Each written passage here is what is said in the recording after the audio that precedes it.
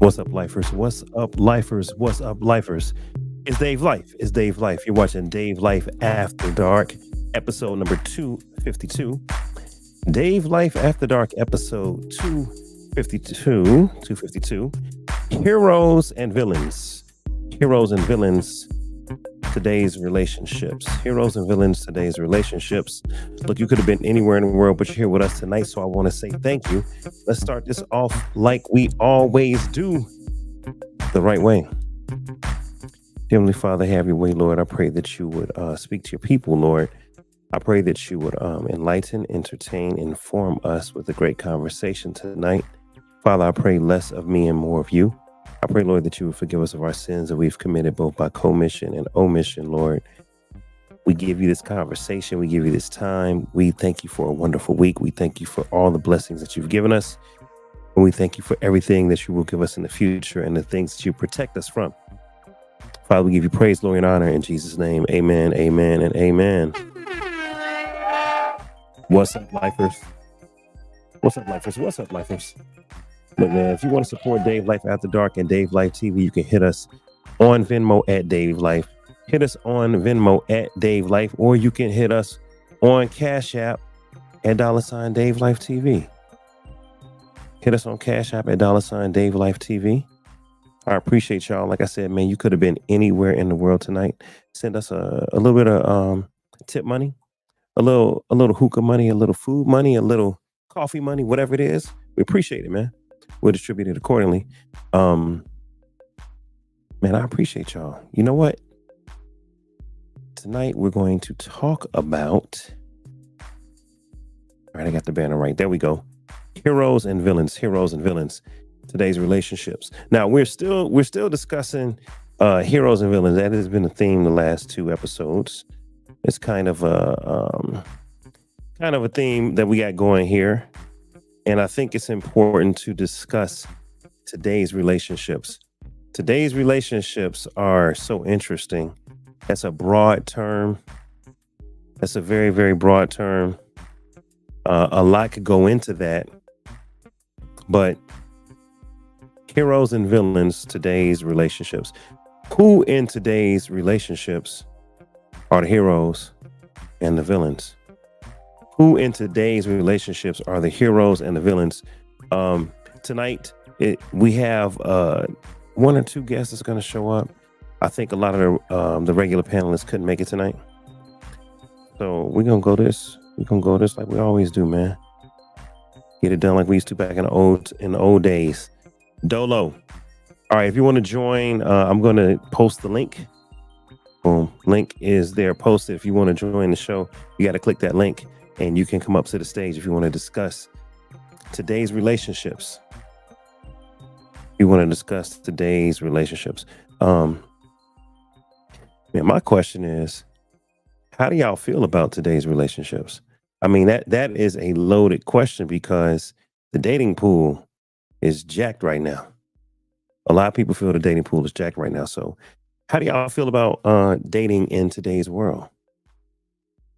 That's a real question. How y'all feel about dating in today's world?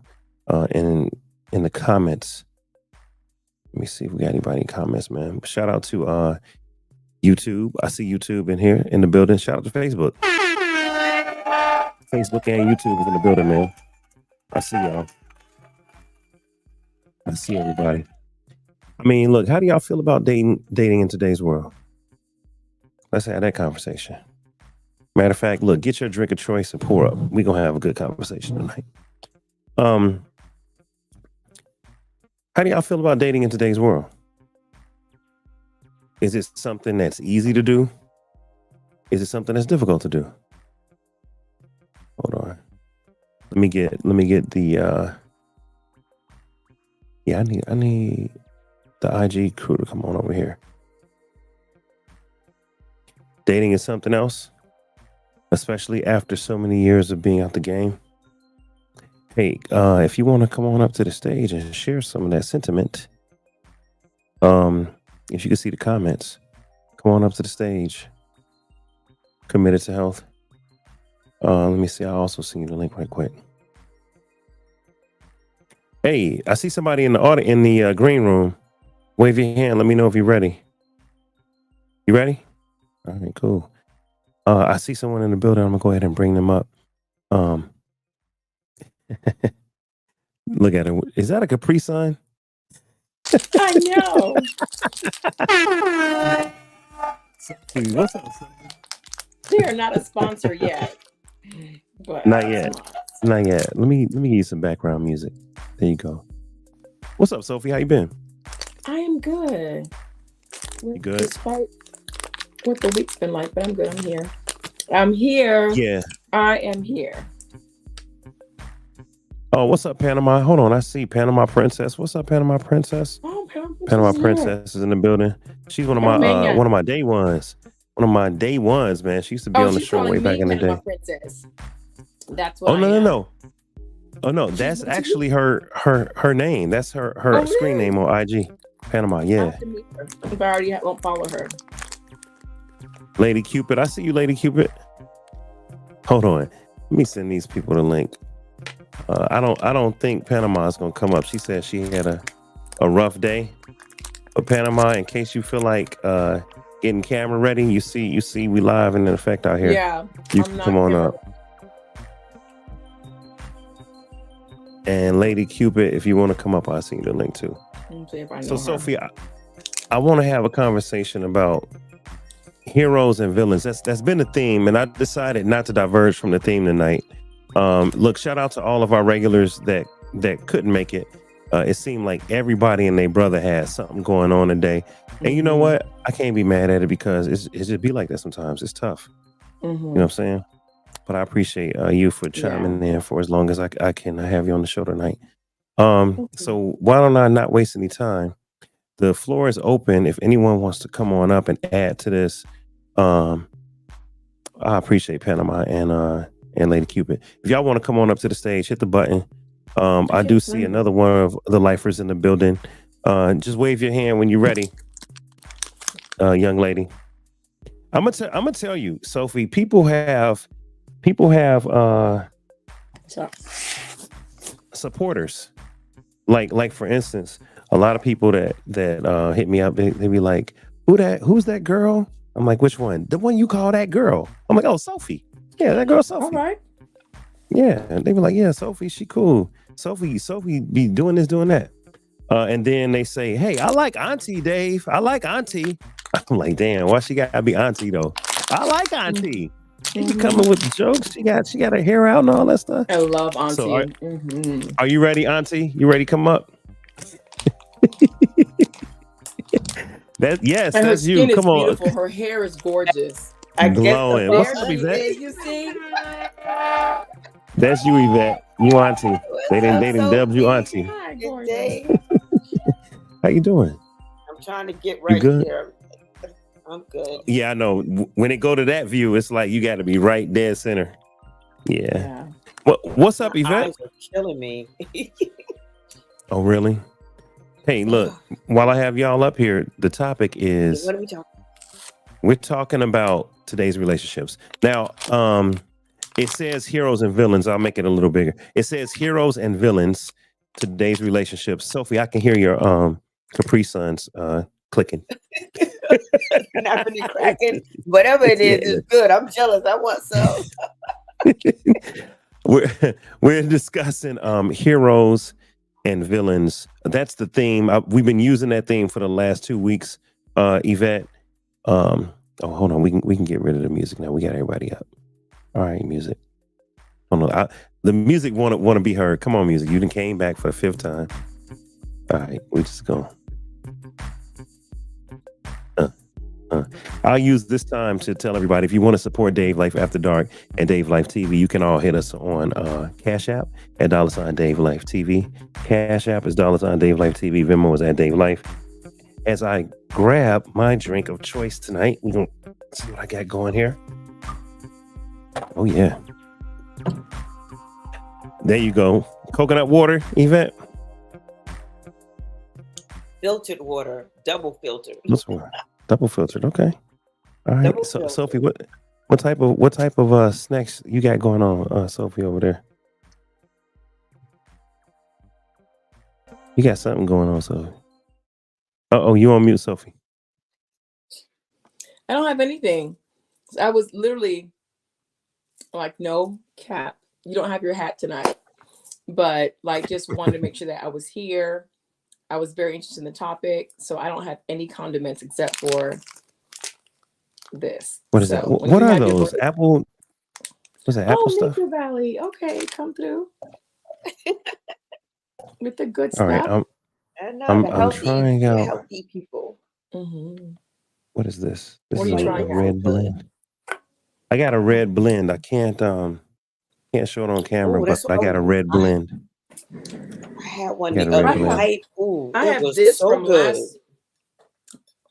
Oh yeah, I've seen But, that tequila. That's that. I don't have a I've seen cup. That's that Tatiana tequila. They be having it at all the clubs in Atlanta. Oh, it was a gift. Yeah, that's good stuff. Mm-hmm. Mm. I like the jar. I was like, oh, this is a pretty jar. I got to figure out where to sit with my camera because I'm using my iPad. And I'm like, where do I go? And go, okay, more this way? All right, so I'll scoop my chair this way. Hold on, I don't know how I feel about But this. I have this that's just sitting. What is that? Some sort of a What is that? tincture? Etsy. Yeah. Is that colloidal silver? Mm-hmm. I've heard about that stuff before. Yeah, it's very good. Yeah. I've heard about Dietary that stuff. stuff before. It's for your immune support. So So we let me need ask that you, right ladies. now. Let me ask the ladies. Let me ask y'all about today's relationships. Now, this clip right here, or should I say, the screenshot, is from a nice video that I saw that was interesting, and I'm gonna pull it up. But first, before I pull it up, I want to ask you guys, what's your opinion on today's relationships, and in the context of heroes and villains? What's wrong with today's relationships, if anything? And if there's anything wrong in today's relationships, who are the heroes and who are the villains? Let's whoever it's an open floor. Oh, that's a loaded question. mm-hmm. I know. Do I need to give a little more context? We're just processing. Oh, It's just okay. loaded. Well, I am. Today's I think relationships. Relationships now, they're convoluted because of the close proximity. Okay, Mhm. good. The So, close you know what? proximity. I'm gonna get mine. I gotta put this Okay. up. Listen, you know she a day one. Look at the comment. Don't read it because we got other people watching, but look at it. It says, do you still have that I named that one, by the way. that peach lip balm? Now it used to be called something else, but it's called Pretty Poppin' Peach. All right. Mhm. Because if I'm not mistaken, I sent Sophie and others the first batch, and it was a very adult name. It was for grown-ups. Mhm. Because after dark, we used to really be going in after dark. And so Sophie said, I believe it was you, Sophie, right? I think your daughter was like, Mommy, is this for guys? Like, no, it's for everybody. Like, why is a guy on the cover? And I said, man, I gotta change. I can't have my face on the cover of a lip balm. Yeah. They're not gonna know that it's for everyone. So I said, all right. Yeah. So then I put the logo, and it's over there somewhere. I put the Kiss logo, Mhm. right? And it was called Daddy Dave's Luscious Lip Care, right? And I changed the name. And I changed the name from, I'll just use the street term, Coochie Poppin' Peach. And I ain't use the word coochie. I use the P word. So Coochie Poppin' Peach, I changed it to Pretty Poppin' Peach. I don't like that other word. Yeah. That's just right. Yeah. But and wet watermelon remained. Sexy Red took your idea. She has a herpes lip gloss. Oh my God. Oh, I wouldn't even buy that. She got look it up. I don't know what her She got cells like are, bacterial vaginosis. She got, discharge. And the thing is, it's unnecessary. So, okay, so this is a great segue. What is wrong with relationships in today's world? In today's world, you have all these things in a relation. And I want to make it clear. I made the subtitle Today's Relationships because I didn't necessarily want to limit it to marriage. I didn't want to limit it to dating. Look, this is for all the grown folks on here. Yvette, this involves situationships, relationships, you know, F buddies or sexual partners, casual partners, um, pure relationships where you're waiting and abstaining, marital relationships where you have God, just dating relationships where it's just we just boyfriend and girlfriend. This involves everything. In today's relationships, what are the problems and what are the good things? And then we can talk about who the heroes and villains are. All right, so let's start with whoever wants to open up, and let's just say, what are the problems with today's relationships, Sophie or Yvette, or anyone in the comments? Well, Sophie was in the middle, and then we switched to the lit mom. So finish your thought, and then I'll chime in. Well, I was thinking that a problem for me may not be a problem for you. So it may be a pro or a con. So when I say the close proximity to social media, being able to really do a deep dive on people's backgrounds, digging up comments they made years ago through Facebook, Instagram, all of that. And then also the type of AI generated things that are out now where you can modify, you can change the way that you look. All of that, I would say, like the modernization of technology could be a pro for some, and it could be a con, because for me personally, I think those things are pros and cons. It's good that you have the internet, you can go out and do dating apps. It's not good because he may be out on several dating apps, so it's just pretty much how you use them. So technology. Okay. All right, so pros and cons are, pros would be technologies or cons. That's a plus or a minus. Anything else that's a plus or a minus, Yvette? And I see you in the green room. Wave your hand when you're ready in the green room. For Go ahead, Yvette. me, I think with relationships, I'm finding them to become very unrealistic, and that's on both sides of the spectrum. That's for males and females. I don't think people are being real with themselves, number one, and two, the expectation of what another person is supposed to give to them or bring to the relationship is convoluted. If I said that right, you know what I mean. It's just they're just unrealistic. I think you're supposed to already be happy when you come to a relationship. You're not supposed to go into one thinking someone's going to make you happy. You're supposed to come together and become a unit, and not just a selfish thing where this person's supposed to do and give and give and give, and you take, because that's what I'm hearing a lot of. People are just not being real with what their expectations are. But there are levels of it. Depends on where you are in life too. You know what I'm saying? I mean, you can't look at a person of my age, anyone in the 50 range, and still looking for someone with potential. At this point, you're supposed to already come. At this point, you're looking at maybe settling down and having a companion. Depends on where you are. But if you're younger, and I think that's where the problem really is, where the social media comes into play.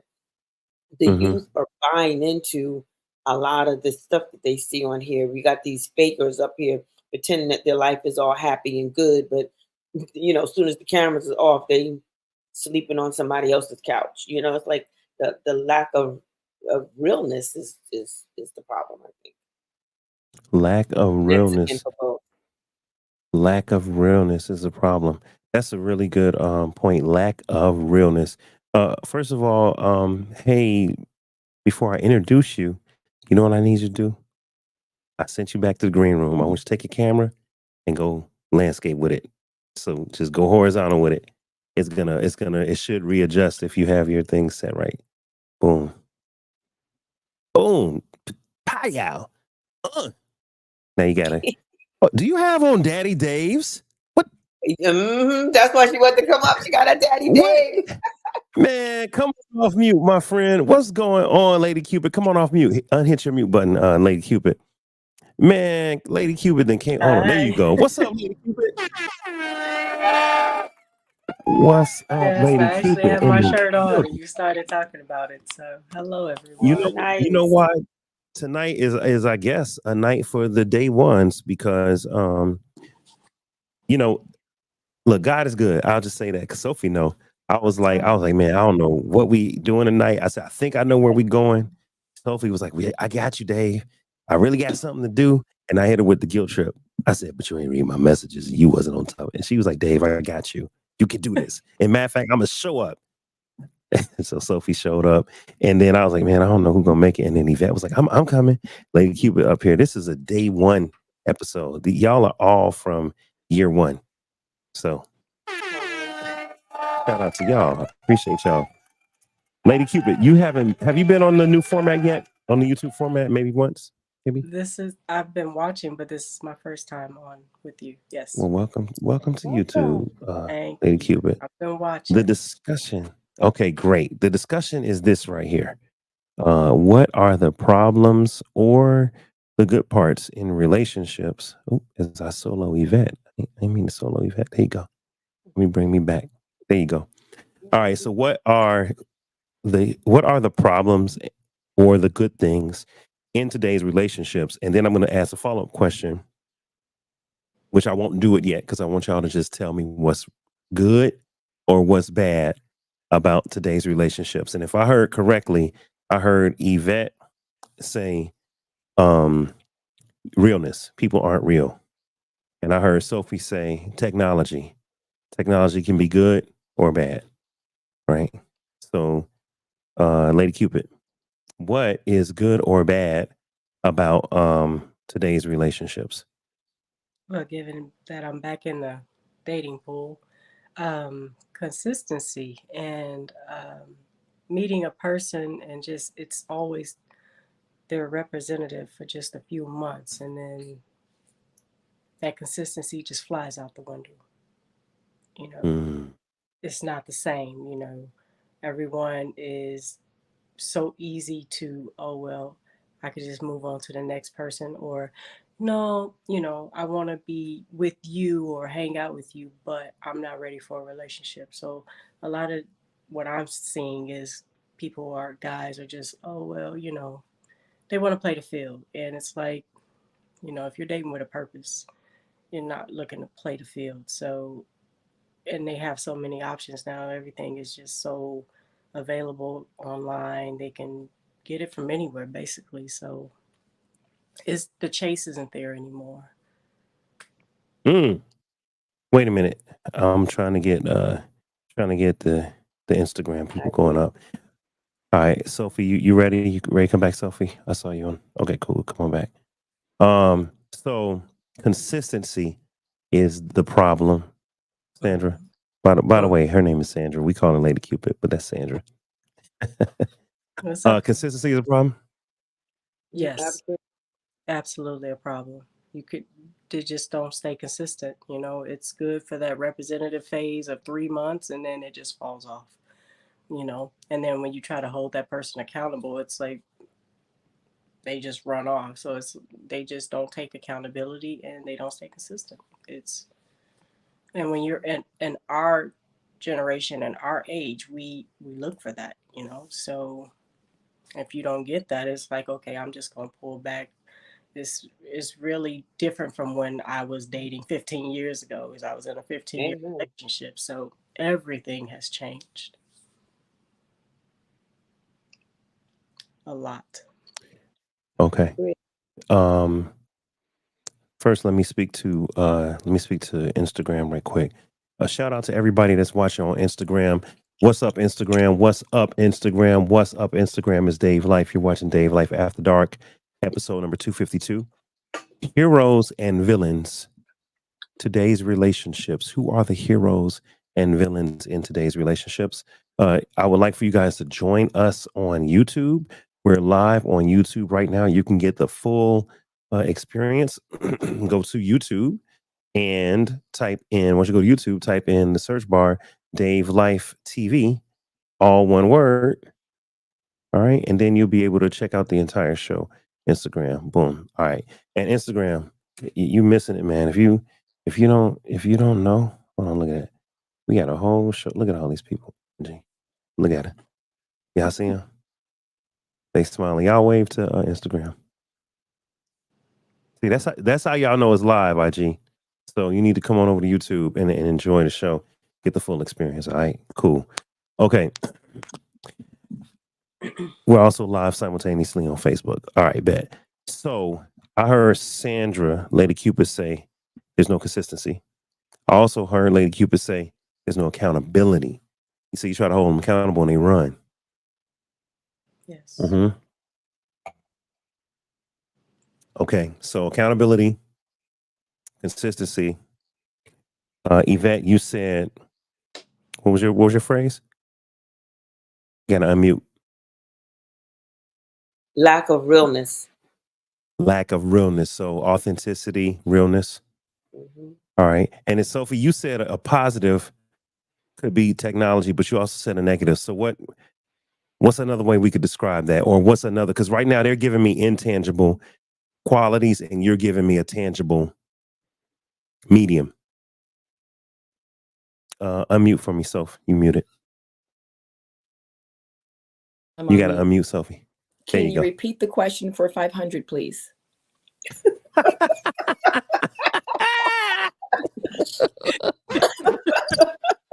Yes, I can repeat the question for Thank you. 500, Sophie. First of all, shout out to Destiny. Destiny. Destiny said, "We live, y'all. We live. We live, baby." All right, Des, if That's you gonna want be to a join the, T-shirt. We're I gonna know have a we live. T-shirt because she's consistent. She always Yeah, says we live with we like 4 live. hearts. So Right, we that's gonna be a live. T-shirt. And babe, if you want to join, I can send you the link. So just let me know. Shout out. Look at all of the lifers showing up. What's up, Michelle? Michelle said, "Sorry, I can't be there tonight. Cheers from Albuquerque. I will listen and comment." Hey, I appreciate you, Michelle. That's Michelle F. Y'all know Michelle. She's been Hey, on the show the Michelle. last couple Yes. weeks. Hey, Michelle. Hey. Mm-hmm. We're missing you. Yeah. Michelle, you're not the only one. A lot of people couldn't, and that's okay. And I appreciate everybody. Shout out to Tony. Shout out to we know what, Sophie, you made it. You said you weren't gonna make it, but you made it. So shout out to Sophie Yeah. who made it. Shout out to Sheena. She said she's gonna try to make it. Kara, shout out to her. She said she couldn't. She had some other stuff going on. S couldn't make it. Tony said he couldn't make it. Everybody has stuff going on. I'm assuming because it was tax day on Monday, we all just had stuff to do. So yeah. Oh, hold on. Oh my God. You know what? We're not doing this, Christine. What happened? Now listen, Panama, I'm engaged. So whoever these women were from the past, we not shouting them out. I'm lost. I'm just gonna leave it. Panama basically said, "Oh, I missed this person. She was cool." Well, guess what? Nah, that person ain't on the show no more. No, not Sophie. Okay. No, it's somebody from 2 years ago. She not on the show no more. Look at her and see, We Christine, can you've been skip that. sipping. Is she on the chat? She's chatting with you or something? No. That's Panama Princess. This is Panama Yeah, from, but where is but she having the Panama is like, conversation? yeah, in the chat. I just put it up. I Oh, put I the wanna laugh see. up. I want to see I'm what not she's putting up. saying. No, I'm not putting up Let me what go ahead she's and saying Let me because go ahead and log she's in. being. I got my phone. Let me go ahead and Go see ahead what's and log in. going on. Go ahead and log in. Because you can't be bringing us in halfway on a conversation. It's like driving, and then you're like, "Oh my gosh, I can't believe that." You're like, "What? This car just Got it. RAV4 jumped in front of me," and then Right. we're like, "Huh? Right. What?" So you did Right. it. So now I'm looking. Okay. You know what? You're right. I probably did do it, but You did. We would that never person is know. not on the show no more. So we just do it like that. Okay, that's fine. Okay, so she put it. So now I'm looking. Okay. It's live. All right. I don't see where she. But go ahead, keep That's how talking. you know. You were That's how you know it's reframing your live. question. Yeah, I was reframing the question to say you talked about technology being a plus and a minus, right? So I'm assuming by technology you meant social media. Yes.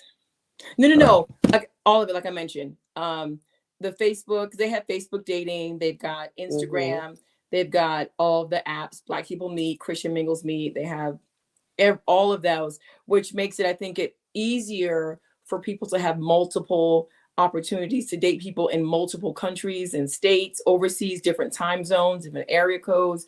Like you have a lot of opportunity to meet people. And I feel like that's why Cupid's lawyer may feel like after 60 days, but they already have 10 people who they're texting and chatting with. And then if someone throws Okay. in there and they're sending nudes, you go lower on the totem pole.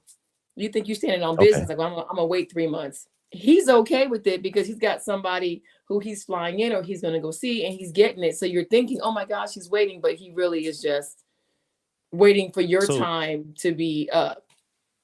so online dating apps is specifically in that comment what you were talking about. It Mhm, can be a plus or a minus. mhm. Okay. Cool. And I want to get to that. Panama Yeah. Princess. Her name is Christine, but she goes by Panama. Panama said, Mhm. I refuse to date from any app. It's so unnatural. I'm annoyed. Well, Yes. I gotta say that I gotta say this, y'all. Hold on. I gotta say this. Yeah. I found my destiny on a dating page. Mhm. Okay. So for me, it worked. You For me, found for those. me, it really worked. You know what I mean? I did the match.coms. I did, Tinders. I did all that stuff. But I would say the Kendra show that I was on, it's now an app, but it was a dating technological, So, service. You know what I mean? And for me, it worked. Now I'm not gonna say it works for everyone because we've all had those horror stories. We've all had those moments where it was bad for whatever reason, off of Tinder, off of Bumble, and all of that, off of Hinge. But I do feel that technology can work for you. So if you're on Instagram, come on over to YouTube and type in Dave Life TV because I see your comments. I want y'all to put them in the YouTube page or go to Facebook and watch us live. Okay, and let us know what is the problem with today's relationships. So who are the heroes and the villains? We have to say, okay, if there are issues, if there are problems, there's usually someone that is causing them, or if someone is being affected by them, there's usually someone that's trying to solve them or someone that's trying to run from them. So since the name of the episode is Heroes and Villains, today's relationships, let's go straight to the panel. Who is a hero? Yeah, I got you. Go ahead, Yvette. Who is a hero or a villain in the situation that you talked about? So, um, everyone said something. You know, Mhm. Sophie said one thing. Sophie saying online dating. Uh, Sandra, you said accountability and consistency. So, who's not consistent? The Who's not abusers. accountable? Who? Mhm. Anyone who abuses those things, you know, alcohol is not bad if you overindulge. There's lots of different things that are okay. Driving fast, fine, but driving 100, not so much. Um, being on multiple dating sites, fine. Staying on them when you've told someone that I think I'd like to see you more seriously and you're still communicating with other people. So I would think anything that you overindulge in and you abuse and you have not shared with the interested party, um, that makes you a villain. And most villains they started out as good guys. Mm-hmm. And then Mm, somebody offended them and then they hold that grudge and they want to go ahead and punish.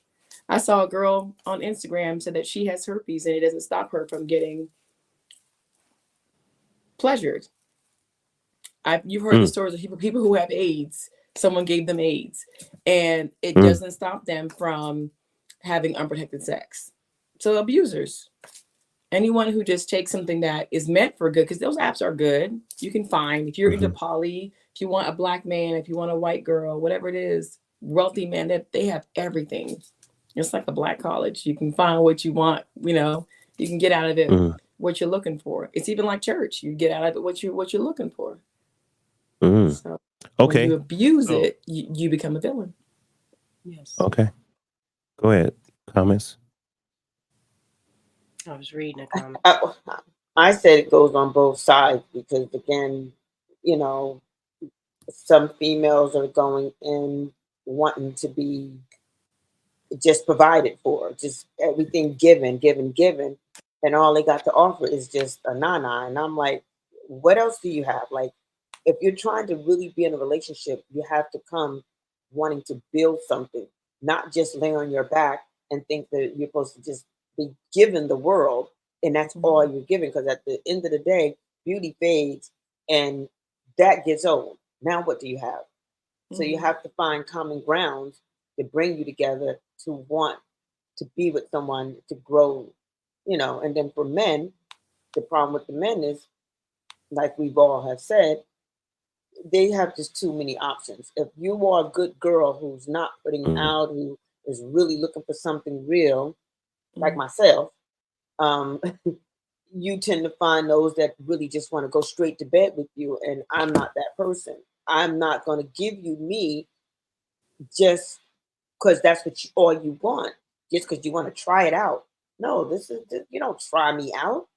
That's not what you do. We see if we are, or just anybody. See if you have common grounds. See mhm. if there's something to build from. See if you're maintainable. See if you can encourage each other to be the best person that you can be for each other. And if you're not doing these things, then why bother? So that's why I said there's just no realness in it. You got grown men still looking for sugar mamas, and women are looking for sugar daddies. So it's like nobody's looking for Mm, a real relationship. It's all about what I can get. okay. So you mean to Okay. tell me, Yvette, you ain't trying to do a rent to own or a lease or a And I test don't. I drive? see. That's because that's what it's giving. It's giving. Mhm, No lease. You're looking mhm. for Mm. buy here, pay here. But damn, that's what you Bye. call it. Buy here, pay here, Wow. Sophie. I'm trying to because she's giving off the vibe like, no, we're not renting, we're not doing a free test drive, we're not, no 30 days What is No, it? try it out and then take it back. no, it's not. That's not how I roll because Yeah. I'm like I said, I'm very when Mental. you learn, when you grow, when you learn more, when you Mhm. learn better, you do better. Mhm. So I've learned. There was times when I would give of myself when I really didn't want to, just because I wanted this person to like me. Mhm. And I think you have to just come with something. I need a man with a brain set. I need to Mhm. know that you know how to, because that other conversation that has been on Instagram so much about submissiveness and all this here stuff. I need a brain, a person that I know who can take charge, knows how to handle his business. Because a lot of guys are out here wanting a woman to follow them, but you ain't even got your life together. I'm looking at how you handle your world. Why would I give you my world when right now my world is great Mhm. without you? So when you come, your world got to be better than mine or matching mine. Your world So can't I'm be in hearing. shambles, and then you want to step up into my world to make and me give you me, and you shambled up my life too. It ain't. No, I'm Yeah. sorry. I'm not doing that. No, you I Yes good. to got the Let good me credit. brain. You jump got in. bad credit. We ain't doing that. Yes to the brain, Yvette. Yes, to Absolutely. the brain. We Let need me the jump in brain. right quick, guys. So, shout out to everybody that's on Instagram. I see you guys. Shout out to Bonnie. Shout out to Poetic. Shout out to Celestine. You guys come on over to YouTube. Come on over to YouTube and you can hit Dave Life TV, all one word, Dave Life TV. And you can follow us on YouTube and watch the show and everything like that. All right. Okay. All righty, cool. All right, I'm coming back to the panel. I had to mute everybody for a second because I heard somebody's keyboard or something. All right. I'm going to unmute everybody. I want to discuss some of the comments and I want to keep going because I feel like y'all said something that was important and I just let you guys go because I didn't want to interrupt. But there were some things, there were some nuggets that we can maybe extract from what was said. For instance, I heard of earlier accountability. I heard earlier consistency. I heard earlier being real and being genuine. Okay. What I just also heard was villains, or bad actors or abusers is what Sophie said, right? Because of course abusers will mess up any relationship in any frame. I also heard Yvette, people that don't want to wait, people that like they just want to get in your hot pocket, they just want to move quick, um for whatever reason, and that might be a good thing, that might be a bad thing. Lady Cupid, come on back. I think we lost her camera. So Lady Cupid, come back. I see you in the green room. Come back and wave when you're ready, Lady Cupid. um I heard a few things that came up. Okay, yeah, she's gonna grab her charger. All right, sounds good. I heard a few things that came up. But look at some of the comments. We got to back up a little bit. First of all, Michelle, what did Michelle say? Michelle said, extreme feminism has turned men into the villains. Nowadays, it's so hard to really meet someone worth dating.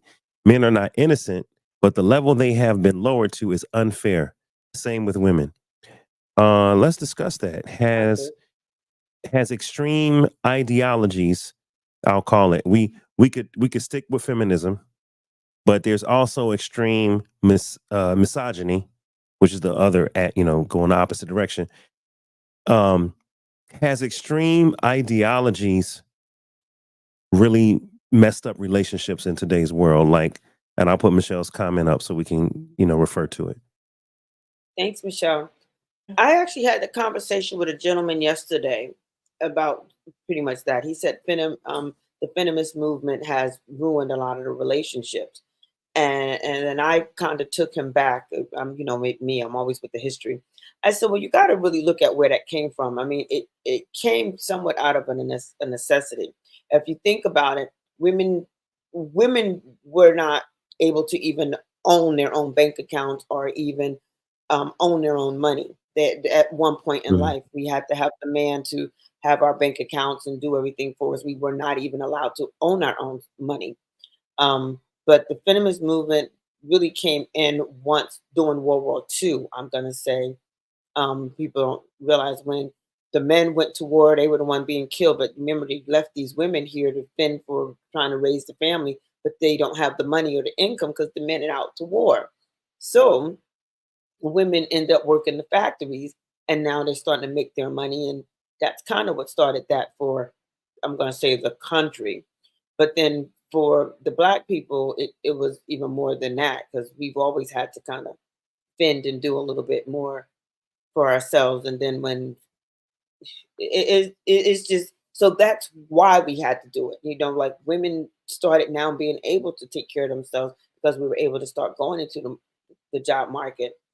But I think it just kind of got out of hand where once the men came back, the women got a taste of that freedom and we didn't give it back to them.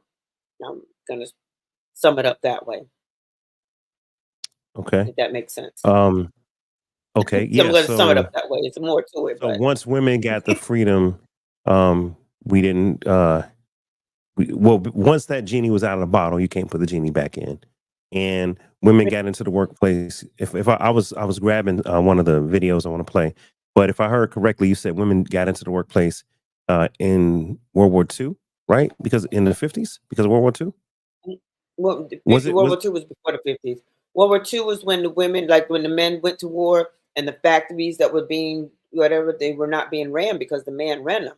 So yeah, the country asked the women to come to run and to operate. They work. were trained how to work into the factories and build up the supplies that we needed. And That's this what is important happened. because when we had world wars like World War I and II, this is like when it was all hands on deck. Like drafts were in Right. play. Any able-bodied man went to war. Black men fought in World War II, and I believe World War One. Yeah, black men fought They in just every didn't war get the since the Civil credit. War, And but still they just there, didn't get Civil War credit. too. They didn't get Civil the War II. credit. So if you can imagine if all the men had to be pushed into war and it's a world war and it's going overseas and it's no option. I'm just gonna stay home. If you're over 18, you in war, right? That would leave not anyone around to run the economy, to produce engines, to make sure the food is moving to. And in a war you need ammunition. You're creating things. So war is a big engine and you need people. So I see why the women had to go into the factories and into work. But you're saying once that movement started, it kind of could have turned into the feminist movement that we have today, and kind of messed things up. And Michelle, feel free to comment. Go ahead, Yes. Sophie. Yeah, you were gonna say something. So You're on hold on, mute. Sophie. Unmute yourself, Sophie. Sorry. I said, pardon. I said that was one part of the problem. It's okay for a man to go. We were used to that. We had a horse he had to go to the market and spend a day or two and come back. We were used to them being gone and traveling. The problem was, I think, when the men came back and they were mentally disrupted by what they saw and what they had to do. They're coming back with undiagnosed PTSD, anger, torture, and now, or missing limbs. And now he can't work. Now he can't think clearly. Now he can't manage. And he's sitting at home, he's drinking, he's doing all these things. Back then, they would give you alcohol, they would give you a cigarette to try and help you manage your addiction. So now you have a woman who's excited about her man being back. They maybe possibly have already had kids, they're making kids, and he's indigent. Like, he really physically can't. Now, there may have been some, I'm just kind of going with the opposite side of it. So then she's working, he goes crazy, or a lot of them committed suicide. So then now she's left by herself with these kids, no insurance. So then now we have to. I think most women are strong only because we had to. We were put into a situation where somebody told me once, you got to stand on your own 2 feet. No one's coming to save you. You have to do it yourself. So we had to learn how to compartmentalize things and put it into drawers when normally everything's always laid out. We're chatty, we're talking. Now some women act like men. She just finished knocking the bruh down and she'd be like, let me call you an Uber. I got to work tomorrow. So you ain't staying here. I can call you Uber. I've had my homeboys be like, dang, she was just so, they have songs now about F them, suck them, and leave. It's like, that's used to be what the men used to say. Men used to take pleasure in, like, or have their little secret thing where they were buying vagina. Now it's like, oh, I'll sell it. Give me your price. Like, now it's like, there's no, like, no boundaries. Lady Cupid was saying, they don't have to wait. He can buy it, glue it. He can have it in his drawer, put it on. They have these little, all these things that they can get their pleasures to get the rocks the convenience of lust and how you can get your rocks off. That is definitely a thing because it wasn't that easy back in the day. It used to be shameful to go buy, an adult magazine. Now you got adult fanfare right on Twitter. No restrictions. If you can get on Twitter, you can see complete porn, and it's scary because I'm like, man, at least you used to have to go search and look and, and you had to say, yes, I'm 18 or older. Now, man, you could have somebody, God forbid, that ain't supposed to be looking at that mess and just pull it up. It's scary. It's scary. That's a problem. So access is an issue. Welcome back, Lady Cupid. We're talking about what some of the major issues are in today's relationships. And Michelle brought up feminism, and she said basically it's turned men into villains. And she said men are not innocent, but they have been lowered. The standard or the level they've been lowered to is unfair. And then she said same with women. So I said, misandry and misogyny, those things are big. So I want to highlight another comment. And this is from Bonnie. She said, today's men aren't men anymore. They don't know how to open up a car door. They don't have any means to help women or to help out. I agree with this. Now, I want to make this caveat. When we're saying today's men, it's not all of today's men, but it is a great number of today's men. And when we say today's women, it's not all of today's women, but it is a good number. And that's why we're having these discussions in today's world. That's why we have the whole gender wars. And that's why we have the Kevin Samuels that pop up and say, hey, it's getting out of line. We got to check women. But then we have other people that pop up and say, hey, but KS might have went too far because he checking everybody. And, did he ever check the men? So I believe in the balance. I definitely believe in the balance. But I will say that, and it's open discussion. I will say this. I feel that feminism and misogyny, two different extremes, because feminism, saying that women are equal, and they are, I love it. But we're not the same. We're equal, but we're different. right? Women Mhm. are nurturing, men are supposed to be strong. I say supposed to be because we're not always, you know what I'm saying? But I think we're two sides of the same coin. And I think God made us like that for a reason, right? We fit together like a hand in a glove. We're not supposed to be exactly the same, but no man is greater than any woman and no woman is greater than any man. Really, we're supposed to have mutual respect, mutual submission. But then if you want to get biblical, there are roles. And some people, and the reason I have to pause, because you say you're a Christian these days, some people destroy you for just believing in the Bible. They don't want to hear it. And it's like, oh, you lose half your audience, if you talk about God. I'm sorry. I have to be who I am, and I don't have a problem talking about the principles that guide me. I feel that men and women have different roles, but men and women are equal. It ain't no men and Mhm. women are equal. Now, sometimes the roles, hey, you're the head of household, God made you first. I understand all of that. So before all of the men out here that's gonna beat me up and say I'm a simp, I'm not a simp. What I'm saying is that I respect women. Women are equal, especially when you have a partner in marriage. Like that's your equal, right? It's different Mm-mm. roles. Was that a rhetorical Uh question? no, that's my statement. Because I'm That's not I'm even a saying question. no. I'm saying no. Okay. Tell me why. So, well, what do you say Men and no to? women are not equal. Why? We're not equal because we have different body parts, we have a different mental capacity that we're make up. Just because a woman can do something does not mean that she has to do it.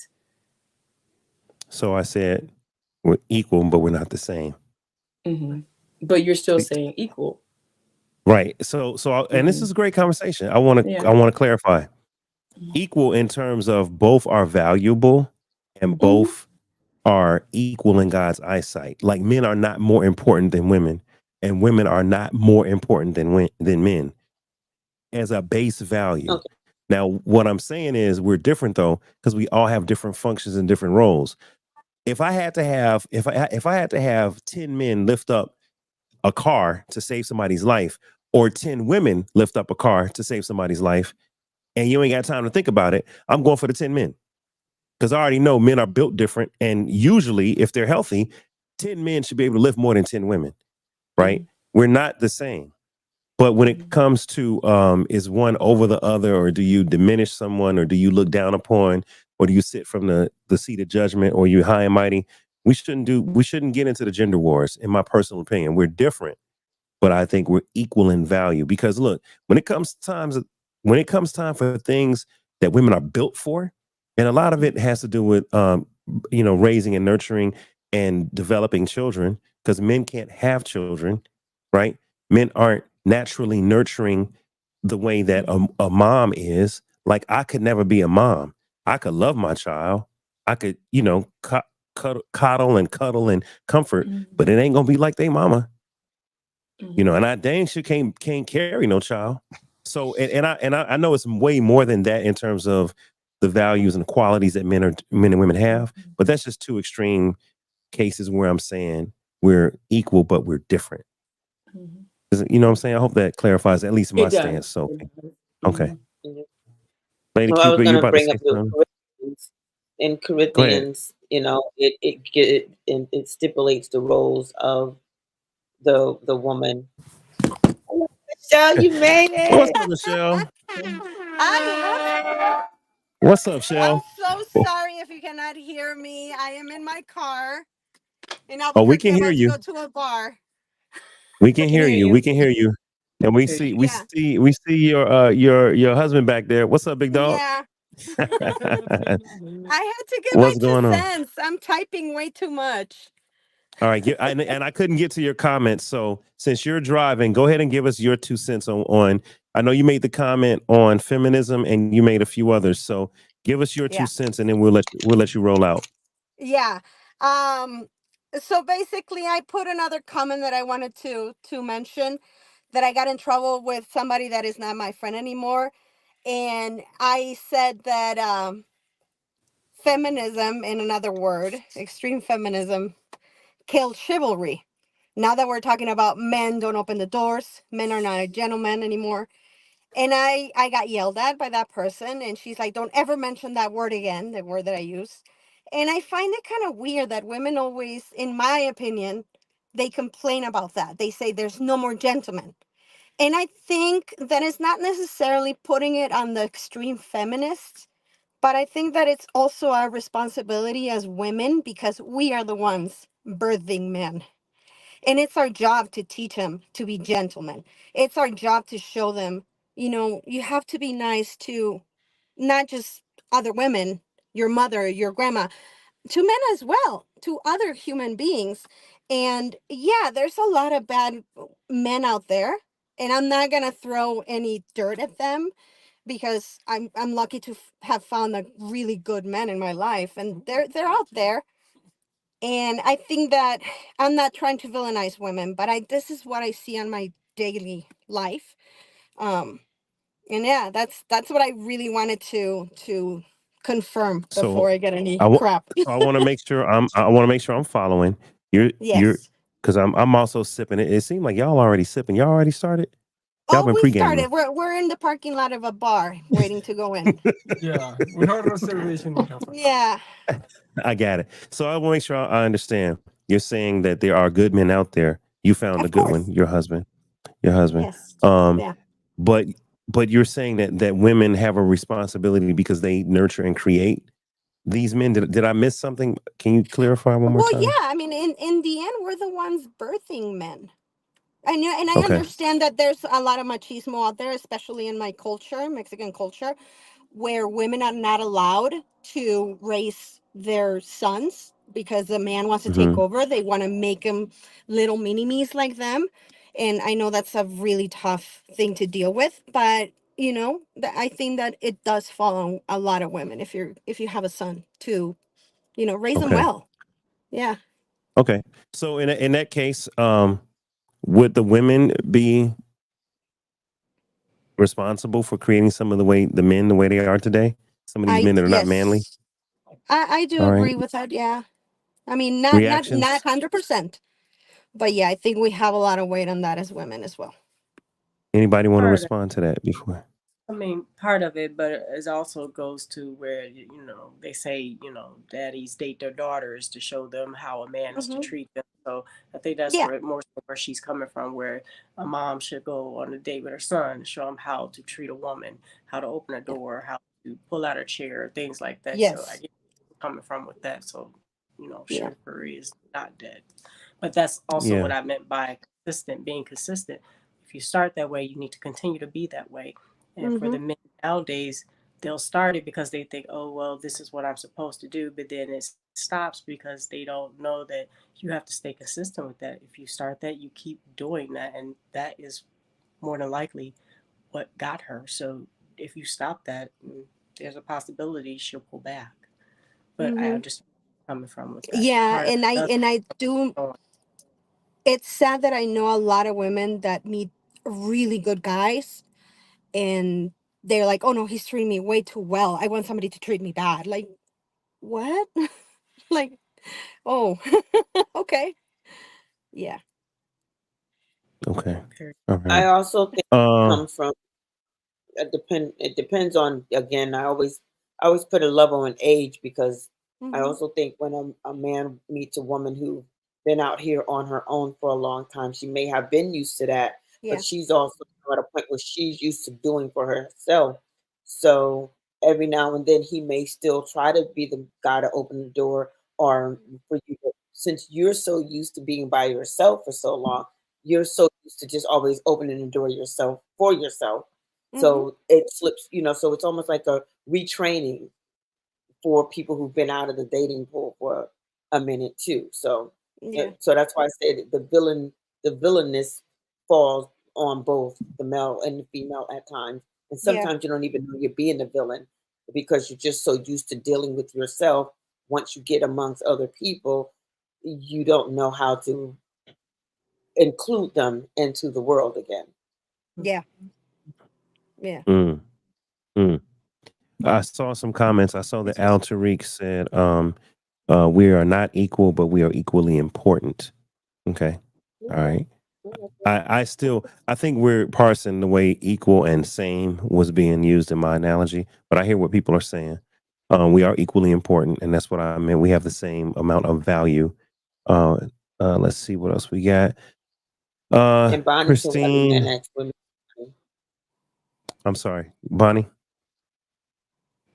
I can She find it. wrote, why do men ask women for money? Yeah, I saw that comment earlier. Why do men ask women for money? Well, I think a part of it in today's world is because there's a lot of men. And Michelle, if you got to go. I do. Yeah. I was just Okay. typing that I got like, a couple minutes and then I gotta go, but yeah. No, if you got to go, I can let you rock out. Okay, I won't hold Alrighty. you. Y'all Thank you guys for enjoy your giving me night. this Okay. chance to speak. Absolutely. Yeah. That's Michelle F. Michelle F. Bye, Inside the guys. Drinker Studio. All right, Michelle. Yeah. Inside the Drinker Studio, and from one woman to another. Boom. What's going on, Course of the Comedian? What's up, Delilah? Hey, Hello. Carson, it's been a long time. What's up, Hello, how you Delilah? doing? Is it Hey, Delilah. So I'm gonna my ask you. camera? I'm gonna ask you to turn your camera on to take it and go landscape for me. That way, yeah, that way it'll match the aspect ratio. And you have to unlock your screen lock. Okay. And then I think Sophie, when you're back, Sophie, wave at me. Let me know when you're ready. All right, we have a lot of comments, but I want to play a video before I go into anything else, you guys. I want to share the screen and I want to play a video because this is important. Okay. This right here is kind of a meme. Okay. Let me let Delilah up so she can react to this as well. Come on back up, Course of the Comedian. There you go, Delilah. Hey Delilah, make sure your light is on too, because we can't see you. I can see you, but I feel like it's there Is you it too go. dark? More light. Yeah, it's too dark. There you go. Let's drop y'all. But yeah, Dave, you do have on shades. I mean, yeah, I got on shades, but I can see it. I see everybody. I see everybody. Thank you. He over here. The reason, okay, so hold on. The reason I'm wearing my shades, y'all, is because number one, that's what I do on After Dark. It's a vibe. But second of all, if I'm down here looking at the production board and I got a lot of stuff going on, I'm moving. I don't want to be like this all day on camera. That's smart. That's smart. So some of it has to do with that. Some of it has to do with that's just the vibe on After Dark. We did that 2 years ago and it worked, and it's often imitated but never duplicated. All right, Sophie, that girl is back. Sophie's back. What's up, Soph? Okay. Hey. Now, I'm gonna play this because I want you guys to see.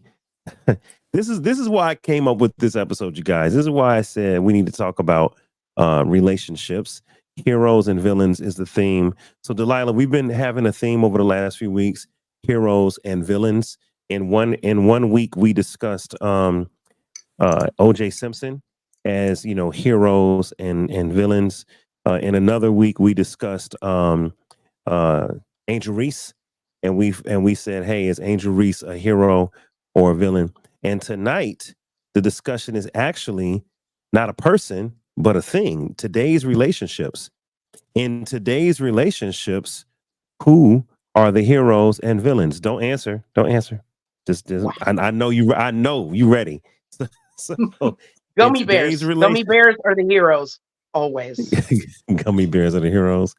Okay. Gummy bears are the heroes. All right. So look, I'm gonna play this and I want you guys to just take a look at the screen here. I think this is the best way, or is that the best way? Nope, that's too small. Okay, we go straight there. Okay, let me play this for you guys. Can you imagine if dating went like this? Relationships went like this? What's the reason for returning your husband? Where to start? Options are does not fit, manufacturing defect, arrived late, arrived damaged, not suitable. Oh, just say not suitable. Oh, yeah, I also have this. 37 years of marriage. I know it's donezo, but still, that's quite an accomplishment, so congrats on that. Thank you. What now from here? Oh, well, we'll take you, Mr. Vikas, right here into the back. Assess for pricing based on age, quality, history, relevant skills. Well, then we'll shine you up, do any necessary refurbishments before putting you back out on the floor for resale purposes. back out onto the floor. Right here, our husband's section. Look at that. Look at that. Can you imagine if relationships was like that, y'all? Can you imagine if relationships was like that, where husbands Love can it. get put back on the shelf and refurbished? And can y'all imagine? All right, let's continue. Let's Love continue it. because it's not over. So basically, the first lady is returning her husband, and the guy said, "Hey, you kind of got to have a reason." And she was like, "Oh, he said, it could be, defects, faulty from the beginning, out of warranty, blah blah blah blah blah, and so general defects or whatever." So she's returning her husband. Now, as we continue, who's the hero and the villain? Let's keep watching. Welcome to my humble blue abode. This is what I was talking about. You see the look? You see the look? Did you see the look though? Did you see the look? My man looked back like, oh my God, that's my ex's house. Wow. So the neighbor went and found her a husband, y'all. Look at this. The front garden. I'm sure you've seen this just a million times. I mean, you just look. Oh, Anu, where'd you go? Hi. Hey, I just picked up, wow, deal of a deal at the store. Actually, I've always sort of had a crush on him, and it was such a bargain. I just couldn't pass it up, frankly. Is it going to be awkward? No, come on, not awkward at all. Yeah. All right. So I had to let that one rock out like that. But can you imagine if there was a husband warranty or a wife warranty and you could just exchange your mate because the model got older or there's a defect or, it turned out to be a lemon or whatever. When I saw that, I said, this is so insane. But can you imagine that that's kind of what we're doing today? In today's world, we're kind of just exchanging people whenever we feel like it. Mm-hmm. You know what I mean? We're exchanging people whenever we feel like it. Let me share a different screen. I'm sorry. We're just exchanging people whenever we feel like it, y'all. We're like, you know what? I don't want to be there no more. I'm out of it. And that's why I shared this little picture right here, because he's looking at her like, you just gonna exchange me? And she's like, yeah, I want to return it. She never thought about, hey, I might get a new model. And if I get a new model, that means that, someone else might get my old model. She was not prepared to see her homegirl pick up her man. Delilah, you chuckling. Come on off of mute, Delilah. Come on off of mute. Oh, hold on. I see somebody in the building. What's up, Tay? Oh, man. Hey, Rob. What's up, Tay? Can you hear us? All right. Hey, Tay, let us know when you're ready.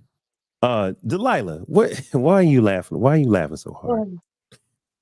That is wonderful. That is beautiful. That needs to be started. There needs to be a whole website where we can put the reviews on these fools. I mean, because after I'm done with them, they're completely broken, and no woman deserves that.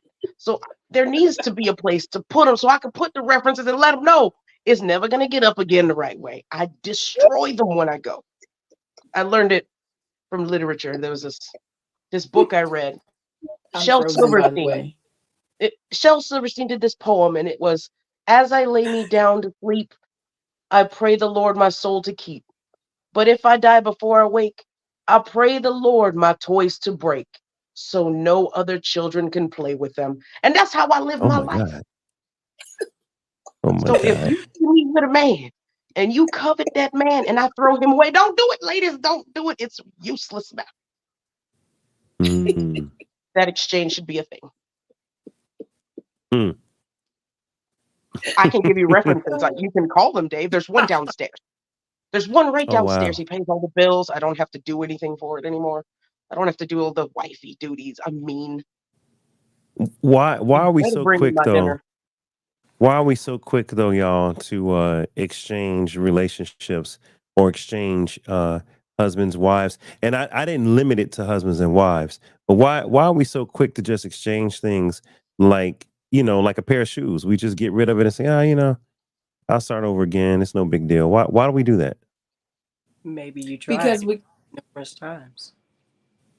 Say it again. Maybe you've tried numerous times over the course of years, and you just were never seen nor heard. So then you just walk away. So wait a minute. You give a person many chances to see that, something needs to change. So you don't want to change, then I'm going to change it for you. So in the case of this video, yeah, she returned to sender. I don't want it. 35 years. Okay. So do we think it's okay to do that and just return to sender? Like it's all good? Like it's not a thing? Absolutely.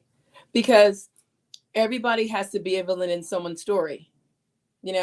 Someone reclaiming themselves, knowing that, hey, I thought the sticker price, it wasn't what I thought I received. I own this vehicle. We already established, are we going to be leasing? Are we doing a test drive? Are we doing a buy here, pay here? And this person signed up. I'm purchasing this vehicle. I paid it off, and it should give me another 100,000 miles.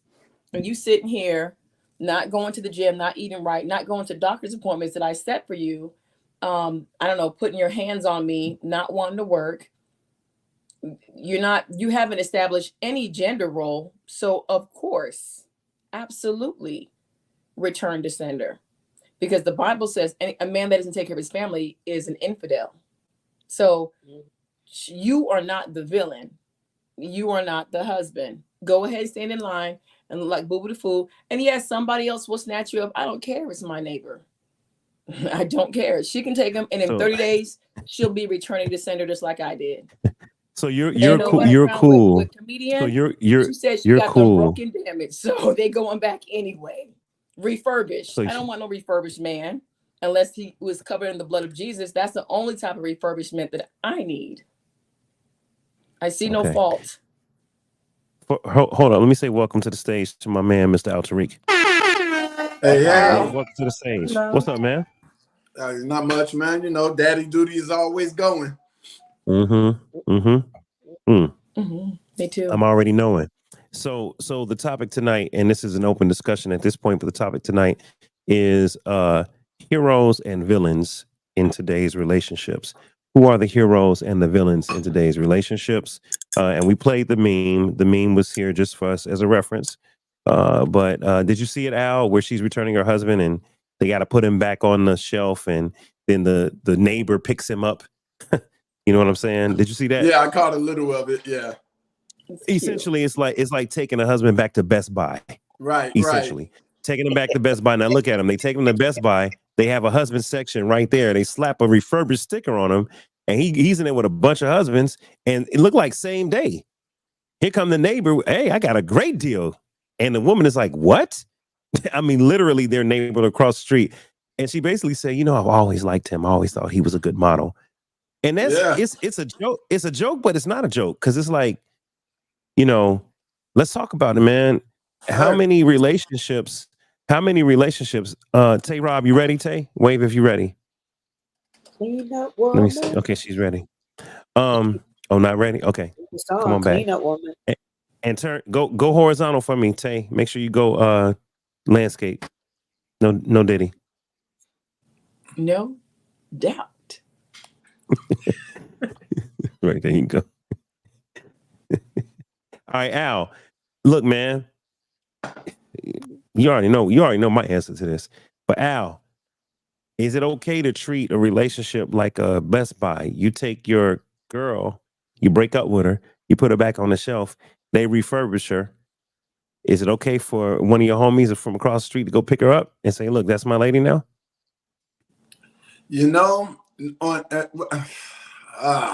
Right. Yeah.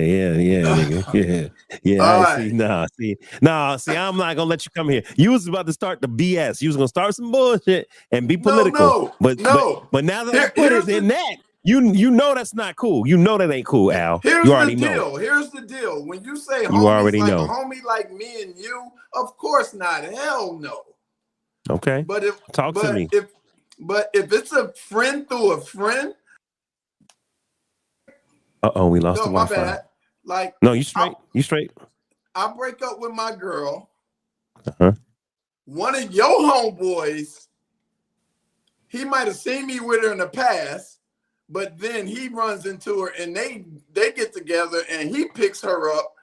Hey, ain't nothing I can do about it. That's not my homeboy. Okay, so someone that you don't know. I know him, but you don't know him. Exactly. But what if you do know him? What if it's my homeboy Jermaine, who you met? No. Hell no. It's You a put her back it's a on the violation. shelf, No. though. You put her on the shelf. But Did what it is matter? the scenario? It's the neighbor. From her point, from the female standpoint, I understand. A lot of females figure out I'm single, I can date whoever I want. But there is a such thing as homeboy code. There is a man code that we have. There's the girls' code. I'm sorry? There's the girls' code as well. Okay. And so for A respectful one. from the code itself, no, that's she's off limits. But you put her back on the shelf. I understand that. You gave her away. You don't want her no more. Right, but that So but, why? the homies can't. Dave cannot date my ex-girlfriend. He's right. He's right. I So know. now we I'm get just BSing. No. Let's talk about it. You know why? And you know why? Let's talk about it because there's some women that feel that way. Do it. There's some people that feel that way. And so you know let what? me ask the A women. lot more people do it than we think. Okay. So let's ask He the won't women. date her We got a bunch publicly, but he'll smash. Like they won't be public, but he'll smash. But I have These a men comment. act like there's a code. Oh, hold on one second. Hold on. Men act like there's a code, Delilah. There is Absolutely. a code. You'll smash her in secret. You just won't hold her hand or take her to dinner or do anything. That's all. Y'all How act do you respond noble. to that? Do you? But Al, you think? Unfortunately, it happens. But again, again, your close home, it can never come out ever. And the problem with that is it normally does come out, and that starts a feud. Yeah. Because you can't hide stuff like that. honestly, they're both messy at this point. Hey, Oh, I'm gonna do it on purpose. I'm gonna smash your dad. And I'll make every Christmas uncomfortable forever. You know I'm what? gonna But put your mama out. Just because I can, bro. I'm not even gonna keep daddy. I'm gonna just make him put mama out. I'd rather you smash my daddy than my homeboy. I don't hang out with that fool. Al said he can handle that, but not his homie. Not his homie. Your Yeah. mom's is moving in with you, Al. That's what I'm gonna do, Al. Your mom's is moving in with you. You okay with that? You didn't like my cooking. My cooking wasn't like mama. My laundry wasn't like mama's. Okay, here your mama.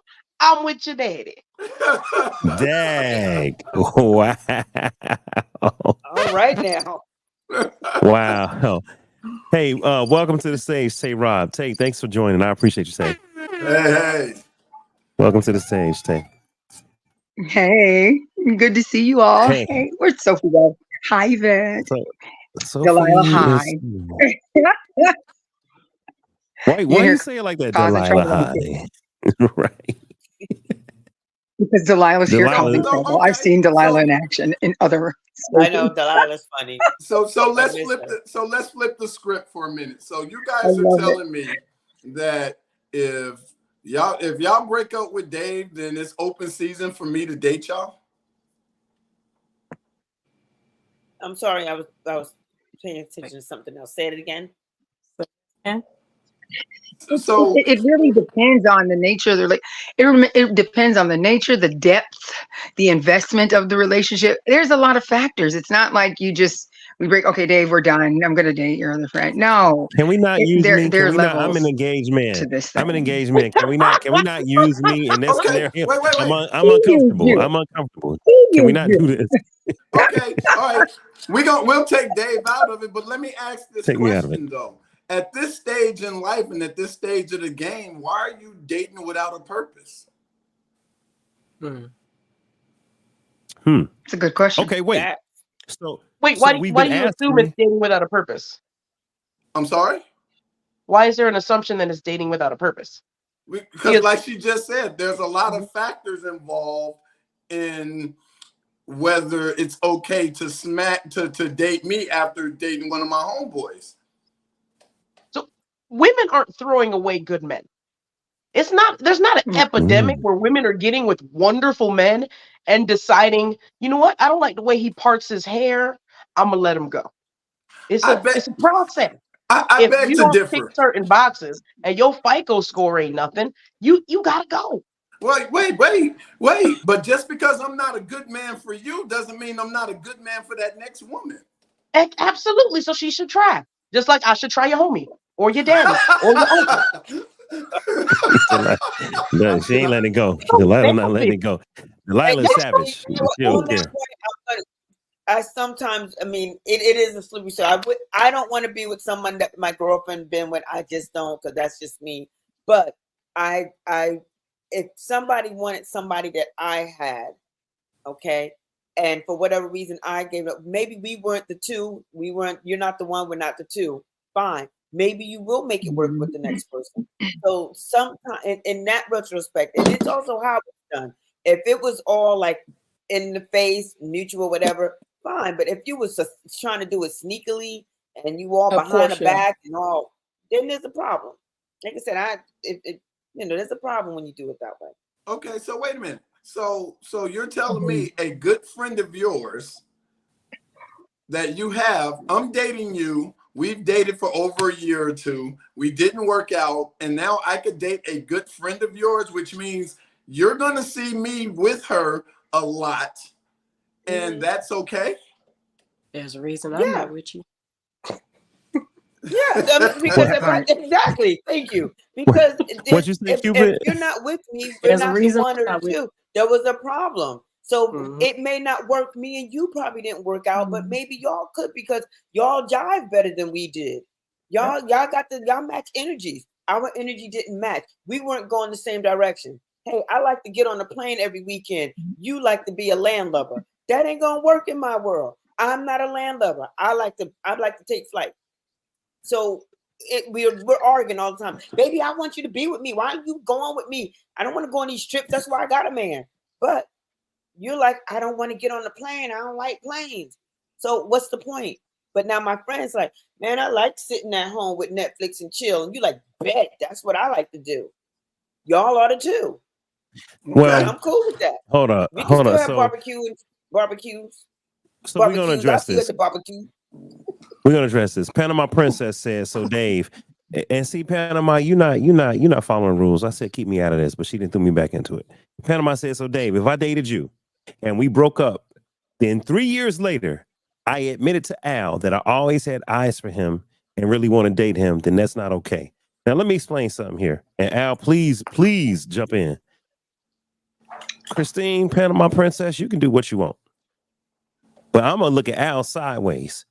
If Al end up dating Panama Princess after me and her broke up 3 years ago, just out the blue, he don't say nothing to me. He just pop up, hey man, it's my new girl. Oh, wow.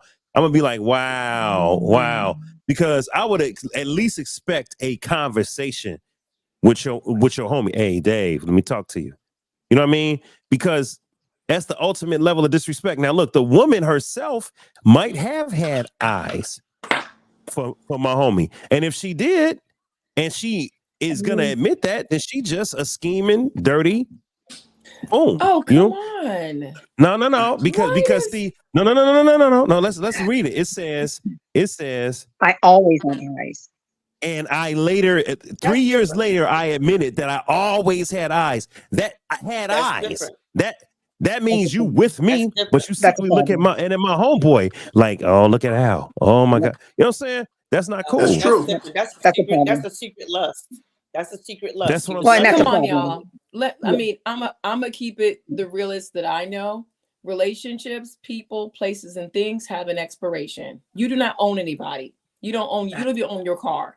If you get hit in an accident and there's a damage to that vehicle, you sell it. It belongs to the junkyard or somebody else. You do not own anybody. Now, I'm not going to get into your friendships and how you guys deal with friendships. That's between you and your friend and your homies.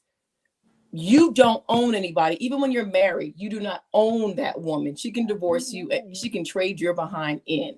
But that's That's okay. I the got you, risk that you Sophie. take when you're choosing Sophie, to yoke with somebody. So I got if you. y'all are But taking her, look, but why is she gotta be trash? If no, she's no. Look at being, the that comment. sounds Look, like no, somebody who's being Sophie, honest. Sophie, do me a favor. Did you read the? You see the comment below? You see it? Yeah, she admitted It says I see truth. If you I see dated you, we truth. broke up, and then 3 years later, I admit it. So that means I'm seeing truth. What am I supposed to looking at? You tell me why I should look at. Okay, it's that she dated me, and then 3 years later, she admits to my best friend, "Hey, I always had eyes for you, and I really want to date you." That says, "Hey, when I was with Dave, I always had eyes for you, and I really wanted you, but I was with Dave, so I didn't want to really hurt Dave. But I thought you was fine as hell, so now I'm gonna come after you." That's So foul. what's That's wrong like, with oh, that? that's like So this. when you get married or when you date somebody, you become dumb, deaf, and blind. There's nobody else attractive. There's nobody else that you can see. There's nobody else that has a cool vibe. No. She did not disrespect you. Put it back up. Don't take it down now. Now I'm just getting started. Me and my prima, I'm just getting started. Let's put it back up since you want to talk. And I'm not trying to make it personal. We can talk about cars. We can make it be about cars. It ain't got No, nothing to it's do got to with be it. about a person. No, because Well, cars I ain't got was feelings. driving in my car. Human And beings. actually, that's the first way I go ahead and try and get with a man who want to try and act like, oh, you trash, or who you talking to. Talk about a man car. Oh, you can't cook. What's up? But What type of Sophie, car do you drive? Why do you still have feelings for homegirl? 3 Why are years you so upset? later. 3 years? No, 3 years? That's okay, almost What's hold the up, pregnant. statute Dave. of I got this one. limitation, sir? I got this Yes. I'm one, gonna Dave. shut up and I'm gonna let Al ladies, go. Oh, go ahead, so Al. here's the deal. When it gets to that point, it's no longer about the woman. Now it's about me and Dave. Yes. It's about me and Dave, and I think this is where the controversy comes from a lot of people, because they don't know how to differentiate a failed relationship and a friendship. Mm-hmm. Okay, me and Sophie together. Dave and Sophie used to be together. Now it's me. Sophie has nothing to do with this. This is about me and Dave's friendship. Mm-hmm. And where we are with it. Now, if I know our friendship as I do, it's dumb for me to date Sophie after she's dated Dave because of our friendship. I have to ask myself, what's more important? Is it where I'm trying to go with Sophie, or is it my friendship and my morality with my friend? That's where where things get misconstrued with people. They forget what's more important. Now, if my friendship with Dave is not that tight as Dave, my friendship with Dave is not as tight as he think it is, then me and Dave have a false friendship. Are you trying to wifey Dave? Are you dating with a purpose, sir? Who are you dating with a purpose? This is man shit at this point. This is foolishness at this Bullshit point. at this point. Bullshit. This is foolishness at this point. And mind you, Rob, it was the Rob. men who created this scenario. Like on Tay talking Rob about the says friends this and is stuff like foolishness. that. Yeah. Tay, why you calling this scenario foolishness, Tay? Okay, because I get it. I get the part where she says, "I always had eyes for you." Okay, that's a moral thing. You can no. But you see how y'all. I gotta call y'all out. You see how y'all ladies are saying, "I get it, but yeah, let's just keep talking." No, that's the whole point. Men are stuck on that. Like, yo, that's a big deal. Because but I'm gonna give you two things. All right. Bible says, husbands, love your wives. Right. Mm-hmm. It says, wives, do what to your husband? Love your husband. Nope. Submit. Nope. Honor. Respect. Oh, please. She's not your husband. She's not your wife. Wait a minute. Well, here's the thing. Here, let me land my plane. Hold on. I want to hear Tay. Let me hear Tay. Hold on, y'all. Hold on. I'm the host. I'm gonna let Tay go. There's a problem. I'm gonna let Tay go, but I want to make my point. Tay, I'm gonna let you talk. But she didn't make. But Beyonce had the greatest album of all times. Y'all didn't hear my joke. I said Beyonce had the greatest video of all time. I was joking. No, what I was trying to say, Tay, is, and I didn't mean to. I'm not yelling at you.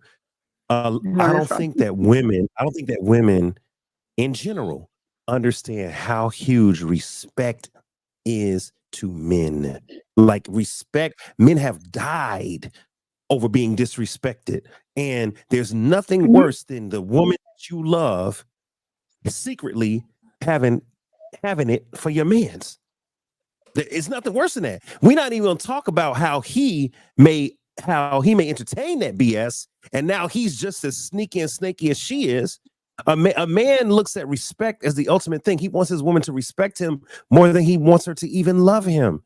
So if I feel like, Dag, so you was out the whole time, me and you was together for 3 years, and now a couple Yeah, years but passed, and you confess to that, hey, I always had eyes for you, and I really want to be with you. Well, damn, what was you doing with me then?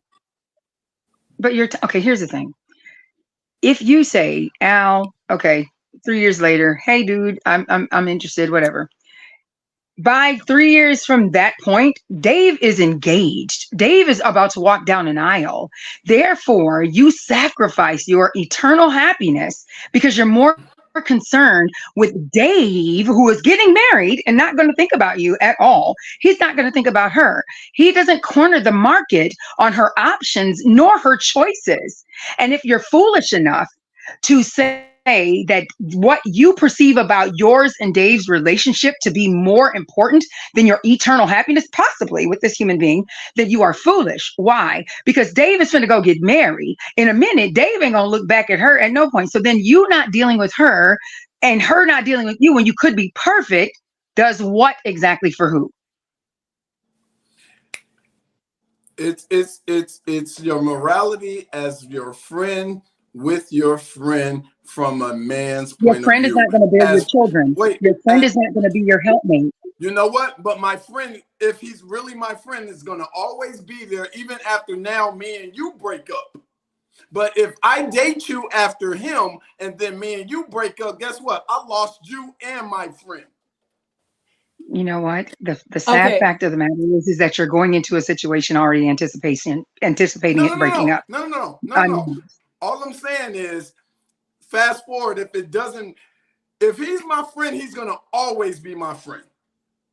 Yeah, but here's the thing about friendship. If he's really your friend and he sees that this is a potential for a lifetime connection, then as your friend, he is going to make the compromise to love on you and say, this is something that is good for you. Here's the thing. We have a tendency to place more investments in our friendships when God says the ultimate relationship is the union of marriage. Therefore, I'm going to give you a real life scenario. My friend married someone, had a child with him, broke up with him, and now she's been with his cousin for 6 years. Six. He don't like it. He doesn't like it. But at the end of the day, they had a thing that him and her didn't have. They hit, and he talked to him. He went to him and said, hey, yo, look, I've known her all my life. We've been best friends all my life. And I know you married her. I know you have a child with her. However, we need to talk about what this really looks like because you're already doing something. Matter of fact, when you were married to her, you stayed doing something. Okay. Now you're bringing another issue in. From that standpoint, in that conversation that takes place, you are 100% correct. I agree with you. However, more times than not, those situations doesn't happen, and the man and the girl goes off and does their thing, and there are no conversations that's had. That's the problem. Right. So you just want the respect of conversation. No, you don't just want it. It has to happen. It has to happen. And here's the other thing, Tay, that we kind of glossed over. The other thing is, you said so a woman or a man, Al, may miss out potentially on the love of his life because he's over here worried about what Dave is doing, and Dave is about to get married. I hear what you're saying, but I want to tell you something. That's coming from the position of a woman that, and I'm not, let me be very clear. I'm not talking about you, Tay. Okay. I'm just saying, but I want to make it clear as I'm saying my words so people don't think I'm attacking my friend. Tay is my friend. I'm not attacking Tay. All right. I'm getting on the mindset. There's a mindset out here, and maybe it's justifiable. And ladies, please tell me if I'm wrong. But there is a mindset out here. Shout out to Shaq. What's up, Shaq? Go see my training building. What's up, Shaq? So we're discussing the topic relationships, heroes and villains. today's relationships, who the heroes, who the villains. Tay, there's a mindset out here, Tay, that women have where they're like, I'm never gonna find a husband, or I might miss out on the love of my life. This next man could be the love of my life. And I don't think that men go into a relationship or go into seeing a fine woman and say, damn, this is the only one, Al. This is the only one. I gotta talk to your ex-wife because she might be the only one out to reach. I have to. I know I was at Easter dinners. I know I, was the godfather of y'all children. But nigga, for 18 years, I looked at her like I might have missed out. She might have been the one. We don't do that, y'all. We don't do that. And the reason, Great analogy. Keep going. Let me give myself some more. And I'm not making fun, and I'm not diminishing the woman's, the black woman's plight, especially. I'm not. But I'm thinking that, no, but I'm not, because I'm not making fun of it. What I'm trying to highlight the fact that it's there. Women, and especially black women, feel like it ain't that many good black men out here. And they're right. They're right. Because a lot of the black men are incarcerated, they're not educated, they don't have their finances right, or they don't even like women. Or they got other stuff going on. So there is a shortage of good black men. Right. So that's very true. So from that standpoint, I see why, and you see the memes, girl, it ain't that many good men out here. And you ain't gonna share. You think you're special? Who you think you are, girl? I don't know. No, I'm saying hear me out. So the mentality is out there, but men don't have that mentality. We feel like, yo, I really like this girl. I do. But yo, if she that grimy, Al, because if Al come to me and say, hey, Dave, Tate, I know you was with Tate for 3 years. I know you and Tate didn't work out, but man, she just texted me and said, dog, I was looking at you the entire 3 years I was with Dave. And I really have eyes for you. And I want to date you. Like, she comes to Al and says that. I would want Al to come to me and say, hey, dog, you heard what Tate? Yo, let me see what Tate said to me. And then me and him have a conversation. Now, if I'm, and Al, I'm going to discuss what my man said. I'm going to go ahead and put you out there. Yeah, okay. You know what? I will. He put it out there. I'm going to post it. Sean said, talk about his situation. All right, with L. All right. So I'm going to let you discuss that. And then I can discuss a situation I had with the homie with Rose. Okay. So you start with this. Can we pause for 1 second? These are real people. Yes, ma'am. Go ahead. Okay. So I'm going to go because I thought we were having like a general hypothetical. And I really don't want to be involved in like personal, like, because you're going to be heated and I can't, really what it is to be transparent. I'll be speaking with your ego and your personal like feelings about it. I'm not going to talk negatively about a man who may date his friends, whatever it is, or the girl, because I feel like love is love. And if you found somebody, I'm a believer that you don't own anybody. And I don't even own my kids, like in any capacity. And I feel like if you really are healed from someone, you should be able to let them go and want them to be happy. Whatever codes you have amongst your friends.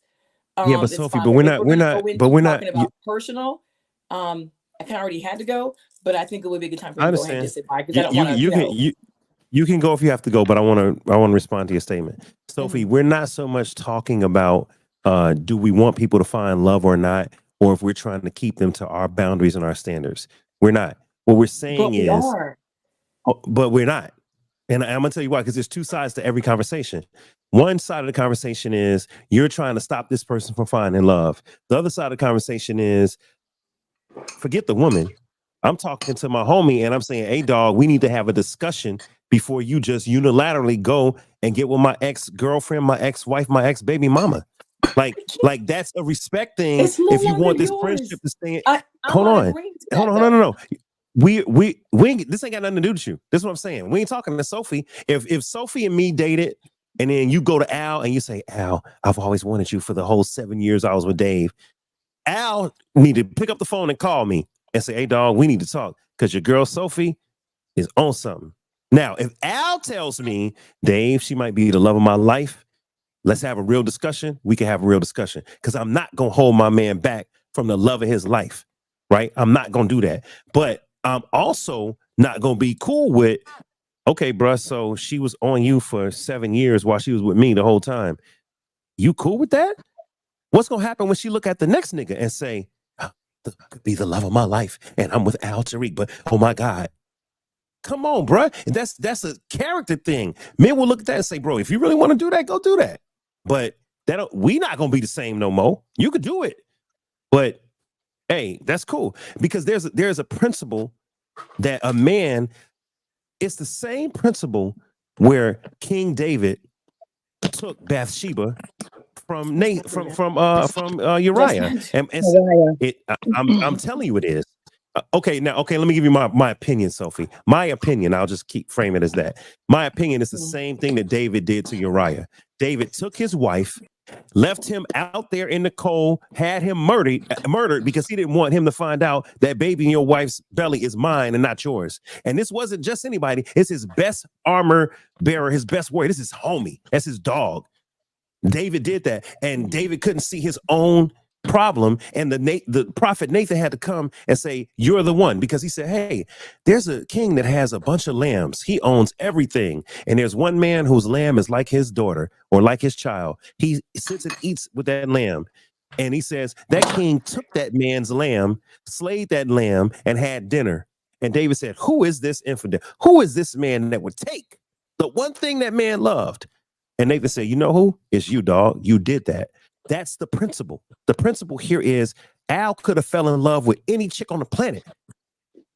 Sophie could have fell in love with any man on the planet. Why she targeting my homie the whole time she with me? She foul, or whoever she is. And Al is just as foul if he entertained that mess. Now, if you want to go fall in love and marry a whore, go do that. That's how she acted. Now she's a whore. That's how she acted. Whore with a W. Gosh. Whore. Wow. Okay. So are you finished? Are you finished? I'm done. Wow, Dave. Y'all know it's all hypotheticals. It's all hypotheticals. I'm just saying. She's a whore. I would like for you, respectfully, you know that I love you, but I'm not partial to people in general using the Bible to support, like looking for it to support your thing. So then I kind of, because I know that story as well, and I see it in another way. I understand. I wanted to be clear for those in the back that there are codes. Y'all know how I feel about the fat backs. Y'all know how I feel about the pretty girl theory. I have said backs. That there is a thing, and I don't think any one of us are negating that bro code, girl code. We're not saying that. All I really wanted to say is that we don't own anybody. And if someone decides to go ahead and just not adhere to the bro code, yes, you do lose the friend. And that's just whatever the repercussions of it. If you stepping out, I'm just remembering I ordered this mirror like 3 weeks ago and it's still sitting here and I have not opened it out of the box, but I got a little distracted. I'm like, what? Temu. Okay. So there is a code and that's fine. But again, I mean, for those of you who are interested in what I'm saying, if you hold on to somebody and you hold on to that love or what you didn't get from them, you're really not able to, let me show this hand because it has a Band-Aid on it. You're not able, where's my camera, to open up, to be able to put anything inside of it. So if you don't let it go, even a little bit, let it go. Go be married, go take the job, go. You can't hold on to it because nothing else can be placed back in your hand. Like, this has come from somebody who's been married, divorced, all these different things have happened. And when you're holding on to it, let it go. Let the friend go. Okay. Let it go. But Sophie, let's speak to the coveting. Let's speak to the coveting that woman did for 7 years while she was with the man. But she's lusting after his homie. Let's speak to the fact that she's telling you that she was attracted to him. So if you're dating somebody hypothetically and they say, I find that person attractive. Yeah, he's cute. I think he was cute. You're going on, he or she is going on, they're moving on, they're doing something. We want to try and explore. And it doesn't have to be she's the only person in the planet. It's just, hey, I thought he was cool. You clearly moved on.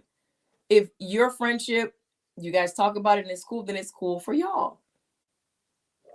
I've done it. I but I dated someone. No, we didn't have sex. It was about maybe like a year or 2 years we dated. You said gave. He's What'd a you give great him? guy. He wasn't a good fit for me. So I found a beautiful friend of mine. She just happened to be there. And I You hear was like, that? I gave. at church potluck, I was like, why don't you guys sit and talk? They're married. She is an amazing fit for him. She even called me when she heard that we dated. She was like, Sophie, what are you doing? I was kind of like, and it helped that we weren't intimate. I think it helped. And I was like, Oh, he's a that's great guy. everything. He's waiting to That's get No, married. yes. everything. Like, Yeah. go, like, please. whole And different they story. Now were we're so talking. amazing with each Now other. we're talking He apples was and kind of oranges. awkward, but I'm like, go. Beautiful family. Go ahead, Al. No, go ahead, Al. Al, you were saying, respond. Now, when you take the sex aspect out of it, now we're talking apples and oranges. Mm-hmm.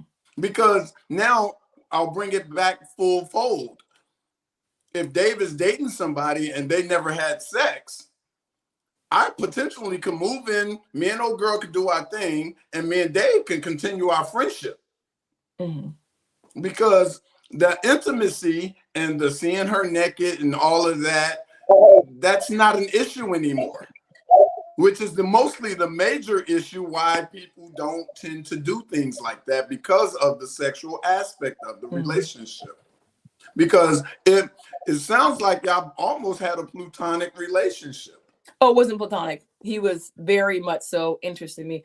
And just for those who may not understand, because some of y'all people who are abstaining, you still can see each other naked. You still can. I mean, there should be a talk about when people are like, oh, we're abstinent. People have their own arrangements when they're abstinent, what they do and what they don't do. We talked about Megan Good and her, how they were saying they were abstinent. Y'all mean to tell me he ain't never saw them boobies? Like, he may not have inserted himself in her, but people who are abstaining, they have their own things that they do. Me and this guy I agree just with you. didn't. Yeah. And I'll put it to you and this even still, way. yet I felt no ways. Oh, no, I hear you. And No that's ways great. And I'll tell you from a man point of view, and any man that says I'm wrong, I will go face to face with them. That is a major issue for men. I agree. I would agree. I know my scenario, because of the intimacy thing, is like you can tell the story and it's like, oh, okay, Yes.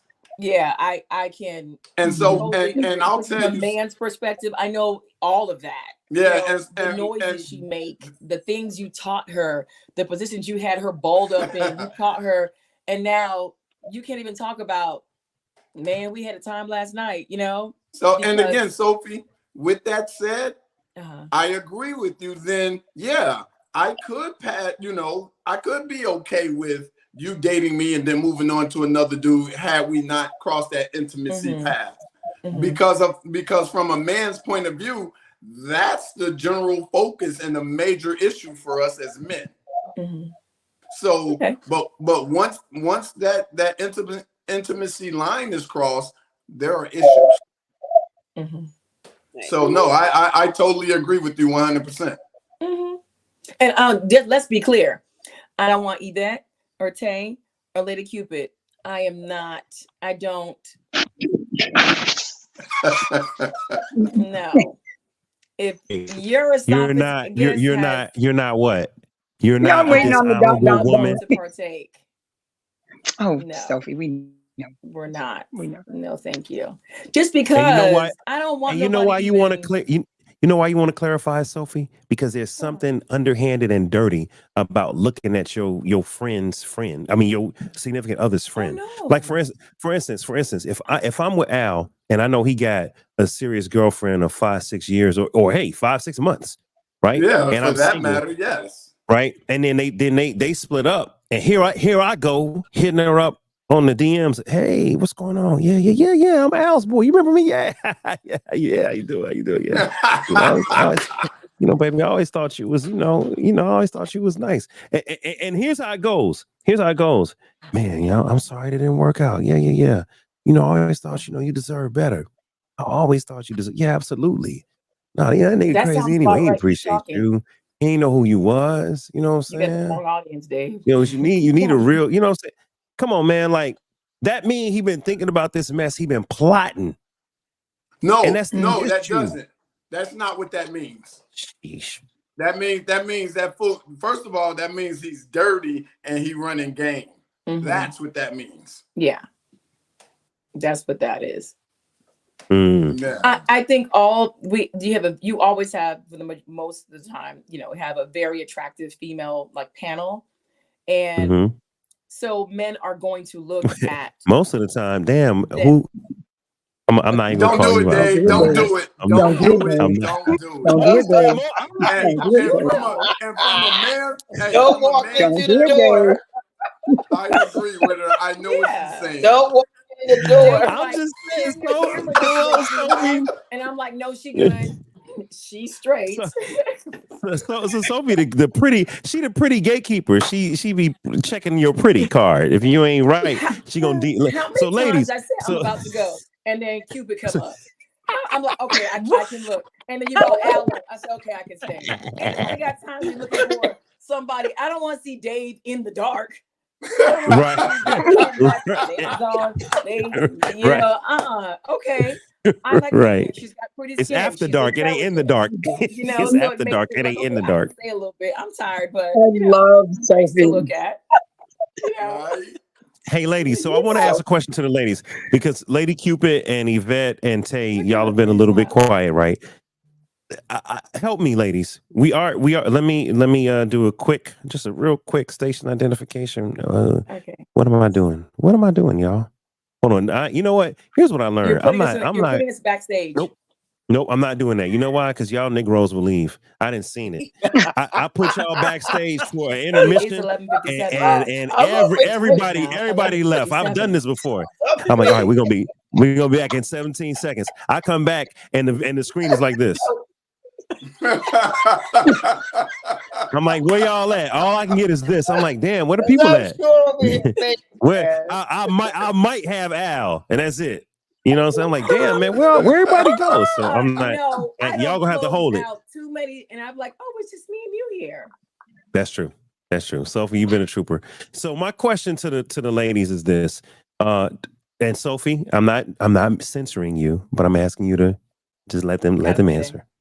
All right, ladies, do you agree? I'm an engaged man. The devil is a lie. Yeah, talk to Al. About you. About Al. I'm submitting to Al. Yeah, talk to them. Don't use that tone with me. Like you were doing across. Yes, go ahead. Put that tongue in your mouth. Why are you doing this? And I always put it side by side every time I compliment you. What them lips do. Put them. I'm listening to you speak. Go ahead. Yes, that's how it goes. Okay. So no. Y'all good? No, y'all keep going. I know you're about to leave, and you have a good evening, and we will pick this up again. Okay. I'm glad that you were here. Okay. Oh, this is what we're doing. I thought you had something you wanted to say from the man's perspective. No. Oh. Well, hold on now. Hold on. Let me stop the music. No. Hey, stop, Dave. Stop. What's happening? What was that? No. Dave know what I'm talking about. Chill out. Kendra G.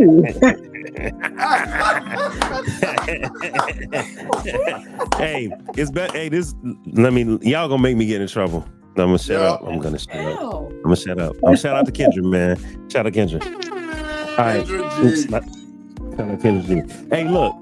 Al and Sophie, y'all can have y'all little discussions another time, okay? But Sophie does this every week. Side by side. I thought the brother was really about to say something. I submitted and everything. He caught me off guard. That wasn't planned. Stay ready, so you ain't got to get ready. Don't try it, Dave. Chill out. No. We all were. No. You know. Let me pause the music. I'm listening. We all were. Let me pause the music. I'm listening. Let me pause the music. So I was about to make a point. And then Sophie was like, so I know we worldwide, right? I got you. So Sophie was about to make a point, and then she was like, I'm like, don't use that tone with me. That's when I said, no, you use that tone with him. Don't. I'm an engaged man. I don't want to hear that. And his fucking Wi-Fi goes out again. This man. You mean me operating in my femininity? You took that personally? It was uncomfortable. I didn't like the way that felt. To him, it was uncomfortable. Don't say. I'll submit. I don't want to hear that shit. Go submit to another man.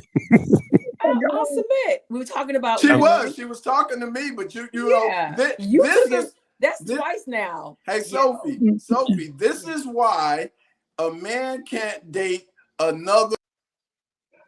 Look at God. Look at God. No, look at God. I got to put you in the green room. Nope. You was about to say some bullshit. You about to say some bad. This is exactly why. Oh boy. You know what? Divine intervention. Point taken. Yeah. So no, this is a great point. No, this is a great point because Yeah. No. I'm no longer wearing Daddy Dave t-shirts. I'm not cleaning nothing up. I'm not cleaning nothing up. I'm not cleaning nothing up. I'm not cleaning nothing up. That's right. What I'm saying is, Dave, we gotta promote the new t-shirts. It's out. I know.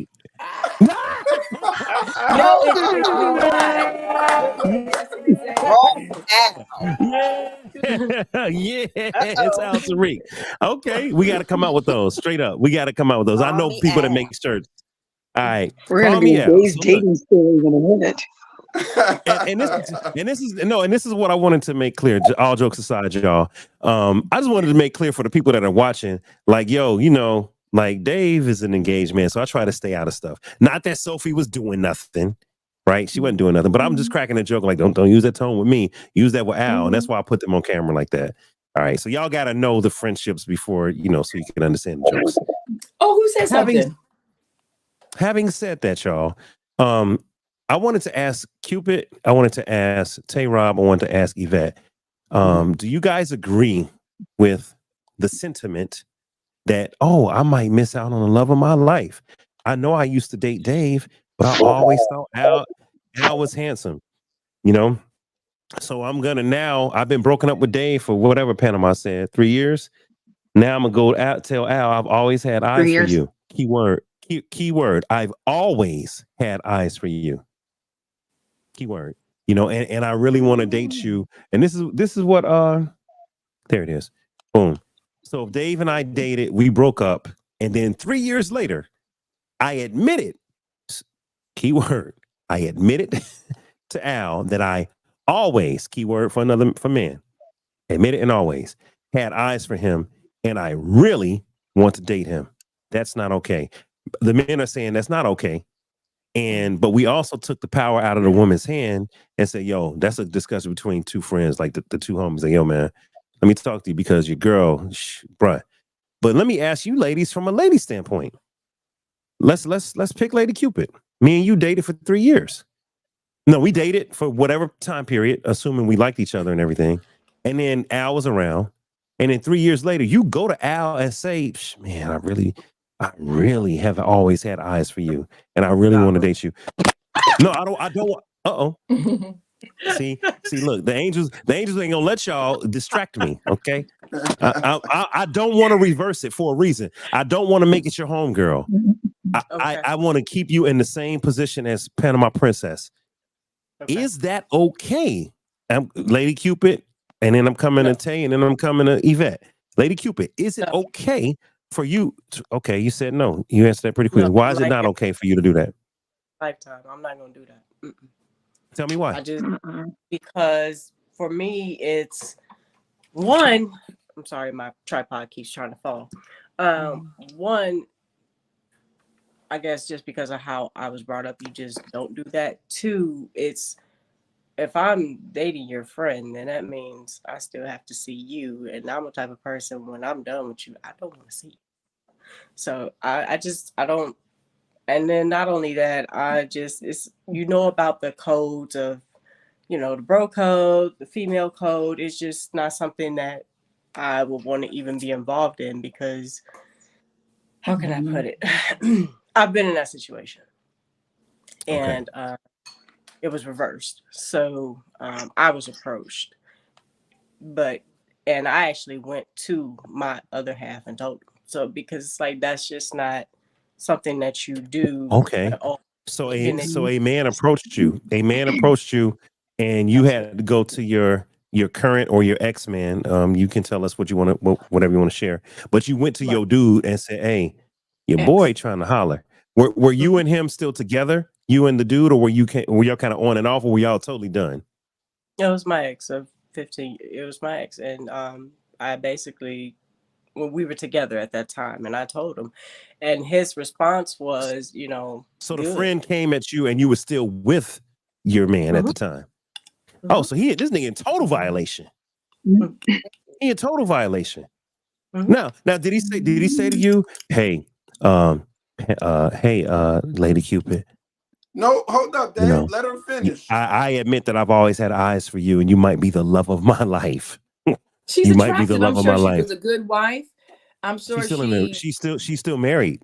So I don't care Oh how yeah, no, attractive but she yeah, Oh, yeah, is. yeah, yeah, yeah, That yeah. man, that was man is in violation. we were not married. I mean, we were together for a very long Okay, time, but never long married. term So Oh, okay, relationship. okay. And this Yeah, and yeah. this is important because some people say the marriage boundary they don't cross. Other people say, man, I don't care. Relationship boundary, I'm not crossing. Exactly. It's a Yeah, Okay. relationship yeah. boundary. yeah, Okay. and that was So his thing. He came at me because we were not married. He ain't married you in all this time. He ain't gonna marry you. So what's up? Trying to talk to him. It's like, no, you don't do that. So I did tell him. do y'all hear the Dick Dastardly, Snidely Whiplash, Disrespect. Darth Vader? Pick any villain. That's dark. He's a criminal. He's a villain. That's a villain. He is a super villain. That man said, "Well, if he ain't gonna do it in 15 years, I don't know what's up with him." He He's plotting. right though, because the devil mixes the truth with a lie. He's right though.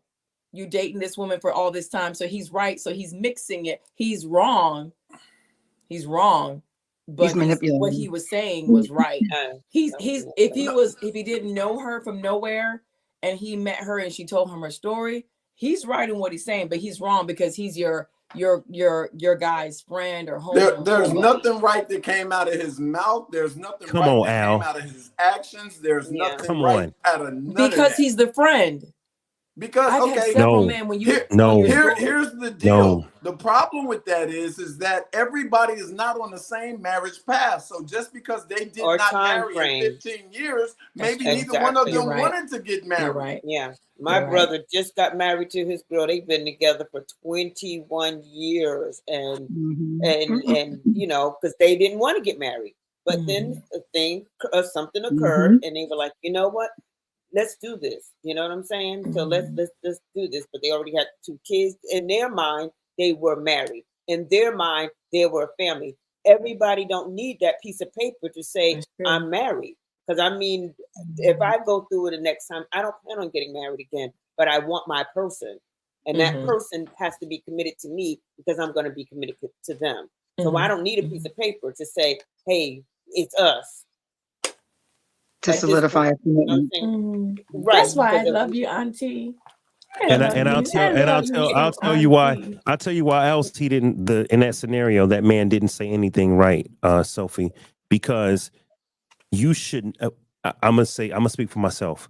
I never wanted to get a woman by shitting on another man. I Okay. never Yeah. I never wanted to Totally. rely on Yeah. downing him to Yeah. pump myself up. My game ain't Mhm. predicated on nobody else. Mhm. Talk I'm your me. talk. You like me or you don't. You feel me or you don't. I'm coming at you. I'm either your type or I'm not. It ain't got nothing to do with Yeah. that man over there. Matter of fact, Mhm. if I know you got a man, I'm out. If I know you got a man, you know what? I don't need that. Yeah, honestly, yeah, it was nah. pure about it, Mm-mm. just jealous is what it Yeah. was. He saw the way I treated him. He thought he would get that, so he approached me. And my ex now at that time, his response was, "Oh, really? It's nice to know that he wants you. I have something that he wants." he immediately approached him about it and confronted him, and they have not really talked since then because other things happened, like, oh, well, you tried to talk to my sister and got back to me. And they haven't talked since, huh, Lady Cupid? They ain't cool no more. The friendship That's ain't the right. same. That's Mhm. right. Imagine that. Imagine that. And yo, not only is this Negro in such a violation because that's his man's woman, that's his man's woman of 15 years. If him and the guy are good friends, that means he been around for barbecues. He didn't Well, see no. children get birthed. Wait, Dave. What? It's like because then you get to be like, oh nigga, I had you in my house. No, wait. Let's take it one step deeper. But go ahead. Let's let Lady Cupid. I'm gonna take it one step deeper. Me and my ex are no longer together. They now communicate. They what? They now communicate. But you know what though? And to take it as deep as you took it, I'm gonna take it a step further. They may be communicating, but they never will be as close as they were. One, and then two, the information get out there. He just shit on himself with all the rest of the homies because now everybody's looking at him with the third eye. Like, nigga, He ain't no backbone. He ain't He's spineless trusted. ass. So since Dave nobody's woman. Dave likes scriptures, there's a scripture on the Bible. I'm not sure where it came from, but it says, "Don't leave your girl around me, true player for real." The Bible says. That's biblical. Now we call you Usher. To support what you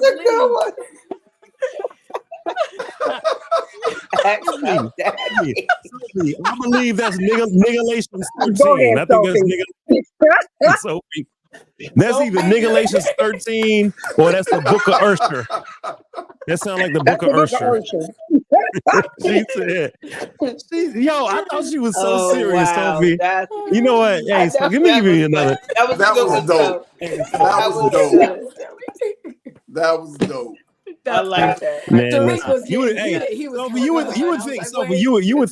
you would think you've been hanging around some comedians or something, Sophie, because your timing was perfect.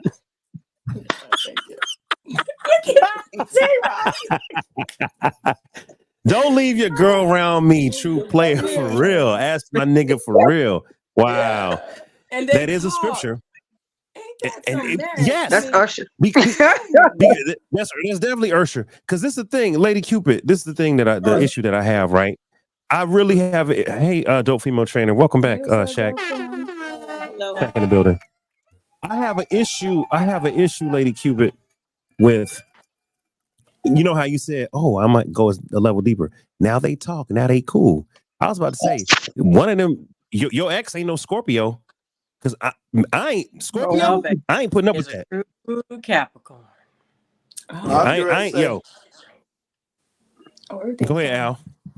Nah, he ain't no Leo either. That's right. No Taurus either. That's right. And if I'm being honest, you know, not to go too deep into the signs, but if I'm being honest, I think me and Al have never had a major issue in our friendship because we're similar. We're cut from similar cloths. And we just know, yo, you know what? I ain't crossing that line. You know, like real talk. It's like, I don't care how good the opportunity look. I ain't crossing that line. And wait. Al. Wait, it's even, and it ain't even on a female level. In general life, me and Dave come from two different parallels of the universe. There are things in life that go on that Dave don't touch that I dwell in. And vice versa. So when I'm up to my devices, he said, Dave, you know I live in the abyss. You know I live in the abyss. He said, Dave, you know I live in the abyss. I don't know what that means. I said, yeah, you look at the abyss and the abyss blinks. Al don't blink. Yeah. So when I'm up to my devices and I know Dave ain't gonna be a part of it, I'll let him know, yo, I'm about to go do that thing. And he'd be like, yo, have at it. I'll holler, man. Be safe. I'll holler at you. There it is. I'll holler at you, man. But we're cut from similar cloths in that the morals. The morals, yeah. And it's this the thing, Sophie and Shaq, welcome to the stage. Yeah, and this is my point.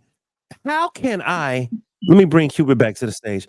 How can I call myself your brother, Lady Cupid? I'm hanging around your man of 15 years. I'm a friend of the family. Because if I'm a friend of the family, I'm like your brother. That's my homie. He like my brother, so you like my sister, right? How am I gonna be around you and the kids and everything else and blah blah blah blah blah blah? And in a minute, in this case, y'all not even broken up. The cat just said, "Oh well, guess what? I'm sick of his shit, and you should be too. And not only should you be sick of it, you should come try me because I'm better than that anyway." It's like, yo, then you ain't my friend, bro. You sitting here talking, you undercutting me. You ain't my friend at all. You ain't my brother, and it's an affront to me because I didn't let you get close to my family. Ain't nobody whispering in Destiny's ear. You hear me? Where's my solo button? Ain't nobody whispering in Destiny's ear. Ain't nobody whispering in my fiance's ear. This shit ain't happening. Try it if you want to. Let me be quiet because I don't. Let me shut up. People already think that I'm. Let me be quiet. I'm gonna be quiet. Yeah. Hey Rob, I'm stopping before I get extra triggered. I'm gonna shut up. But when you have that Yeah, everybody saw the Hey, dope fam. Hey, my I love, know how that's are such a you? nickname, but every time I say dope fam, but it's dope female. Y'all watching Right, dope live? female. I know you're thinking. You're covering your mouth. I've been that one. This conversation is about me. Oh, what you say? Are you trying to pick up on a conversation? We couldn't hear you, Shaq. No. I've been. This conversation is me. I can tell probably transparent. I was married, and my husband, my ex-husband's, one of his groomsmen, I dated. After we got married, when we got a divorce, I was a battered wife, and every throw me out of the house. His groomsmen would come and pick me up and house me. He was like, "Why do you keep going back to that man?" We weren't even on that level, that dating level. He was like he rescued him. And so the last time I was put out, I never went back. And he housed me. And when he housed me, he helped me, he healed me. And we dated for like 6 years. He was like, "Why do you keep going back to that man?" At the beginning, it wasn't even the thought process of us even trying to get together. We had never touched one another. He said he doesn't understand that he's looking for a diamond treasure. So he said, "Let me heal you." And he healed me before he even touched me. And in the healing, we still are friends, but we are not together. He's now married, but we are really good friends. And he allowed me to become whole. So I'm good. So let me chime in on this briefly, you guys. I know we get into hypotheticals, right? And I know we talk about we cracking jokes. Hold on, come on, Tay. I had y'all on mute because I was getting some feedback, so I'm unmuting everybody. My apologies. We crack jokes. I get it, but whenever someone talks about a serious subject like physical, like domestic violence, it's a real thing. And so I will say this: there ain't no bro code when someone is getting abused. So if I'm the one married to you or dating you, dope female trainer, and I'm laying my hands on you, and Al is the one that's like, "Yo, what's going on?" You know what I mean? I would hope that Al would check me. I would hope that Al would talk to me and be like, "Yo, dog, what's your problem? What are you doing?" Right? Hold on, I'm definitely hearing some pots and pans. Somebody clinking and clanging. No, we good. I muted everybody. But I would hope that Al would check me, dope female trainer. But in the event he doesn't, or I don't listen, if you and me break up because I'm the one laying hands on you, if you and me break up, that man don't owe me no loyalty.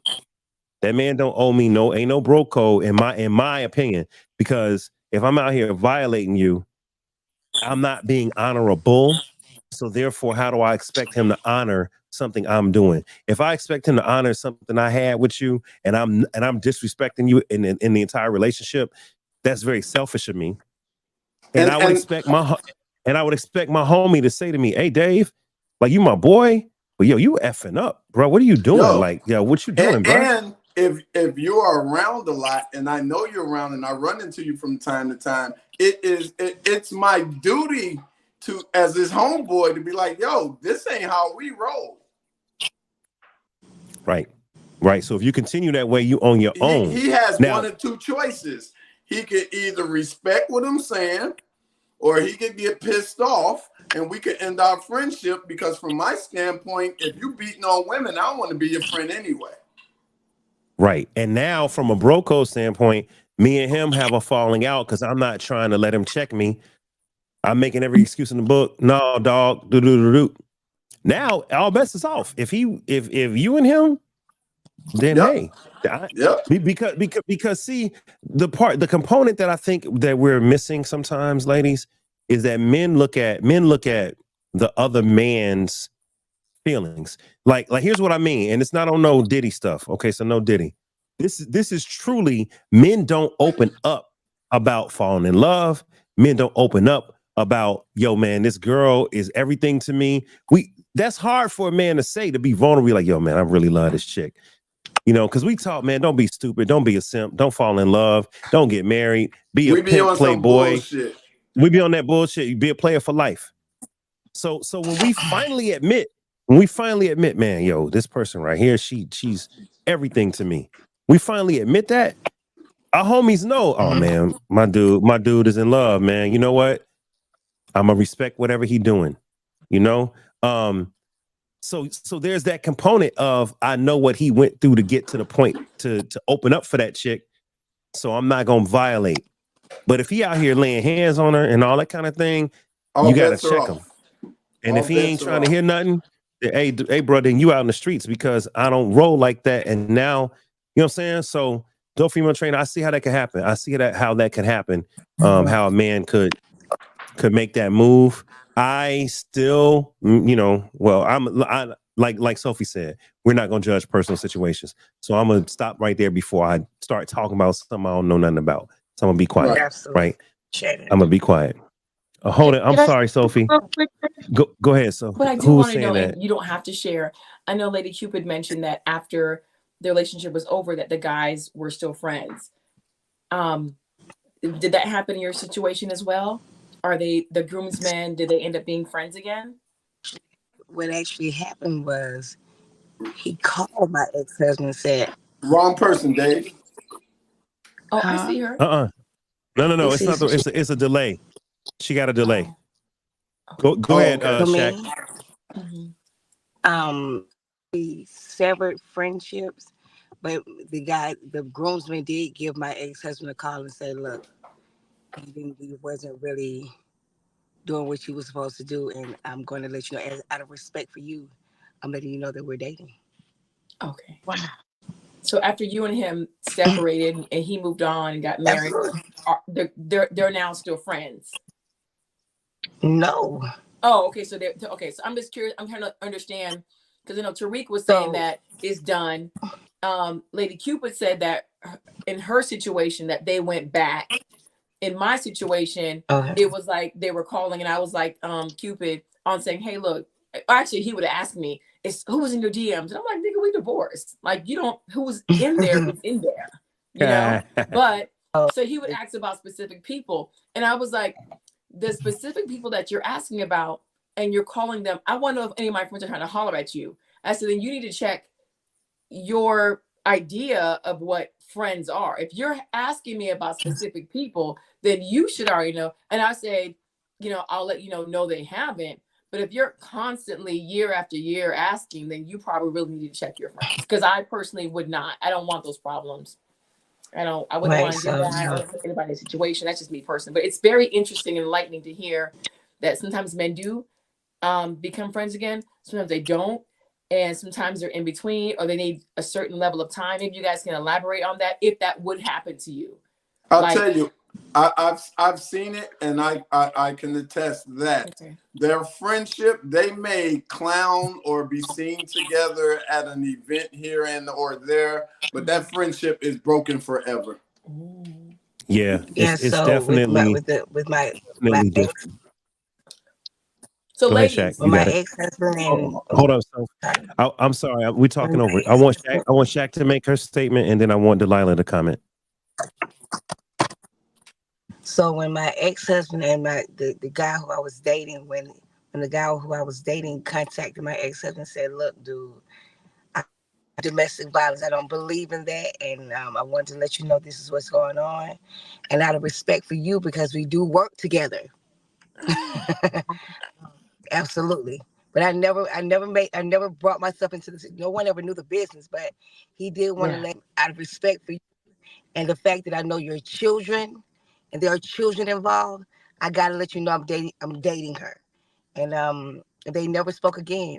From that point on, my ex-husband did give him a call and say, "I want to thank you for taking on the responsibility." He didn't do it. He said, "I want to thank you for taking care of my kids because I couldn't do it because of the situation, the mom, the kid's mom." So he actually thanked him. Wow, Is that's pretty. amazing. That's pretty big of you. Especially when you have children involved. When you have children, you have to think outside of yourself because it's not about you or her. It's about those babies and the fact that if I can't do it, I'm glad another man stepped up and said, "Okay, Well, let me do it." I'll Because tell you like this. That shit sounds good from the outside, but I'm sorry, as a man, that's some bullshit. whether it's bullshit or not, the fact that I didn't just go get with some Joe Blow to help me take Oh care of no, my no, no. kids. Yes, no. I'm just saying from him as a man. There's no. I'm sorry. There's a quote. There's a word. Can't. There's nothing I can't do. I could do everything. I don't Oh, believe no, in no, no. can't, and most I get men what you're should saying. not think that. So from a parental standpoint, I don't give a damn if you halfway across the world. You do what you gotta do, or what you can do as much as you possibly can. Absolutely, I agree. I totally agree. But he So never from took the that place of my. standpoint, he need to tuck his tail and turn in his hardware because you're not a man. So no, let me correct that. Now, the guy who I was dating, he never took on the responsibility of being my kid's father. My kids, and I had to let him know. I said, you can never be their father, but you can be a father figure. So Yes, their sir. father Yes, was going ma'am. to still would never take that away from him. But he was a role model. But I would never Yes. have anyone else be the father to my kids. Yeah. No, I get it, and I applaud that because Yeah. again, I tell you, as a single father, that's the one thing about me as a man.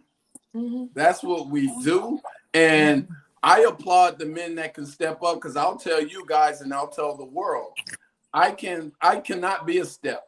I can't. I don't have it in me. Can you be a side piece? Oh, definitely. We still on that rent to own. I can't take Hey, I baby. can't take Hey, intermission.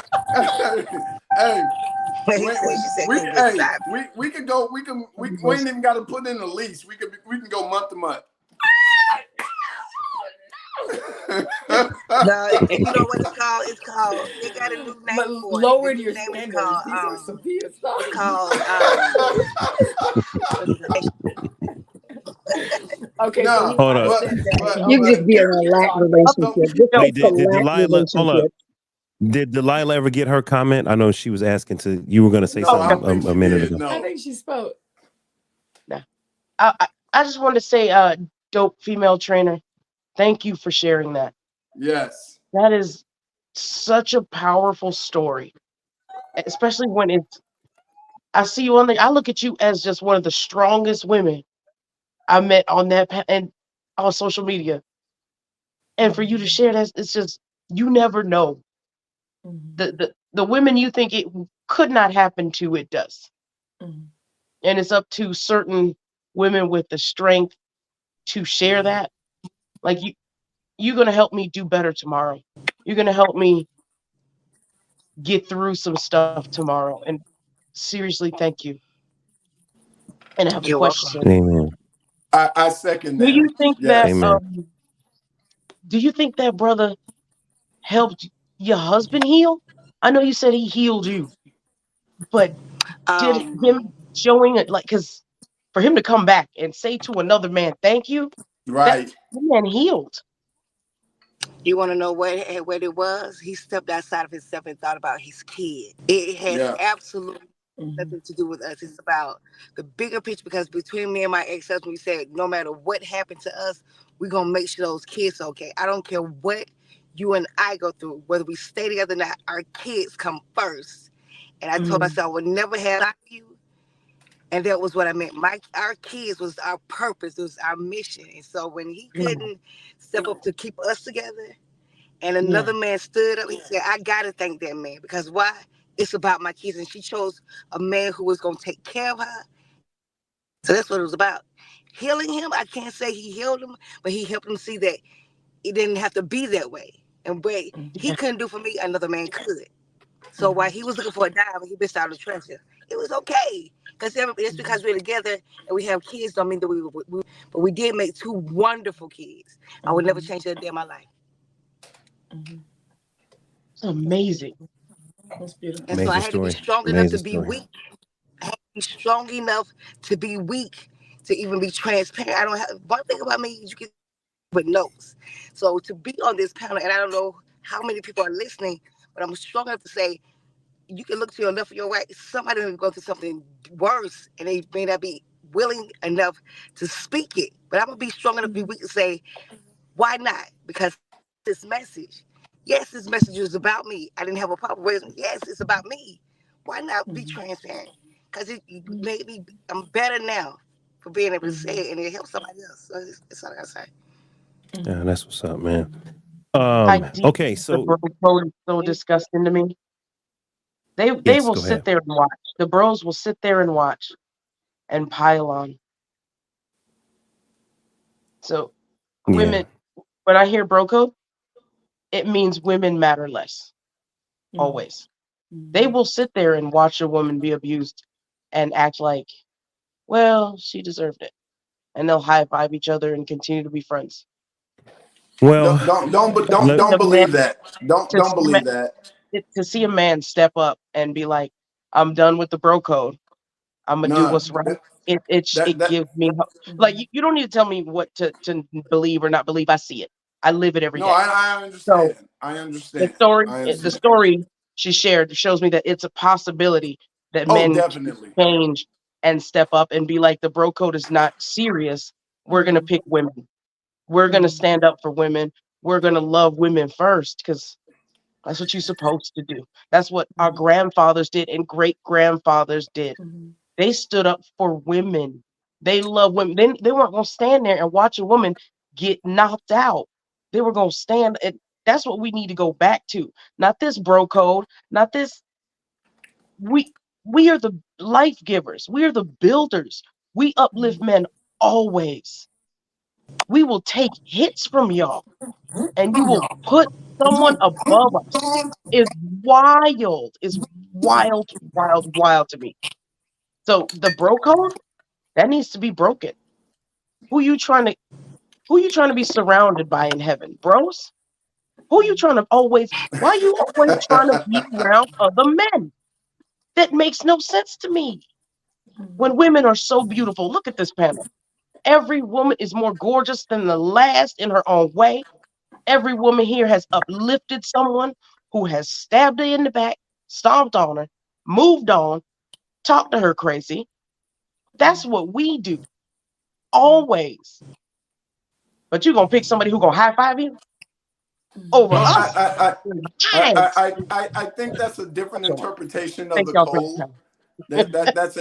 I think that's an individual interpretation of the code because that's not what the bro code is. I hear what you're saying. I totally agree with Bro everything code's that you men just first. said. I'm sorry? Bro code's men first. Where was I No, incorrect? no. That bro code, that is not the bro code. But the only way you'll understand the bro code is if you are a bro. That is an interpretation of a woman thinking what the bro code is. I gotta dig in a As box. a matter of fact, What else I need? actually a situation where this guy said, and I think you probably have all seen the video, you may or may not.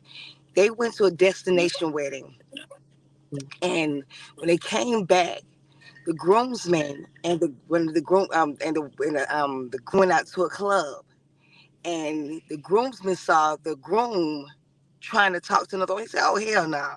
So when you got married, we all got married. We went over to the destination. We all got married. He said, "You better take your ass home because we didn't get married for nothing. Go home. You can't do it." Married man, so I can respect both sections. She has her own interpretation, and you have yours. It's just what what the code entails in their brokenness and that marriage, that communication. Your However, I perspective. know that a lot of men, thank you, dog men out. It is on both levels, and I've seen it on both sides. It's just you're free to choose, but you're not free from the consequences of the choices that you make. So when you choose wisely. It's not the person, it's your choice. Parties, however, I've seen them on both sides. It's just what you choose to indulge yourself in. But I think what he's stating, and these Mr. Dave and Mr. Al, they are upstanding men. They are very upstanding men. And it's the quality of the caliber in which they have that will make believe what Alice said, but in the same breath, Miss I think it's called Close to Delilah. the comedian. Delilah. Yes, Delilah. Delilah. yes. I remember Delilah. Yes, ma'am. You have your perspective and your perception. The comments are true because that's what you've experienced. I've seen them both. At the same time, it's about giving grace. That's fair. But yeah, I respect both. That's Last thing, fair. Dave, the word woman. This is the last thing I'm gonna say. I'm gonna drop down. Woman. Even though I was abused for so long, I still love men. I love them to no end. And I would never place my old situation on the new. I would never do that. So I gave the word woman an acronym. And that word stands for why are necessary. That's all I have to say. Why our men are necessary. That's phenomenal. Why our men are necessary. Okay. That's All right. I phenomenal. love it. That Love is it. phenomenal. I love it. That's dope, female trainer. Hey, Shaq, I appreciate you. Wait, you Hang gotta out tell if me you why. want to. I don't. If you gotta go. Who said they want to know why? You gotta tell me Hold why. on, no. Let me do something. Let me do this. No. Let me call Corset Comedian to the altar right quick. Hey, Delilah, we talked about this. You gotta place your comedy in the right spot. Sometimes it's serious. Just let us. Can the men live? All men aren't evil. We talked I about just asked this. her why. The reason why men Why? are Okay, I don't know the answer. okay. Come on, Shaq. Explain to her why our men are necessary. Would you like to Shaq explain gotta that go. to? It's up to the other ladies. It's up to the the other reason why ladies. men the Oh, reason Shaq is men Go still are ahead, here. Shaq. necessary. Go ahead, The Shaq. She got a reason why delay. men Let Shaq talk. Go ahead. the reason why men are necessary is because I was without my father. And so I chose wrong. So men are necessary because a child, when you see a baby boy in the arms of their father, you see strength, you see guidance, you see safety, you see protection, you see it all. So when I was without mine, I chose wrong. And I had to walk a tougher walk. But men are so necessary because men are the covering from which we lay. Where I lay is his religion. When he speaks, I listen because why I trust him, and that's why men are necessary because they cover us. As long as we stay in place where we're supposed to be. Mm-hmm. Amen. And we're gonna leave that there. Delilah, you can't say nothing because I know you got a just see. I look at her. Look at her. I got a question. No, Delilah's a comedian, but Delilah cool people, y'all. She just loves to. Her comedy is centered around destroying men. And I'm like, yes. My She's not comedy gonna is get centered that. around the truth, sir. The truth. It is. Seems like it's destroying men. It is definitely your perspective and your truth. I'll give you that. And just You like somebody just said, like I think Shaq said it, the bro code can be different from groups of bros. one group of bros is one way, but another crew might be slightly different. And the way women may see it might be slightly different. So I agree with all of that. Yvette, you said you got to roll out. Shaq, you got to roll out, right? Mhm. All right, I appreciate you, Shaq, dope female trainer. Thank you for joining. But you welcome to stay. Oh, you gonna stay? I'm good. I said I'm good. Okay, then I'll go. Okay. I want to Yvette. say good night to the panel. Good night, everybody. Good night. All right, Yvette. Yvette, Sophie, are you hanging or are you leaving? I'm going. You go. All right, hold on. So look, I'll give y'all both. Let's start with Go. Yvette. Give us your closing statements on we didn't really get to who are the heroes and the villains in today's relationships. We talked about a few things, social media being something, technology and dating apps being something. We talked about people being impatient. We talked about people not being accountable. We talked about no consistency. There's a few things that we mentioned that could be either heroes or villains. So Yvette, give me your 30 to 60-second summary, and then Sophie, you're gonna go right after her. We were all over the world, so all I'm gonna say is, going into a relationship, try not to be the villain. Go in with your true, authentic self.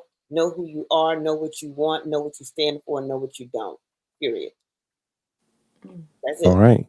Don't be Know the what you villain. stand for. Know what you don't. Know your morals. Thank you. I appreciate you, Yvette. All right, we'll holler at you next week. Video lady Yvette. All right, Yvette. Okay, Sophie, give us your summary. Oh, I didn't. How did I solo Shaq? Where'd Sophie go? Oh, I'm here you here. go. Sophie, give us your summary of who are the heroes and villains in today's relationships. I'll say, like I said in the beginning, anybody who abuses the power of, if you're supposed to be the head and you abuse it, if you're supposed to be a leader and you abuse it, if you are abusing your femininity and abusing anyone who takes advantage of somebody who is weaker, whether it be in that role, you become a villain. And for those of you who are recovering villains, there is hope. It isn't like damnation.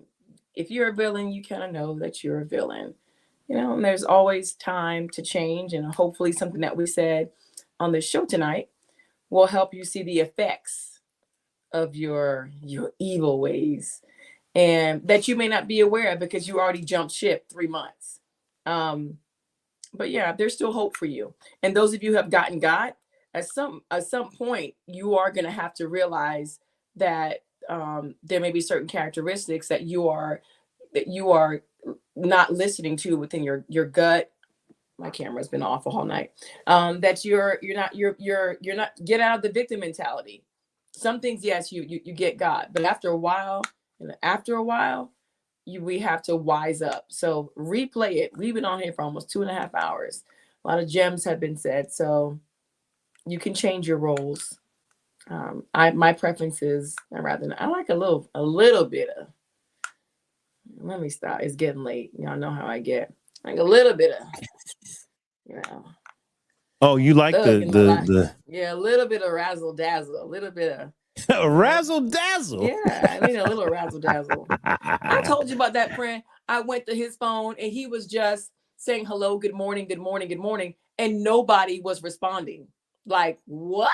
Mm-hmm. Like, that means you don't have no play. Like, nobody was you trying to go out there, but nobody's. Yeah. I would like to at least see some demon time, like something. But so Sophie, you want a man that's got a little game. You don't want him out there trying and he ain't getting nothing. So you want him to have a little bit of game, a little bit of riz. Yeah, a little bit of riz. But respectfully, do right by yourself, and then it transfers over to everybody else. Don't look out for only yourself, but do right by yourself. Yeah, and that's it. Yeah. I see y'all. All right, Sophie. That's Sophie, that girl, man. Appreciate you, Sophie. Thank you for joining. I know you said you were gonna do 30 minutes. You did 2 hours and 30 minutes. Because you have a lovely looking panel. Yeah. You know what? Look, God is good. I didn't know who was gonna show up tonight, but everybody pulled through. So I appreciate everybody that joined. So thank you for joining, Sophie. You're welcome to hang out. Chrisette. Okay. I'm leaving. Good night, Chrisette. I see you looking down at something. Bye-bye. Yeah. Right. Yeah. She's setting up a dick appointment. That's what's going on with the Lila, you on mute. You got to come off mute. You saw my face. You already got the answer. Why? Lila. All right, I think Tay Rob was gonna say something a little earlier, and so was Lady Cupid. You know what, guys? Since we have been on for 2 hours already, 2 hours and 40 minutes, let's just do a roundtable, and let's close it out. The idea here is we're in this series of heroes and villains. That's the name of the series that we're on, Heroes and Villains. And we talked about Angel Reese. Is she a hero or a villain? We talked about OJ after he passed. Is he a hero or a villain? And then today, I didn't want to focus on a person. I just want to focus on the modern relationship, like today's relationships, dating in 2024. Who are the heroes and the villains, if there are any, in today's relationships? Al, I look like you got your hand up. You want to start first with the roundtable, Al? Yep, let me go first. All right, you got it. I'll tell you, I think relationships. I think we're still in a good place with relationships. I think the media, social media. I think social media. I think social media has taken us way left. I think if everybody started thinking individually, I like the culture of relationships where we are as a people. All of this pinning villains and who's the villain and who's the hero, all of this pinning us against each other. People need to use their own mentality and their own minds and do what works with what's best for them, and stop trying to be so accepted by social. To hell with social media. Your relationship is just that. It's your relationship. So I think if we all keep that in mind, we'll be good in that area. I like where we're going dating wise. There are a lot of eligible bachelors. There's a lot of eligible bachelorettes out there. When people start using their own minds for themselves, I think they'll be able to see what they're looking for.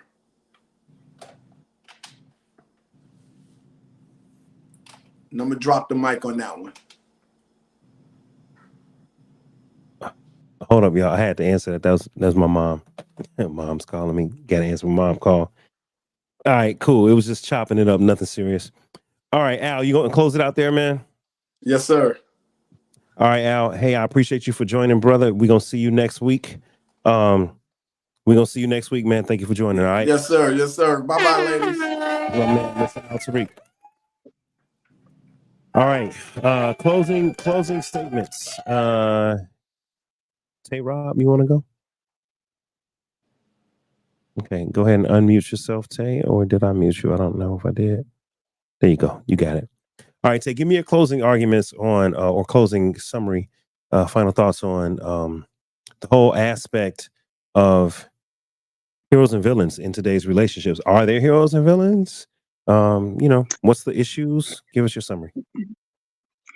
Well, I honestly think that at some point in every relationship, you shift in and out of different positions. We're always somebody, everybody's been somebody's villain and everybody's been somebody's hero.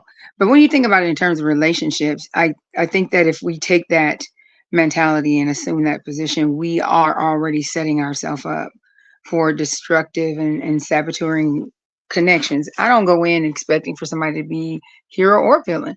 Going expecting to learn more about an individual that I'm hoping to build more depth and investment with. And if that's the premise of our relationship and our connection, then determining who a hero is or a victim is or a villain is foolishness. Because one, a hero's primary function is to rescue. A villain's primary function is to deceive and destroy. So here's the thing. If we go in with those ideologies, then you're expecting that the person that you're rescuing, if you're the villain, is weak, docile, unable to invest in the relationship in equal portion. If you're assuming that the person that you are dealing with is a villain, then you don't trust them. You're going in already with the intention to not put down any roots and or stake, because you're looking for this person's shortcomings, because you already view them in a negative light.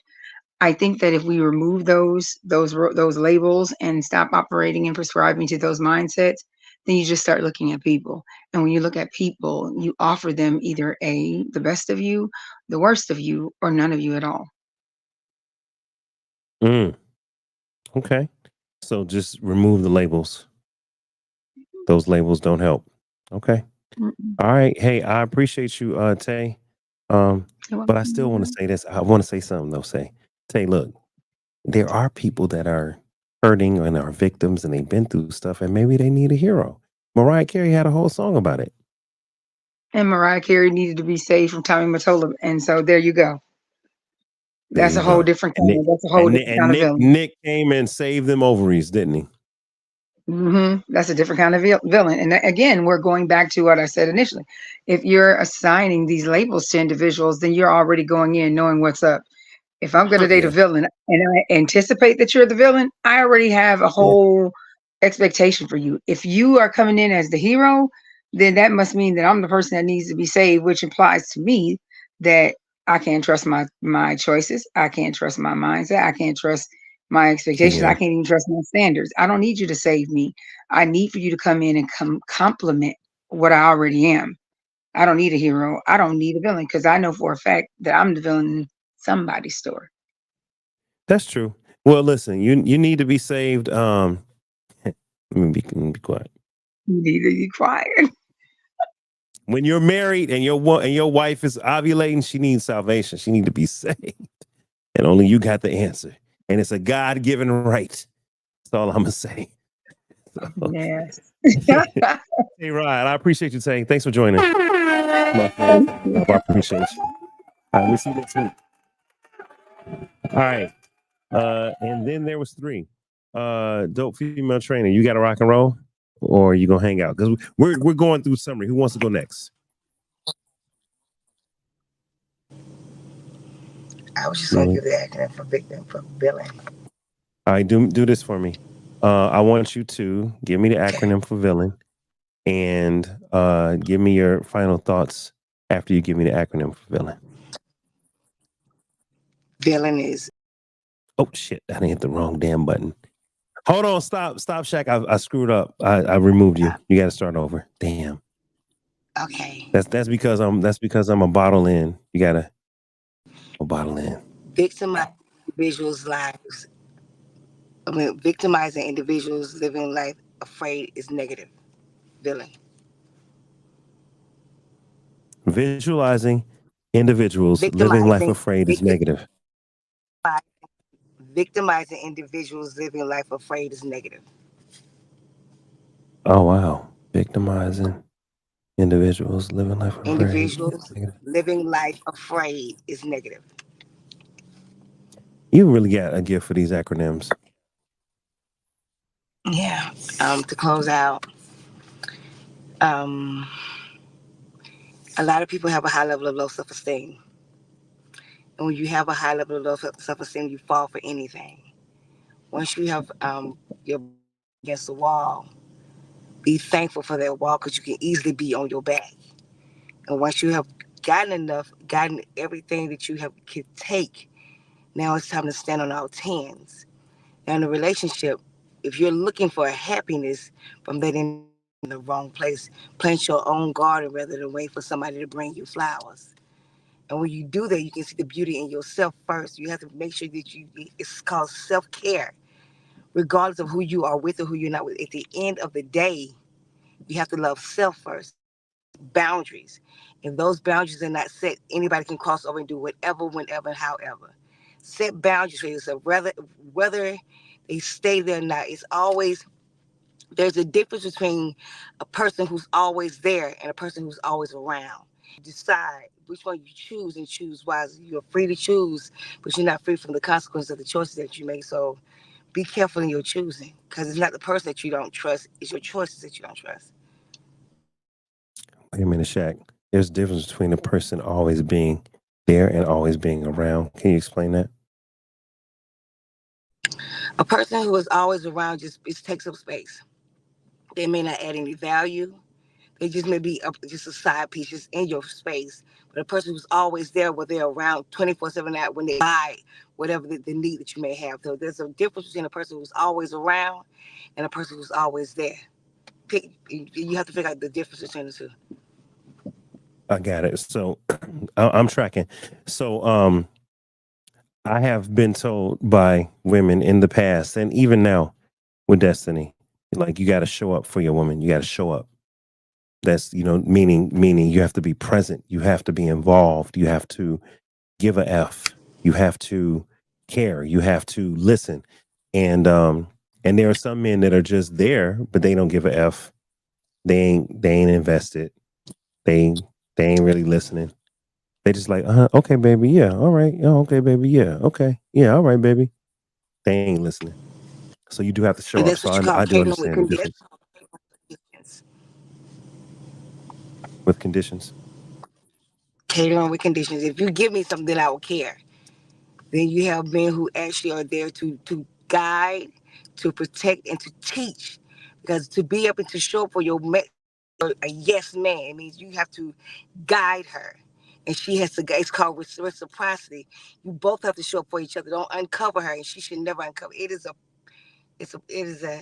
I've learned since I've been out of a relationship. I've learned and I've allowed things to soak into my serum. And once I've done that, I understand my position. It's Yeah, reciprocity.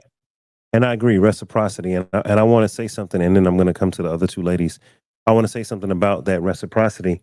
It is so important as a man that is leading that you have a woman that is helping, supporting, and following.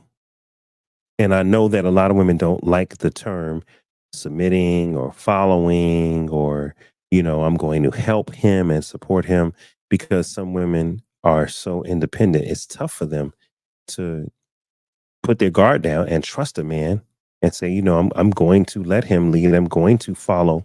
I'm going to be a good soldier, et cetera, et cetera.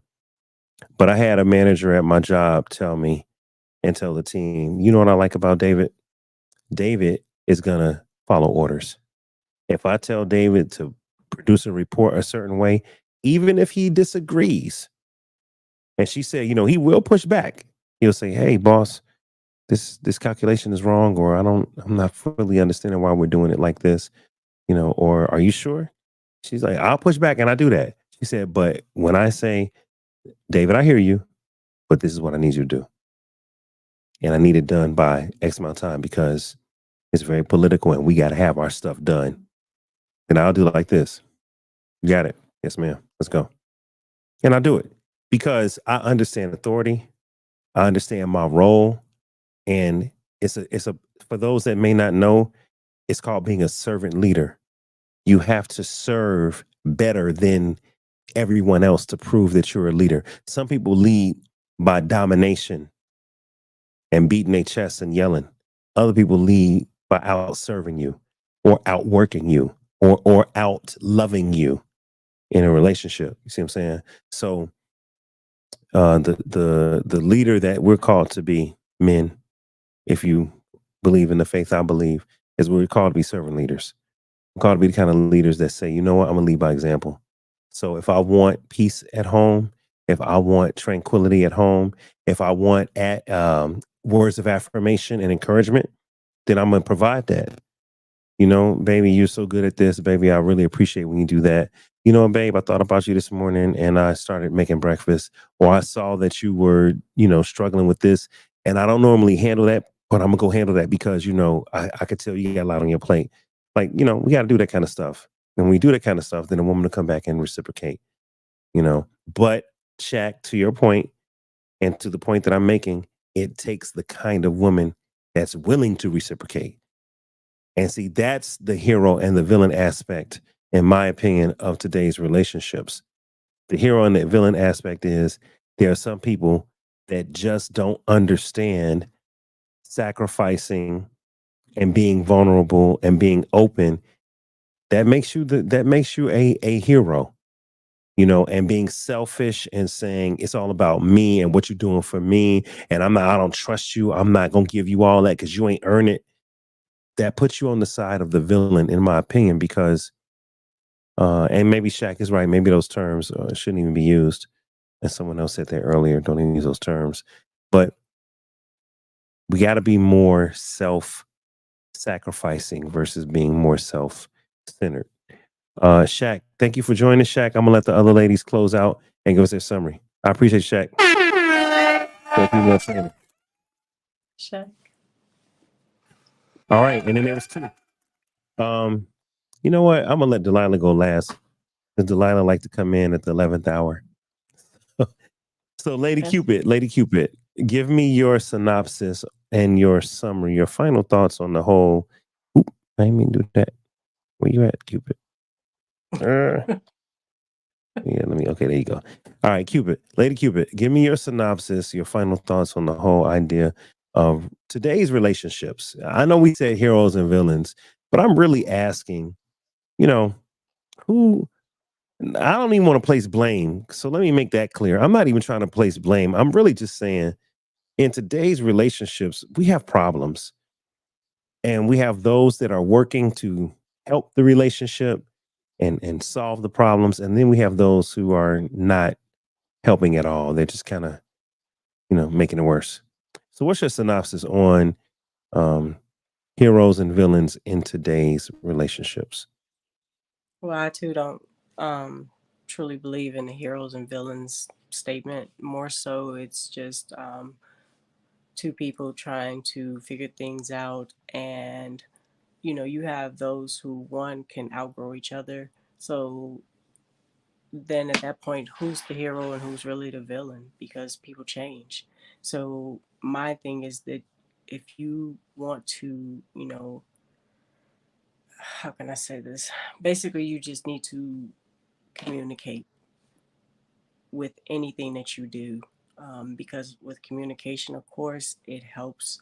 You won't have heroes and villains, as you call it. You have two people who are realizing that maybe they're not meant for each other, or it's just that they've outgrown each other. Um, but for me, I just feel like relationships in general, and this I'm actually in the dating field. It's different now, and people really do need to talk. And again, like Shaq said, you have to love yourself first. You got to put yourself first, and then you can pour that love into whomever it is that you're with. Because if you're working from a half full or empty cup, I'm sorry, there's nothing left for me. If I have nothing left for me, I can't give you anything. So the video that you showed about, her taking her husband back, for me, I looked at it differently. If I was in that scenario, I would actually return myself. I wouldn't I wouldn't want to have the authority to return somebody else. I will remove myself from the situation and return myself back to where I was, and go on and move on with my life. You don't have authority over anyone, like the other young lady was saying. So in essence, just learn to love yourself, communicate with whomever you're with, and just put those values and standards that you have out there, and let it be known what it is that you require, and stand on it. And if they can't take it, then walk away. But no one should ever Okay. be a villain or a hero in essence, because I can relate to some of the things that Shaq talked about as well. So Definitely. Definitely. Okay. And you know what? And that makes a lot of sense. It makes a lot of sense. I was trying to add this back to the stage, yeah, as you were doing your soliloquy so eloquently. Um, yeah, I agree. I agree, Cupid. You know, it shouldn't really be hero or villain. But if I'm honest, I'm a podcast host. I gotta get y'all to come to the room somehow. I gotta I gotta make it provocative. It gets the people going. I gotta say something, you know. So and to be honest, what I'm realizing, you guys, podcasting is like preaching. You have a subject every week.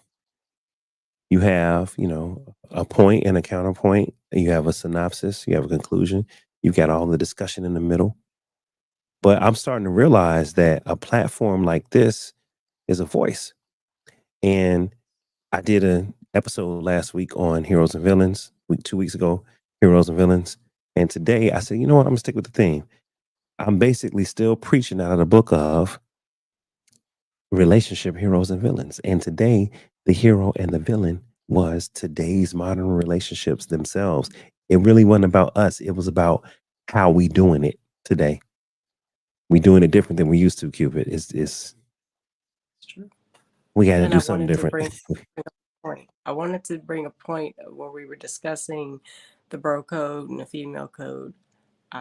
If anyone remembers the movie Best Man, it's a prime example of bro code, female code. They broke all type of codes in those movies, and no one ever thinks about that. You know, That's a they great show it in point. movies. And another highlight that came out tonight is that um how some women, I'm not going to say all, right, because I don't want to generalize, how some women see I might find the love of my life is different than how some men see I might find the love of my life. For instance, if Al used to holler, no, I'll give you a great example. And Al can quantify, he can verify this, y'all. I'll bring Delilah up so she can participate. So on my 40th birthday, which at this point was 10 years ago, I had a big blowout party out here in LA, in Santa Monica. Everybody was suited and booted. I invited Corset, the comedian, come off of mute, Delilah, because I need your reaction. Delilah, I invited every woman I ever hollered at in my first 5 years of being in LA. I invited everybody, Cupid. Everybody. Whether I hollered at you and you were reciprocal, or I hollered at you and you dissed me and we just became friends, I invited everybody. And the girl I was talking to at the time made the mistake of falling out with me the night before the party. I said, "Oh, you want to argue? Oh, you want to act stupid? Yeah, okay. Dame ain't all that. Oh, okay, cool. Watch this." I said, "Cool."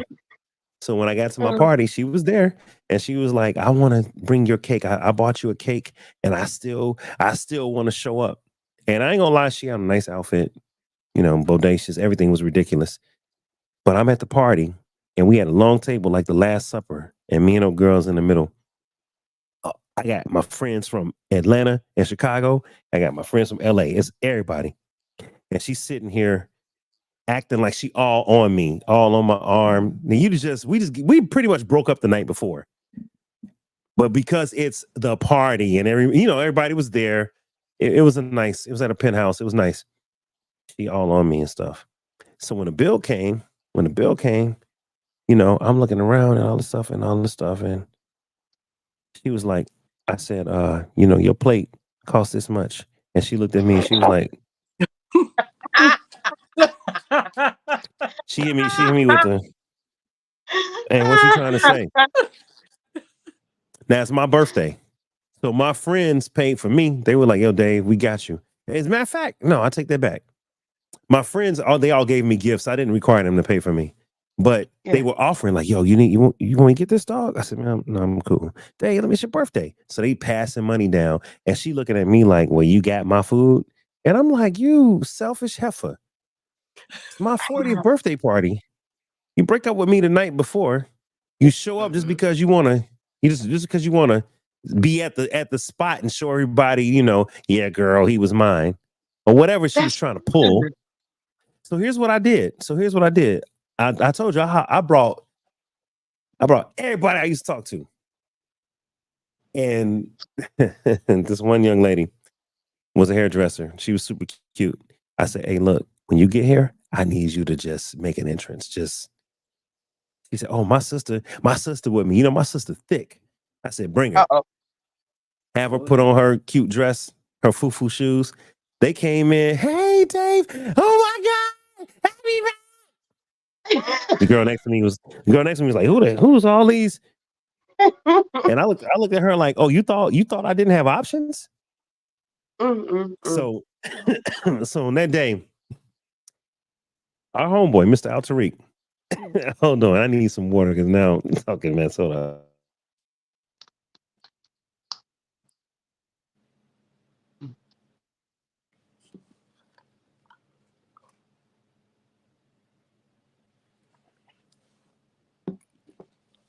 All right, that's the Lord's way of telling me to wrap it up.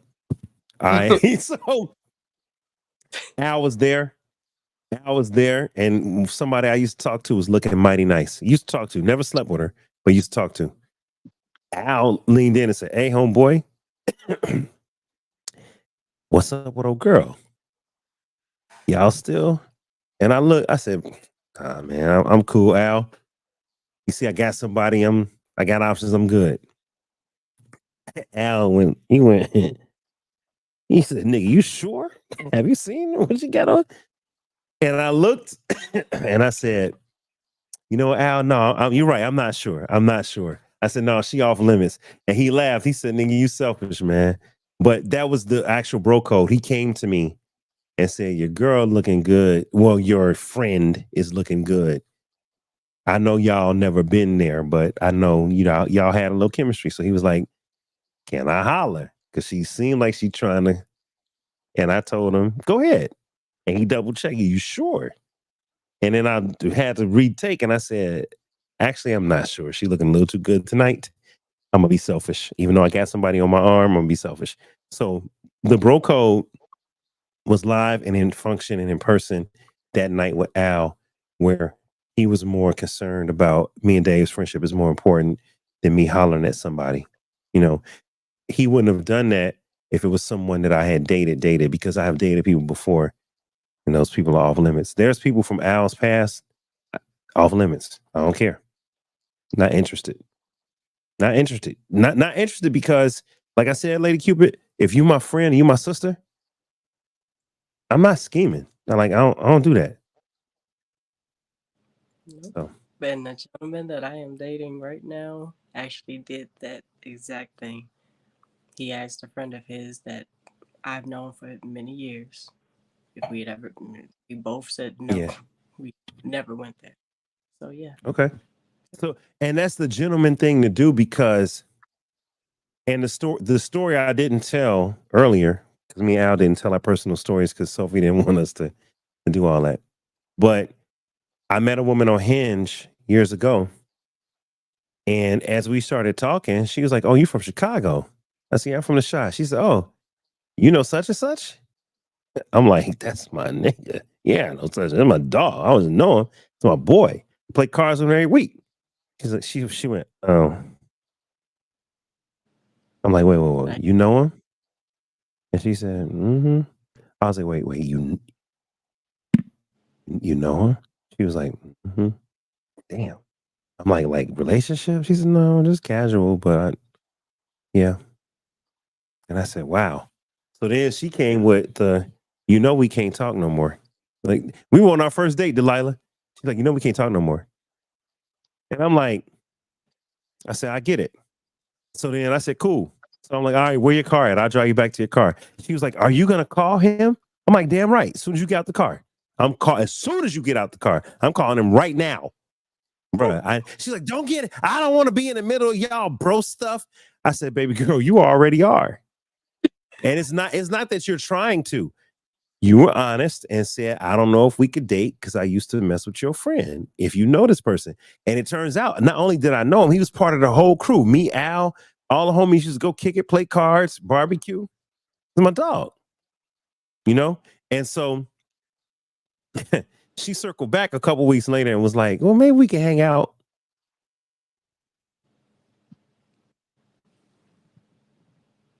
So I hit my boy up.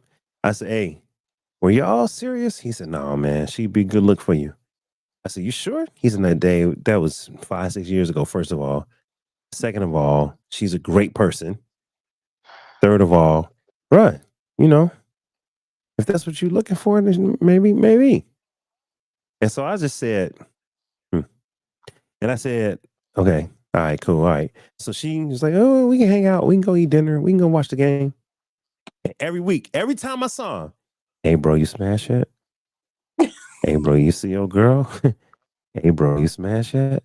And I'm like, So I finally asked him straight. I said, dog, tell me the truth. Do you have feelings? Like, yo, what was it? Don't play with me. He's like, Dave, nigga, I'm telling you. No, it was just fun. We were both cool. You know, she was going through something. I was going through something. It happened.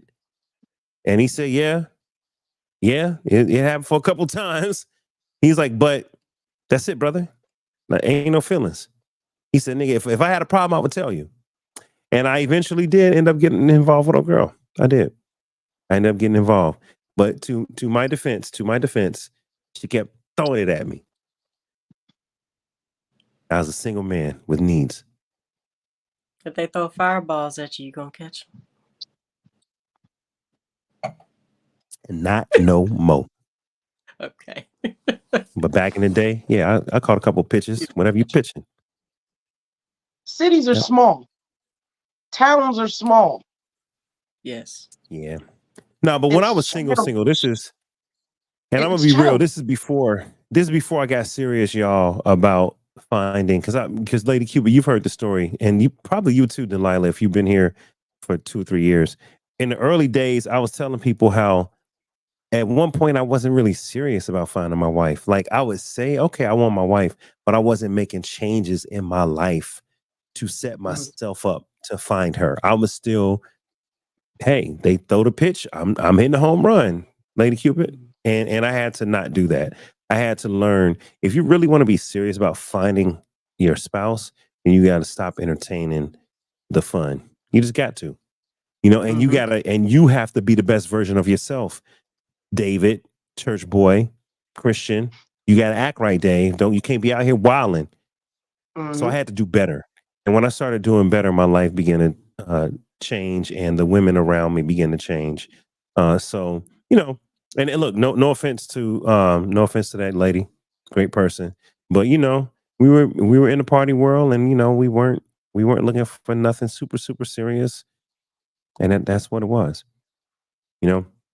Having said that, now imagine I go ahead and allow me and her, because she pressing, and I'm like, all right, let's see what it do.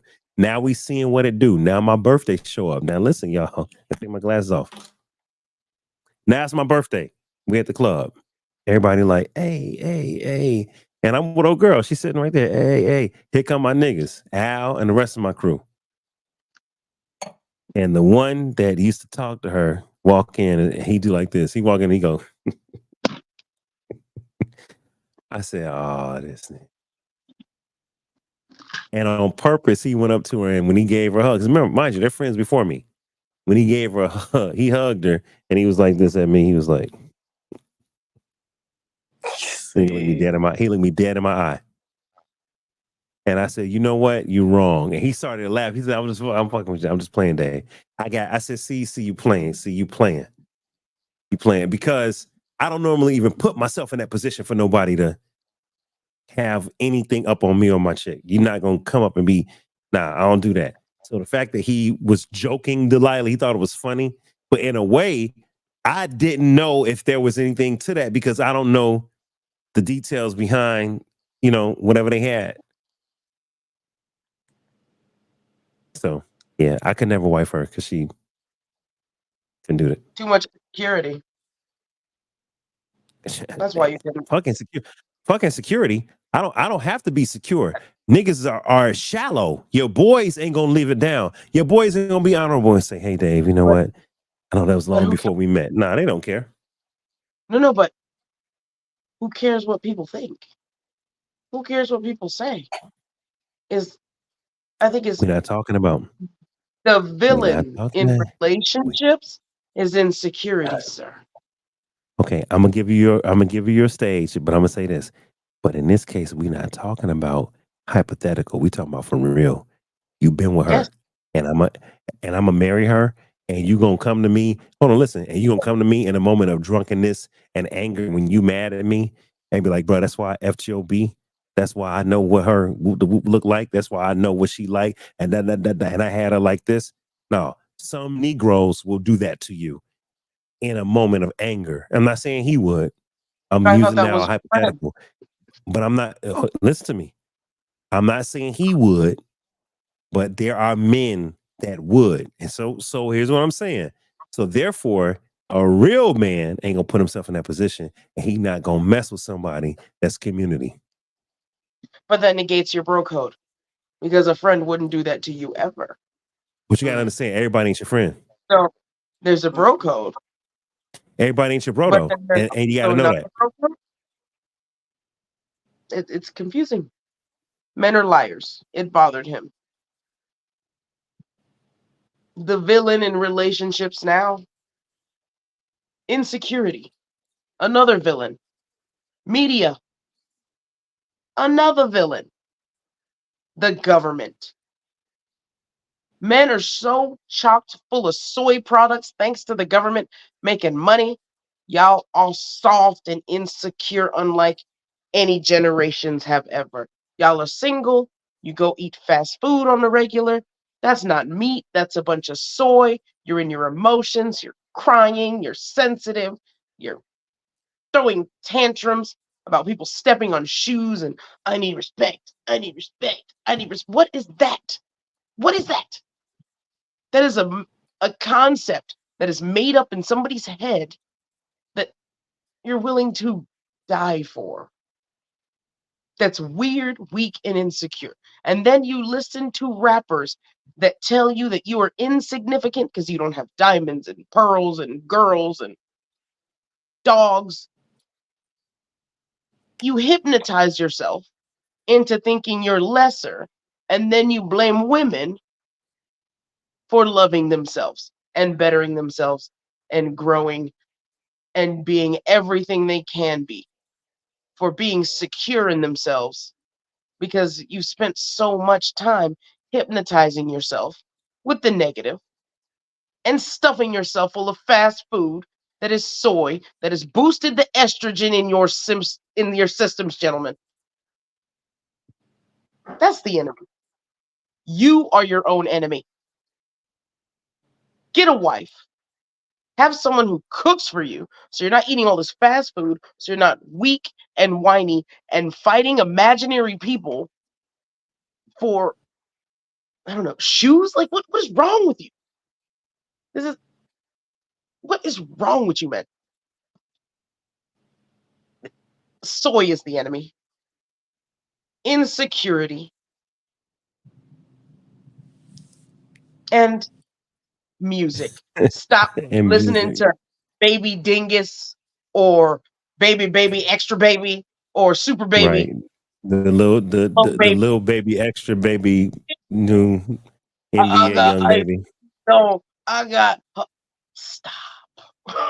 What about everybody listening to Sexy Red and listening to Lotto and listening to, what's her name?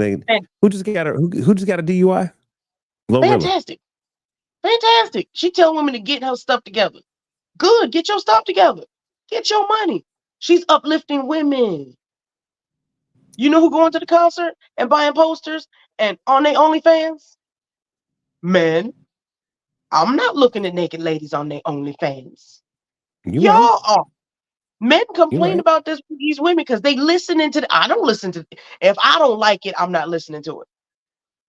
I don't listen to Big TV. You're not out of town effing with your rounds. I know I love those women. They uplift women. I love them. Why are men listening to them and then crying about what they're saying? Yeah. That's weird, bro. If you don't like it, why do you know every word to the song? Those ladies are Well, yeah. hilarious. They are comedians. It is brilliant. And when There's a you lot of listen to their zesty men album, out here though. There's a lot of zesty men out here though. And I'm not just want hating on the I'm not hating on the LGBTQ community, but there's definitely a lot of men in today's world that are zesty and soft. And you gotta hear me for a moment. They're chock full Yeah, of estrogen. and this I'm and gonna this get a is the stud. and damn, not a stud. You like Henrietta from BMF? You want Henrietta from BMF? Do you watch BMF? No, you I didn't. want to feel man. She could fix a tire. She could protect me. She not crying about sex red in public where people can hear him. Delilah just called a real a stud a real man. That's a damn shame. I heard what you That's said. a I'll be fact. catching you a little. And you know what? Hey, shout out to Kenny Kincaid. She said Delilah is hilarious. She thinks you're hilarious. Yes. Yeah. You know what, Dave? You Yeah. say I'm picking men. What did I say that was false? Nothing. But no. But I want to say this. But just like I shouldn't generalize, right? Because Sophie get on me if I generalize. I will just say that you shouldn't because there's always the exception to the rule out there. And there's a lot of men Okay, that are doing the introduce me. stuff that you're saying. There's a lot. Introduce me. You're talking to the host. Introduce You me talking to to the one lead. model. You talking to the leader of the good men. I'm not only the client. I'm the good man You're not president. single. That's who I am. Introduce me to a single man who you say does not You're fit right. in that category. You're right. I'm not single. So what I'm saying is, I'm giving you. Okay, so let's talk about this briefly, y'all. Dave's I gonna might have start a to new do a show. dating show, ladies, and he's gonna introduce you to all these great men that he's talking about. He gonna make it rain good single men to prove corset wrong. Thank you, Dave. Well, let's just say I was able to do this. Let's say I was able to produce a crop of good men. Let's just say, right? I'm gonna be your co-host. I'm gonna be. You're gonna be the comedian. Oh my I god, gotta I ask. can I see can you answer right real now. questions, Dave. I'm gonna answer real questions. Let's play the game. Them men better have some strong constitution because you come at them the wrong way, they can't break down and wilt. They can't fold. They gotta know what they're dealing with. Men laugh at me like you, Dave. Huh? What? Real men laugh at me and don't throw tantrums. You laugh at me, Yeah. Dave. No, I It's do. you don't get triggered because you're not simp. You're not But this is soft. also. But I also want to say this too, Delilah. I'm in a different position, and Cupid. I know we didn't. We just stay with us. I'm coming back. I'm coming back to the topic. Cupid, here's the situation, Lady Cupid and Delilah. Me being the host, right, and me doing now 252 episodes, I had to develop some resilience around what people say when they come on the show. I also had to develop some moxie and some balls around facilitating my own show. And when it go off the rails, I got to be able to pull it back. When it go off the rails, or if something going way left, I got to be able to do this. Well, damn, not solo Delilah. I got to be able to do this and solo me and mute people. Matter of fact, let me put myself. There you go. I'm over there. So I got to be able to manage my show. Back when I first started, it was some ladies on the show that were arguing back and forth, and I let them go because I was like, okay, I ain't gonna get in the middle. And I had a woman DM me, and she said, "Dave, I love your show. I love the fact that you're a nice guy. You're a great guy." She said, "But you got to take control of your show." She said, "These women will get up here and just want to hit themselves talk." She basically was going off on the women that were being boisterous and all of that. And she was like, and they just want to hit themselves talk, and they can be disrespectful, and they not honoring none of your rules. And you got to facilitate and manage your show better. She said, "I understand you're a great guy. I understand where you are, but we still want to see you get ignorant sometimes." She DM'd me. I know this woman from a can of paint. And I said, "Damn, so I'm supposed to cuss people out? What you want me to do?" And she's like, "No, don't cuss them out. Just you control the show.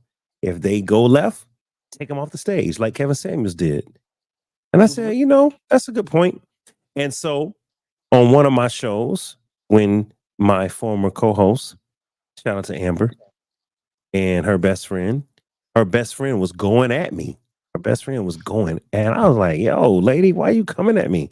And she just kept, and she wasn't letting me talk, and she was so I finally had to say, "Hey, look, y'all, I'm not gonna let y'all do this on my show. I need you to respect the platform. Like, I let you speak, I let you get your point out. Now it's my turn." And and boom, boom, boom, boom, boom. That was the first show Sexy Spirit showed up, Parrish. And Parrish sat there like this for 30 minutes. I love her. Dave, when you have a moment, I'd like to share something. I was like, who is this woman? Who is this woman? Who is this woman? And so she defended me. She basically said, "Hey, y'all, You ask a man his opinion and you ask a man what men think. And then when a man starts to answer, you cut him off and you say it's bogus, it's BS, it's not valid, and you attack him. She said, you really don't want to know what a man thinks. She said, Dave was gracious enough to let y'all argue for 30 minutes. He just let y'all go, and you started this whole thing by saying, hey, Dave, what do you think about this? And why do you think men do this? And as soon as he got halfway through an answer, y'all started tripping. And so she showed me in that moment, she was like, and this is back when I was single. So she was like, speaking to my pain. And she was like, he's a good person. He's got a good heart. He's working on this platform. We should respect how he feels. And then she just said some stuff, like, some encouraging stuff. And women in the audience were like, you see his face when she started to encourage him? Look at that man light up. Look at him. And I said to myself, what's wrong with that? What's wrong with a man receiving encouragement from a woman and it feeling good? And to be honest, this is what some women lack when it comes to their relationships with men. They don't know how to encourage and build up. And Delilah, me and you could joke. Delilah, you're a comedian. You can come in here and you can be misandry. You can you shit on men. You can be feminine. Do whatever you want in the context of jokes. But if it ever gets personal, if it ever gets to where I think, Delilah going too far, then I might call you after and say, hey, D, that was, you ain't gotta do that. Like, don't do that. Or whatever. Or I'll say, or I'll say, hey, Delilah, that's funny, but it's not really my audience.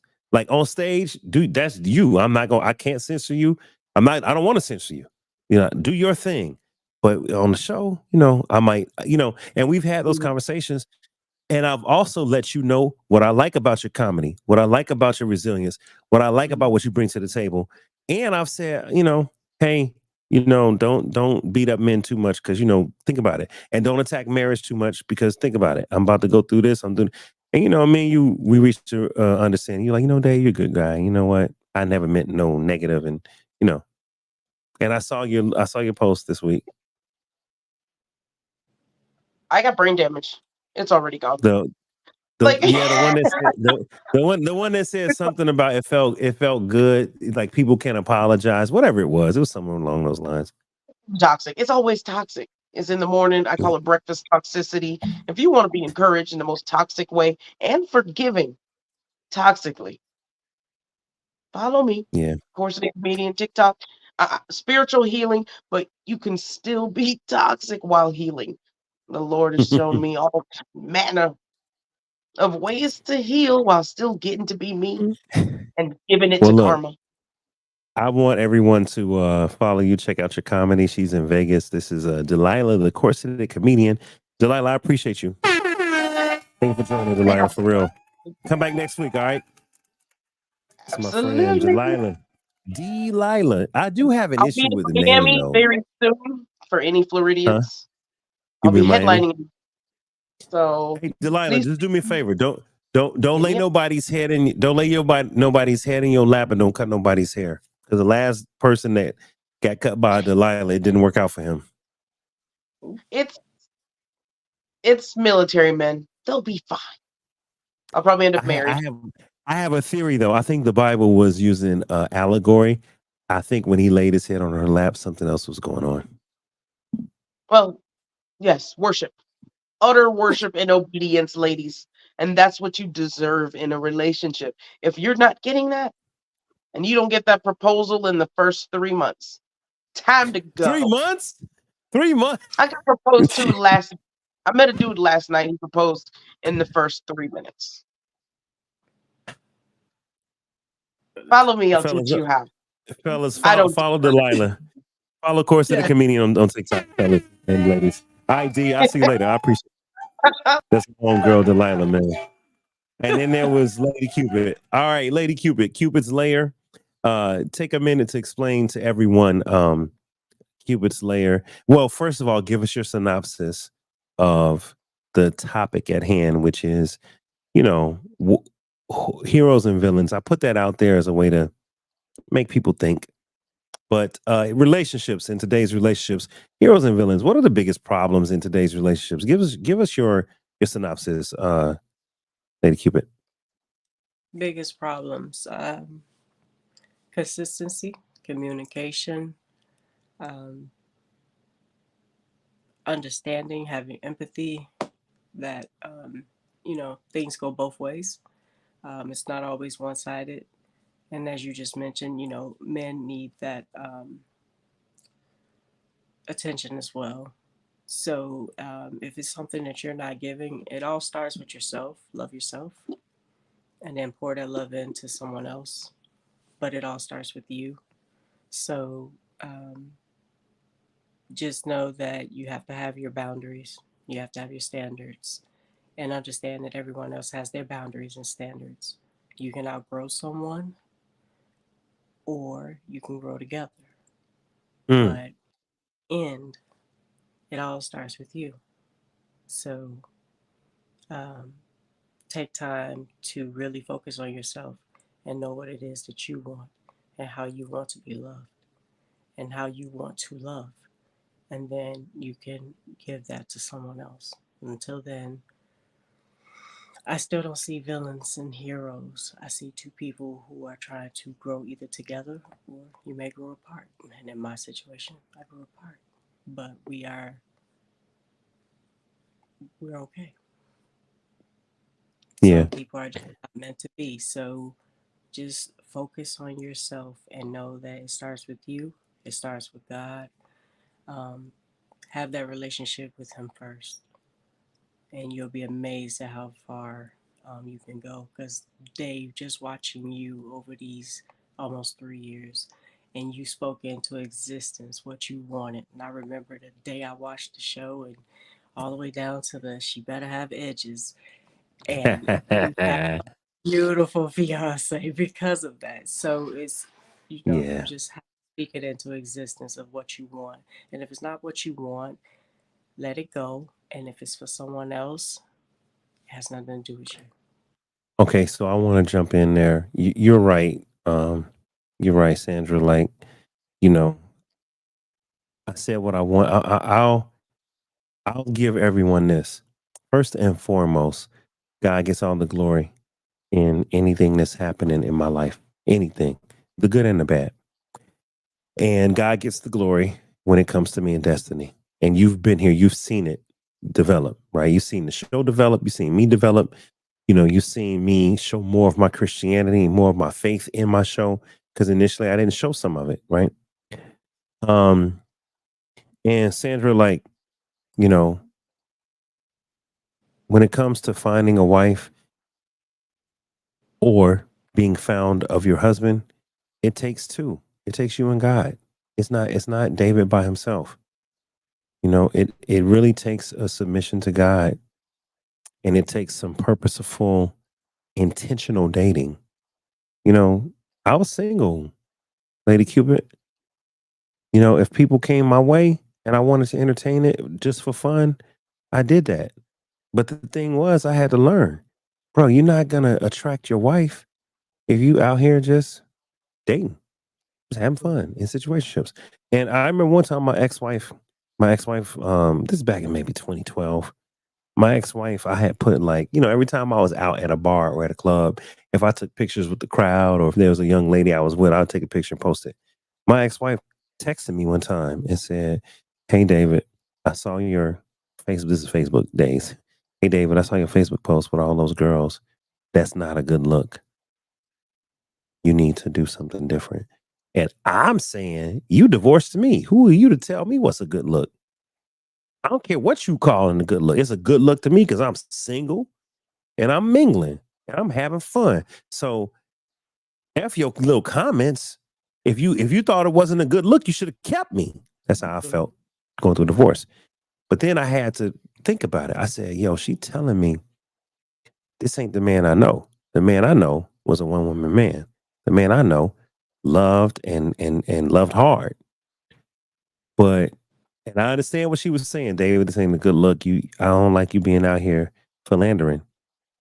No excuses. No excuses. However, I was going through a divorce and I was pretty hurt.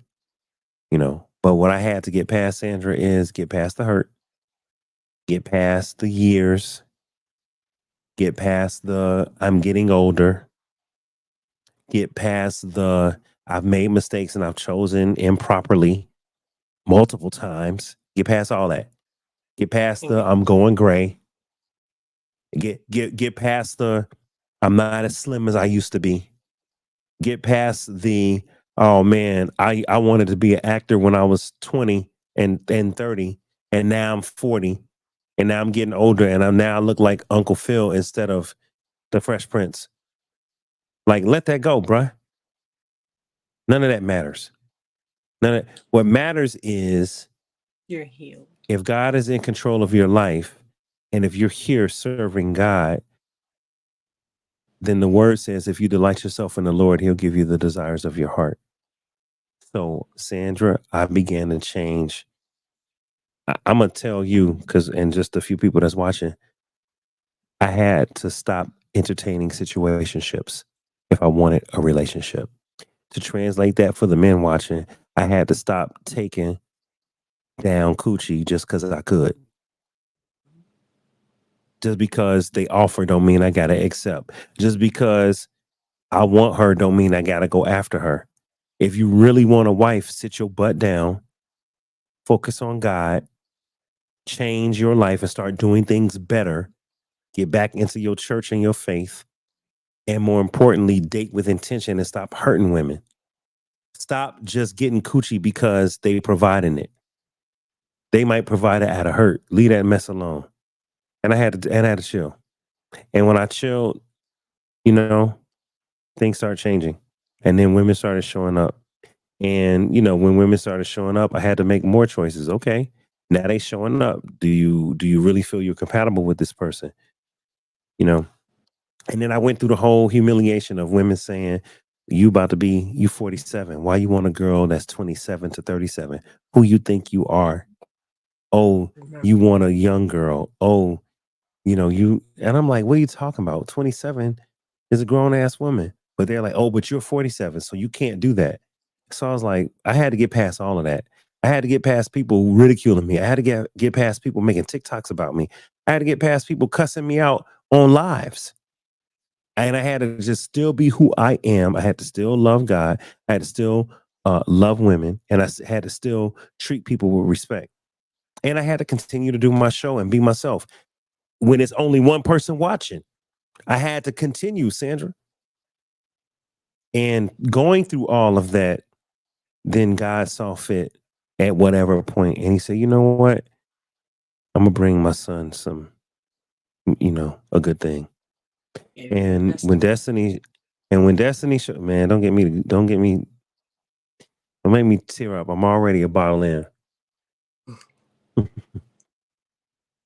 But I will say this: when Destiny showed up, I was ready. Because she was like, "Well, I know you're single, but are you talking to anybody?" I said, "No, I'm not. Actually, I'm not talking to nobody." She said, "Well, I'm not talking to nobody either." I'm like, "You shooting your shot?" Well, technically, David, the man, he that finds a wife, so he finds. So technically, I'm not shooting my shot. I can't shoot my shot. She said, "But I like talking to you." I said, "Oh, she's spitting game. That's that Christian way of spitting game." Yeah, I don't know how to read in between. I said, "She hollering." Okay. She telling me she like talking to me. I said, "Okay. You making yourself available." I said, "Okay, Ruth." That was the equivalent of her uncovering my feet. That was her doing like this. I know the word. So I said, "Oh, she like, okay. She making herself available." I said, "Okay." And we just kept talking. We kept talking. And over time, she got her confirmation. I got my confirmation. It became very clear that this was a God thing. It did. And we took our time, And when I finally announced to everybody I had a girl, and when she finally told her family, yeah, I've been talking to this guy for 4 or 5 months. I'm about to go out there for my birthday and visit him. Oh, you okay? It just became super, super clear.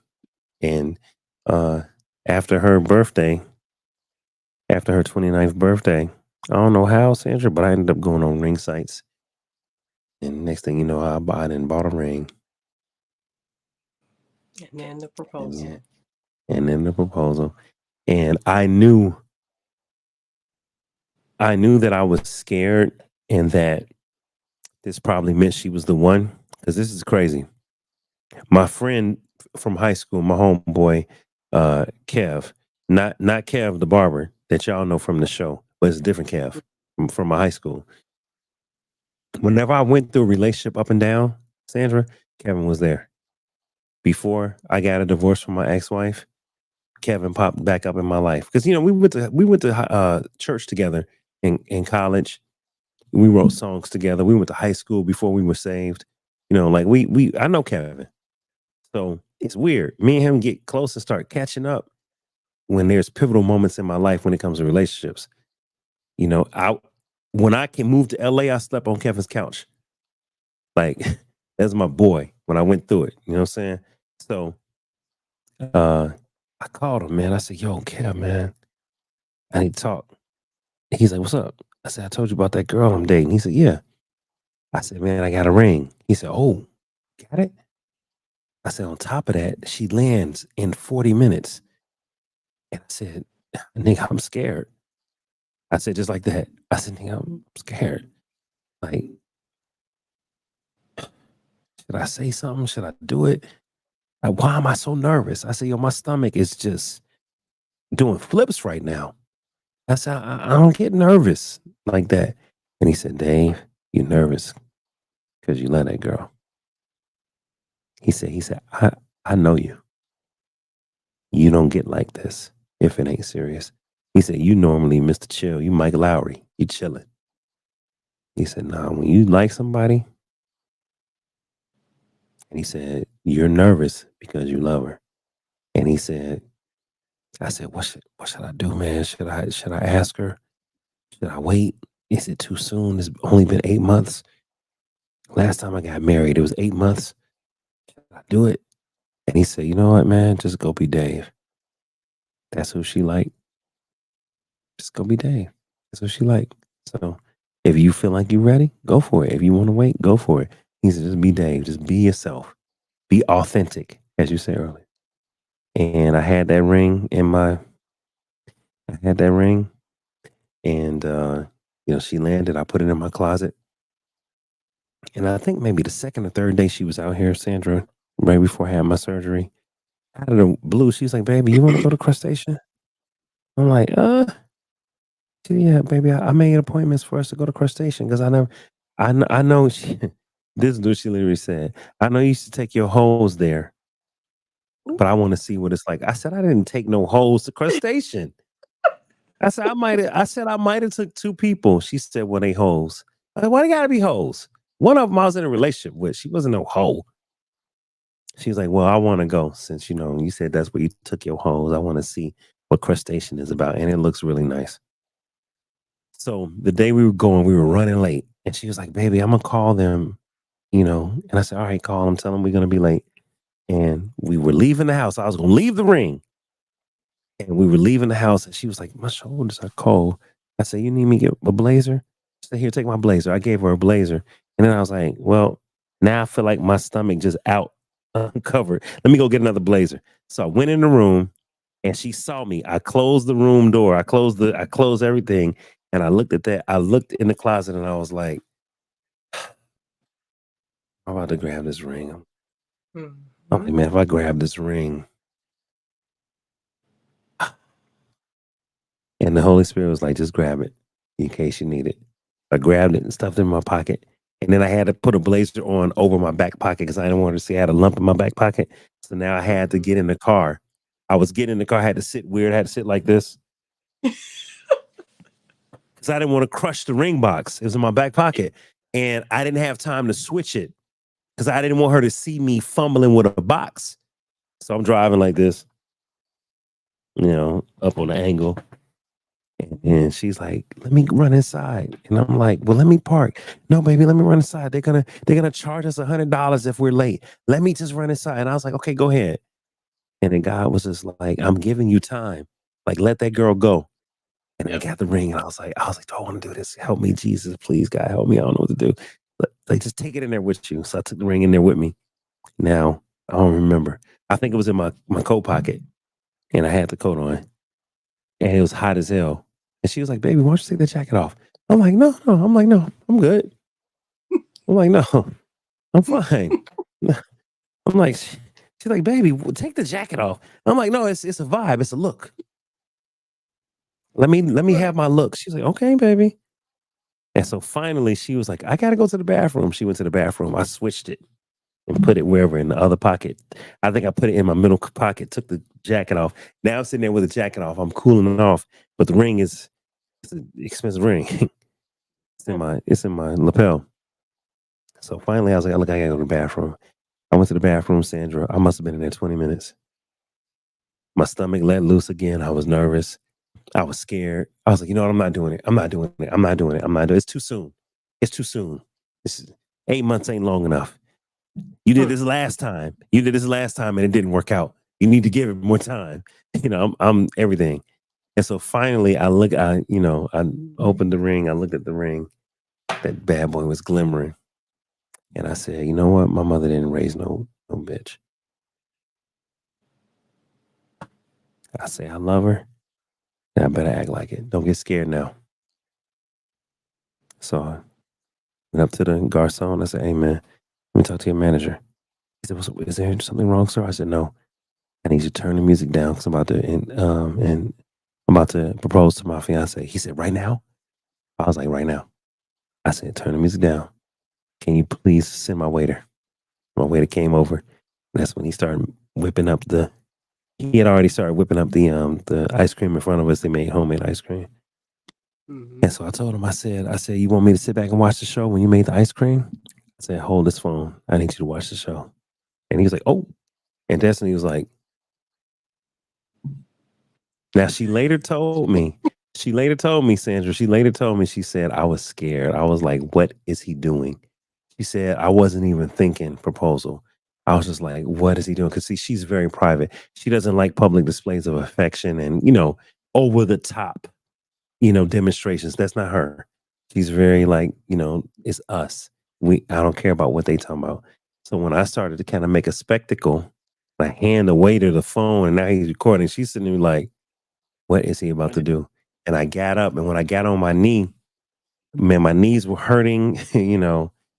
I feel like I wasn't as slim and trim as I wanted to be. So I honestly, everything I didn't feel, comfortable per se, but it felt right. Like it felt right that we were in love and that she was the one. But I felt self conscious, and then I was like, you know what, David? Who cares about your self consciousness? Like, this ain't about you, no way. It's about how you feel about her. And so when I asked her to marry me, and she was just in shock, and I said, "Is that a yes?" And she was like, "Yes, yes." And then she gave me a kiss, gave me a hug, and we sat there. She put the ring on, and she was all like shocked.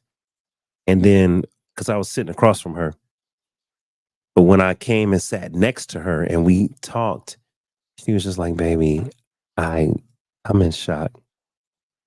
And she said, "I had no idea you were going to do this. When did you get this? How?" And I said, I gave her the details. And she said, "This is perfect." I said, "Did I do good?" She's like, "Baby, this is perfect." She tells me to this day, she said, I don't know how, but you captured everything I love in a ring. And so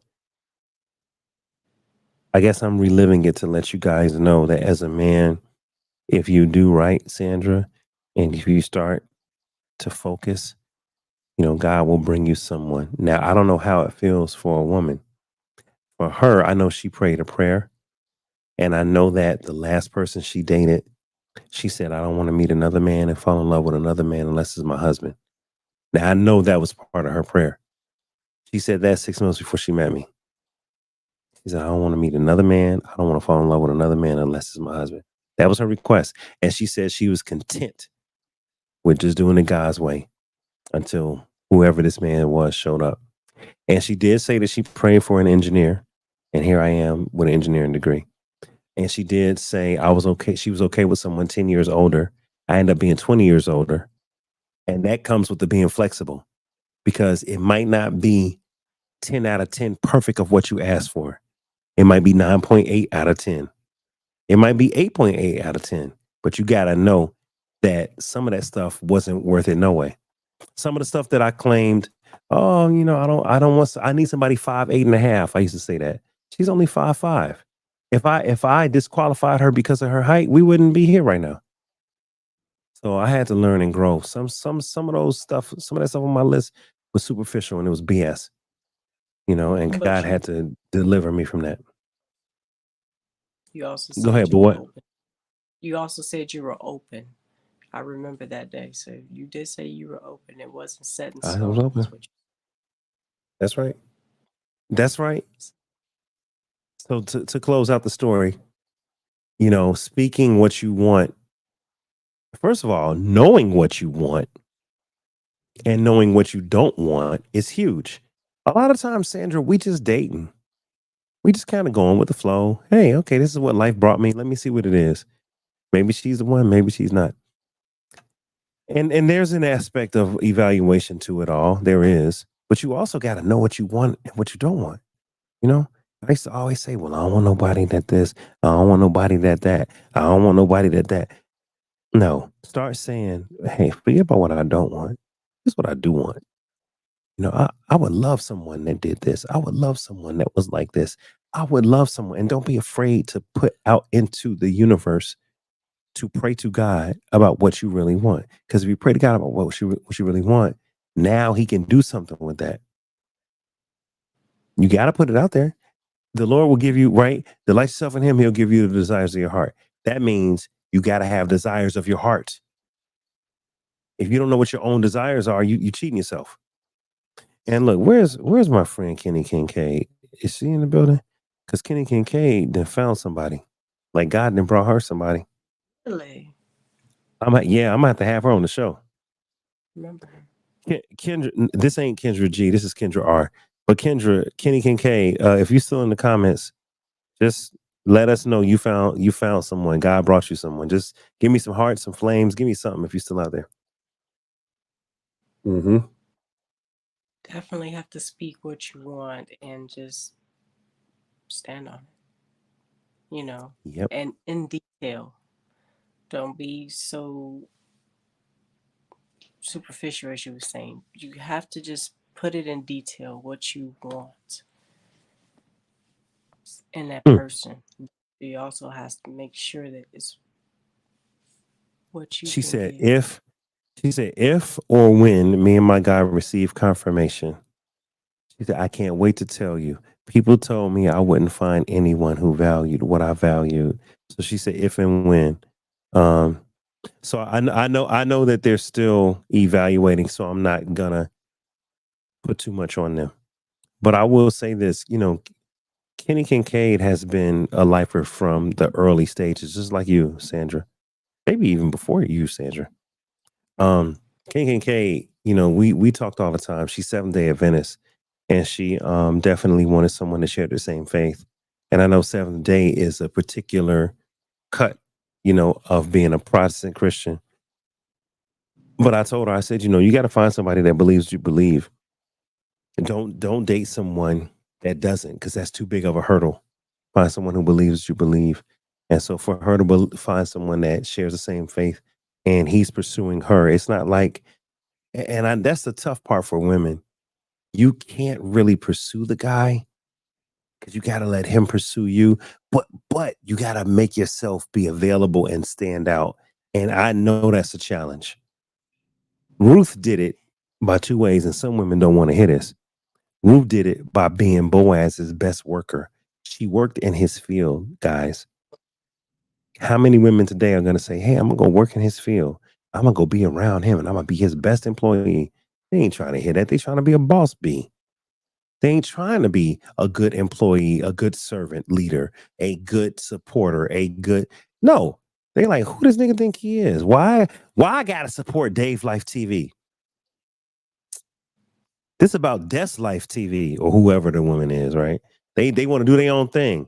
No, Destiny came in and was like, oh, what you working on? Oh, I love it. Baby, make sure you tell your lifers you're not gonna go on tonight. Baby, got to get the lifers notice. Did you talk to the lifers today? Is everything all right? What are you talking about tonight? Okay, well, I have ideas if you need something, baby. This is like all the time. Destiny stay on me about this show more than me. And Sandra, I've talked to and dated women before that were jealous of my music production, my video editing, my acting classes, hey, even my day job. I've had women that just, and I'm like, yo, why are you with me if you're not supportive of me? I don't throw stuff in nobody's face. I don't act like I'm doing something. I just want support, man. It'll help me, and so, the women in my life that I've dated over the last 15 years, the ones that I really, really had an affinity for were all supportive.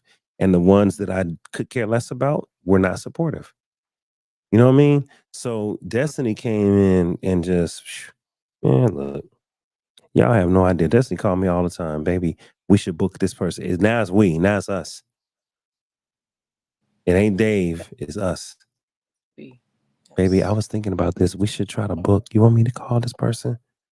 And I'm just waiting on God to tell me to unleash the beast. Because when I let her go and let her start, then the show gonna really, really take off because she already got ideas.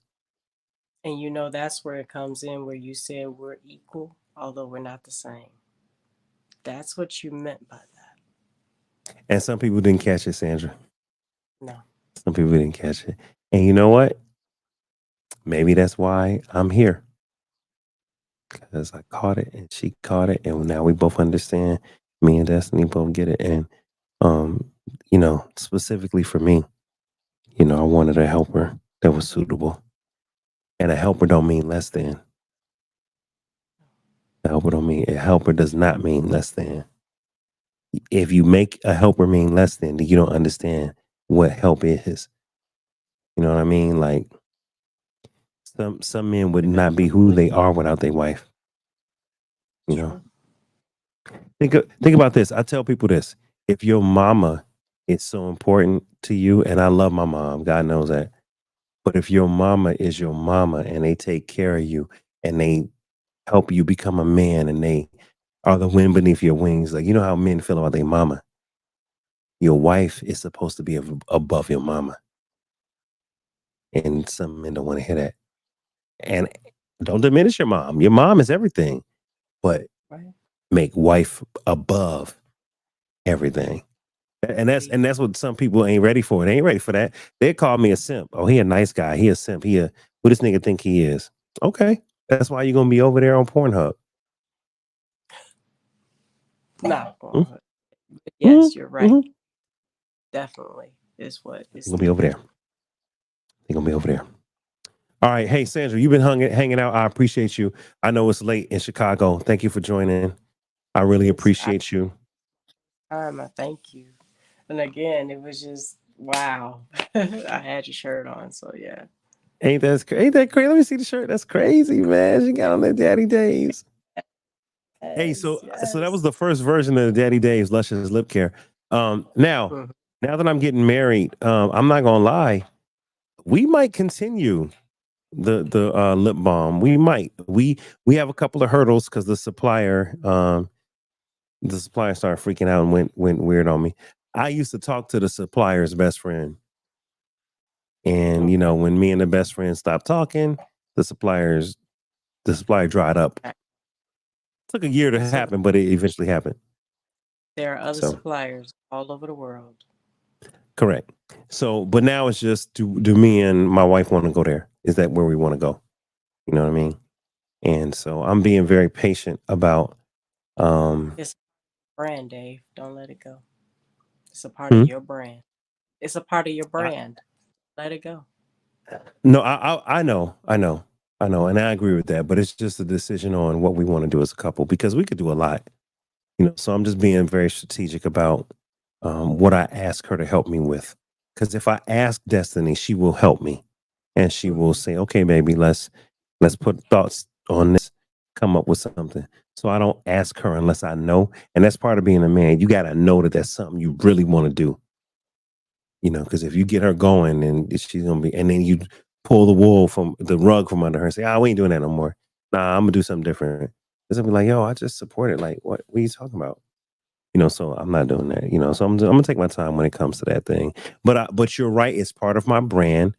I've actually had elderly Black women say to me, I love your whipped body butter because I can't.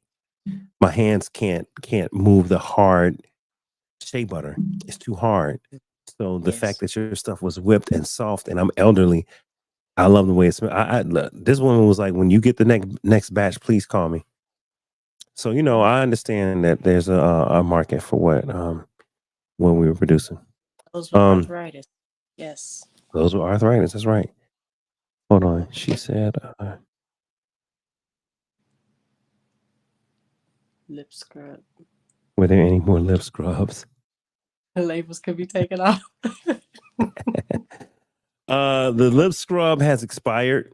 I had to throw it out, Kenny Kincaid, but I still got a couple body scrubs, and I still have the lip balm. And let me tell you, Destiny liked the lip balm, and she liked the body scrub, and she liked the body butter.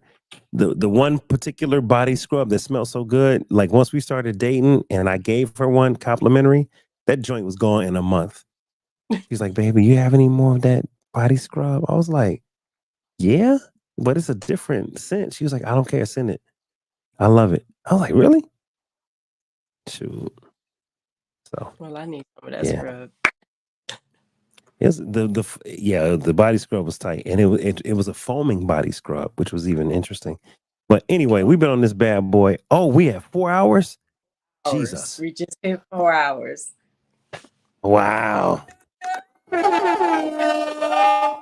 Milestone, 4 hours. That's it. I haven't My done four first hours in a yes. minute. So Sandra, we're gonna call it a day. I really do appreciate you, Sandra. Thanks you for joining, Lady Cupid. Do you want to tell the people anything about Cupid's layer before I let you go? Absolutely. Cupid's Layer is my premium fragrance line under my umbrella of my business, Committed to Health. That's where I actually teach people how to live healthier, better lives, and just stay on their journey. But Cupid's Layer is just an extension to it where you get premium fragrances at a very discounted price. I'm extending it to you because that's a part of your self care, making sure that you are smelling good while feeling good. And yeah, you can always check me out as Cupid's Layer. You can check it out on Google, or you can find me on Instagram at LadyCupid0214 and on my website at committed2health.com. Kenny Kincaid asks, "Do you have Vera Wang?" I can pretty much get any fragrance that you would like. Send me a message and tell me which one that you would like, and I can find it for you. So Kenny Kincaid, I will vouch for Cupid's layer. Not only did I get my Apple professional headphones for myself and my brother, I gave them to. I ended up giving mine to my mom, and I gave the other ones to my brother, so they both got Christmas presents. All right. Not only did I get the Apple professional headphones, uh, Lady Cupid blessed me and Destiny with a wedding gift, and it was a early wedding gift, and it was a fragrance, a parfum. And Destiny, where's that bad boy? Which one was Yes. it? Mason something? What was It's it? Mason Francis Kurkdjian. A lot of people know Baccarat. It's in that line. It's a la Rose is the one that you receive. Baccarat a la Rose. All right. She said she's following you, so she's gonna follow you. All right. Will do. And look, and Thank Kenny Kincaid, listen, I'm telling you right now, I've bought products from Lady Cupid from Cupid's Layer. It's the real deal, and it's high quality, and it's worth the price. So and look, and she's a lifer, and she's a you. believer, Yes. and this is someone that ain't out here scamming. I've personally bought stuff from her. So, and I'm talking about $1,000 worth of stuff. I spent money. All right. So, Yes. David ain't. I'm not talking about no $20 purchase. I spent money with her, and her website, her Square Cash, everything is legit. So Yes. yeah, work with Lady I also Cupid, man. All have right, to pay merchant. So yeah. and you got to pay merchants and all that. So it's a real business, you guys. No, after And of course, yeah, no, say it again. Afterpay. I'm an Afterpay merchant. You know the app Oh, an Afterpay. afterpay merchant. I've Where never heard of afterpay. What is afterpay? Afterpay allows people to make purchases for large dollar amounts if they have the credits extension allowed for them, and they can pay it over 4 payments. So it's like a payment plan for what you want to pay. Payment plan. Okay. Mhm. I've seen that. I've seen different apps that do that. So look, Kenny Kincaid said, "Okay, cool, I believe you." So Sandra, don't Yeah. go left on me. Don't have my name out here. All right. No, Um, I stand behind my product, my suppliers, and so if there's any issues, I stand behind everything that I sell. I will refund, exchange if you feel it's not right, but trust me, I only buy from suppliers who are authorized to sell those products to me wholesale. Amen. And I'll give you guys an example. You know, when you buy an Apple product, whatever it is, it comes in Apple packaging. It's sealed. They do it a certain way. So her products came in the original packing from the manufacturer, from Apple. And you know, Apple is real particular about how they fold stuff. You know, they're real particular with how you unravel things. There's tabs, there's custom plastic wrap. All her stuff was legit. Like I bought it from Apple. All right. So I'll just tell you that. So she's legit. Okay. You guys, hey, I really appreciate you, Lady Cupid. We used to have a 4-hour limit on Instagram, but I guess YouTube gonna let us rock out. But I'm gonna let you go ahead and go, okay? Yes. Thank you Lady so much, Dave. Cupid. Oh, thank you. I appreciate you. And we'll talk offline. Don't respond, but I believe you got your save the date. So I think everything is cool, and you know the people that are watching will have to figure that part out. Yep, yep. Don't give out no information, no dates, no nothing, because it's all private. All right, Lady Cupid, I'll holler at you. I appreciate you. Okay, Hey, Dave, you have a Lady good Cupid. night. Thank you. Have a good night. Yep. Lady Cupid, man, Lady Cupid and Cupid Slayer. Make sure you follow Lady Cupid and Cupid Slayer. Look, y'all. I don't even know what to say. I'm tired. I did not expect to be able to do a 4-hour show. I might have to slice this up into 2 shows. That's how good God is. There was a moment when I was like, man, I don't know what we're gonna be able to talk about tonight because I don't have a topic. I wasn't sure. And there was a lot of people that couldn't make it. And that's understandable because we all have taxes, we all have lives. Not everyone can make it every week. But I appreciate all of my guest panelists that could make it tonight. And you know what? And I appreciate you guys. I appreciate all my lifers that could make it. So thank you so much. Hey, y'all, look, I'm going to see y'all next week. All right. Make sure you come back next week. Make sure you also tune into Dave Life TV News, where we cover the latest news stories, such as the Diddy case, such as Jonathan Majors, and things of that nature. All right, you guys, I will see y'all next week, man. It's Dave, man. I appreciate y'all. Peace.